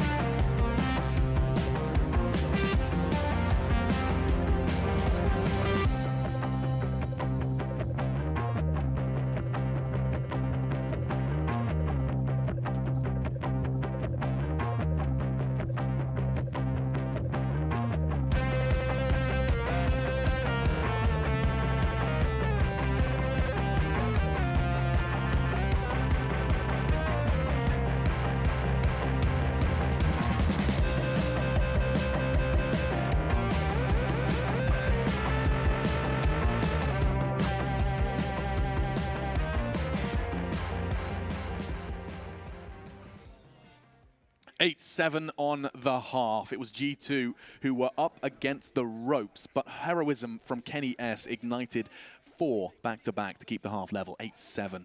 It's Vertigo. The winner is off to the Legends stage, and heated discussions transpiring as they realize the next half of Counter-Strike could be the make or break moment. This is it. Both of these teams currently 2-0. The winner of this half and this map will be going on to the next stage of the tournament and get a few days off as well, just to really hone their craft and work out what the problems are. These are not perfect teams by any stretch. G2 have had a great showing, but obviously some great leads thrown away on Dust2, for example. There's still plenty of things to work on. 5 sets of armor for Mousesports here, and an A rush looking very likely. They're not slowing down at all as Amanek won't even have a chance to throw his smoke. He's got his battle with the CZ. Misses his first chance, drops the smoke, trying to buy time desperately here. Yeah, I don't know what I can do with this one. The CZ close. It's a dream scenario. Only the first. He dips away in the flash. Oh, he manages to try and get a fresh mag. It's not going to be enough. Frozen, though, does batter him with his Glock, but Jack's looking to keep attention on him. Nice work. Finds the head of Woxic. Now the numbers don't favor Mouse. Rops changes that. Nice work from him as he crawls through middle. And with Bag's turn, Rops is doubled up. Finds Lucky. Just one man remains. It's Shox. He's been so damn good. This map, relatively mediocre. Let's see if he can find himself his double digits at least. He's looking for that 1 versus 1. Frozen might give it to him if he slides into his crosshair. Yep, it's a chance and a tag. Rops backing away from this plant. There's so many opportunities given to Shox, but the bullets aren't landing. And now Mousesports, they will be able to close that one out. Rops, all Rops with that one. He found them a way back in after some fantastic start from G2. This is a really hype game now. It's going to be a lot of fun. It will be Rops to close things out there with 3-piece as he works that Glock to magnificent effect. We have got G2, presumably the eco in the second round. I wouldn't want to see a force buy here with Deagles. Let's get the guns out next round and see what can be done, as Mousesports will be bringing out 2 AKs, 2 Galils, and 1 MP5 in the hands of Frozen here. So nothing really invested apart from a flashbang from G2, and they'll be focusing their efforts towards A. So maybe a boost. Actually, just going to hold up towards the elevator room, and it looks like Mousesports might be heading this direction. At least they'll hold a default for now. They're not going to overcommit. Here's an interesting conversation to have while these USPs try and do something. The sound cues. I just saw Amanek quickly, as fast as he could, get to that corner to see if he could get the numbers on the steps on that bridge. You really can hear everything from everywhere. You've been playing a lot of mid. I mean, you can get a lot of info. If you've got decent headphones, which I know is something you struggle with, you can work out. As long as you can handle the verticality of the map and you've got a decent headset, you can work out and get a lot of information from footsteps people aren't even aware they're making. Yeah, I mean, the rotates especially. Yeah. There is almost a necessity. You have to start making noise for some of these rotates, these surprise changes, and therefore perk your ears up. Oh, they could have boosted over that smoke. Instead, oh, it's a 5-man flash push. That flash, how far is it going to get them? The answer's nowhere. It was a nice try. I'll give them that. It was looking pretty tasty at one point. The flash is spot on. There was 2 players there. 5 of them come for the smoke, but they come out of the grey screen, remember. And there was the safety of the toolbox to provide a little bit of cover there. And overall, it will be double digits first for Mousesports, and G2 able to buy in round number 18 here. We get into it. The buy's coming through, no orbs yet for rifles on the G2 side. Lucky will join them with the M4, but you can see they'll be purchasing an AQS because they've actually got no defuse kits, no orbs, or 1 incendiary. It's not the most ideal setup as Rops focuses his effort towards middle. That's the incendiary I was talking about. There's different ways to play this. You're anchoring by yourself. You want to be incendiarying that every single time, just so they can't rush you. Helps you set up. Chris playing around this smoke. And that's as good as he gets as well. That window looks like it's a prime opportunity to throw bits of utility through it, but it's layered. The smokes actually don't make it through unless you do very specific lineups. Carrigan, he's got the lineup for that sandbag Molotov, and just trying to keep attention on A. Jax, he does get the 1 on that mid hold, but Shox is there to fill the void.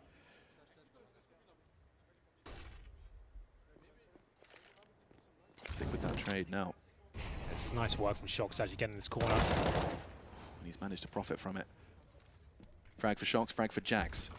As the dust settles, it's 4 versus 3. That could change quite quickly, though, because they are starting to make a beeline for B. Rather appropriately. Smoke will land, but that forces them down the 1 channel that Lucky could perhaps do huge damage from. How is he not dead? Carrigan perhaps forced off by the flash as well. It caught Lucky, perhaps it caught them both. Now the bomb's not got to go down. Carrigan's going to be doing that.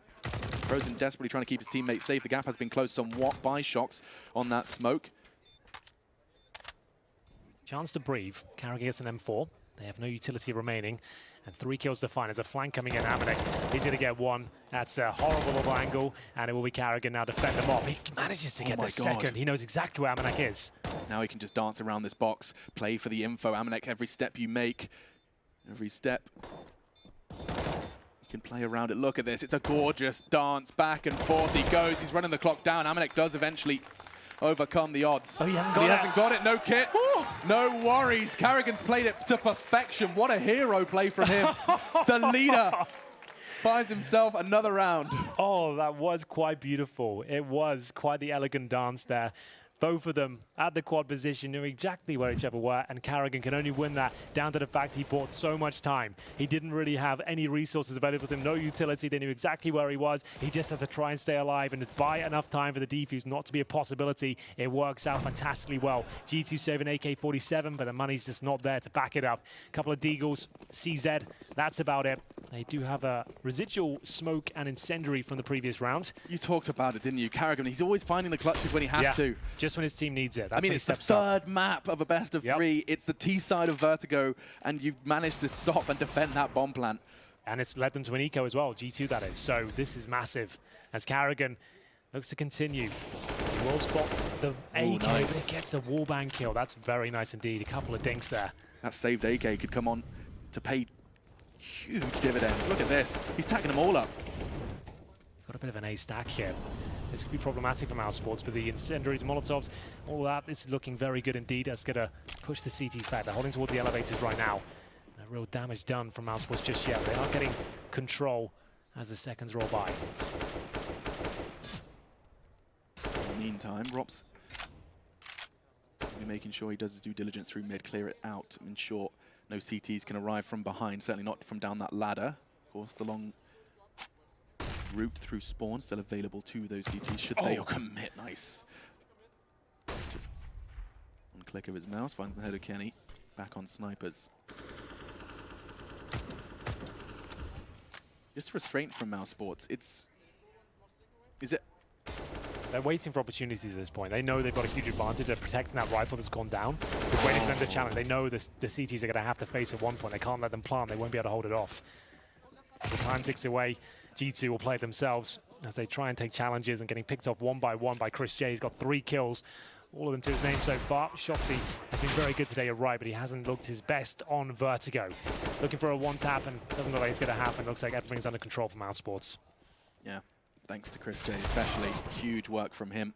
And they were very patient. They didn't panic there at all. That was a good observation because had they just panicked and gone all in at that point, they run into Lion's Den of a 3-man stack waiting for them with CZ, and that could have fallen apart. They bided their time, waited for the opportunity and for the CTs to make mistakes. As Lucky will wait towards the sniper deck now.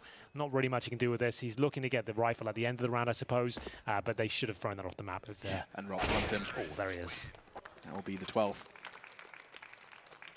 So, roll back to train. The pick of Mousesports. Yeah. Feels like it was a whole decade ago at this point. And the story there is oh so different to the story now. Yeah, they got absolutely wrecked. It was like 16-5 or something on their pick. They just didn't get going at all. They had a technical issue to kick things off. It was a disaster. It was 16-5 with that 13-2 start from G2. They looked so strong. They seemed like they weren't missing a single shot. That translated to Dust 2 as well. They had an 11-4 start. They looked unstoppable. The comeback came through, and we find ourselves on the third map where Mousesports have the 12-7 lead. It's gutting for G2 if they give this one up. I mean, another best of 3 happens tomorrow for them. Interestingly enough, a T-smoke towards that gap on B. And there is plenty of CTs leaning that way. For now, bit of a battle in middle. Let's see how Jax handles this test. He's going to go for the re-smoke. That's great. Obscures the vision, slows him down. Of the ladder and the T entrance as well. So he's covered both positions, can aggro by himself. You can wall bang that ladder room as well. Those walls are paper thin. Ooh, even with an M4, you can do considerable damage towards ladder room. There's one angled part on the corner. That's the prime position to shoot. That goes directly above the ladder, head high. Molotov's not going to clear out toolbox, if that was its intention. But it's the I was close saying angle that as well. before. It's tricky to do. It's a run and right-click jump, but it can be done towards toolbox for sure. 3 members about to give him the fight. A second Molotov arrives. He's going to throw one of his own, looking to retreat as best he can. Anti-flash as well. He's doing well. But in the meantime, that bomb in the hands of Carrigan. These players, they're posturing as best they can. It's pulled Kenny from the site. Flashing Jax in, a bit of a mid-round aggression, and it's going to cost them. G2, they're trying to find a way to get that early advantage, but it's just not being found. Instead, now mid has been conceded. Kenny, all he can hold is the boost. And now they're under their skin. They're behind their lines. Chris J can walk, and excuse me, not Chris J, it's I think it's Rops, actually, who's been left in middle. And speaking He's of... doing pretty well himself, Chris J, looks like. What on earth was that? He doesn't even use the scope on this thing. He just taps away with it. Lucky. Just cowering on the B side here. And Chris J's got his number. He completely cracks open the B side by himself. It could have fallen apart there. There was a possibility of multiple kills. Now Kenny S locks into a corner, and it will be 13-7 with $3,400 per player on the CT side. Maximum loss bonus is all they have at this point as everyone goes down.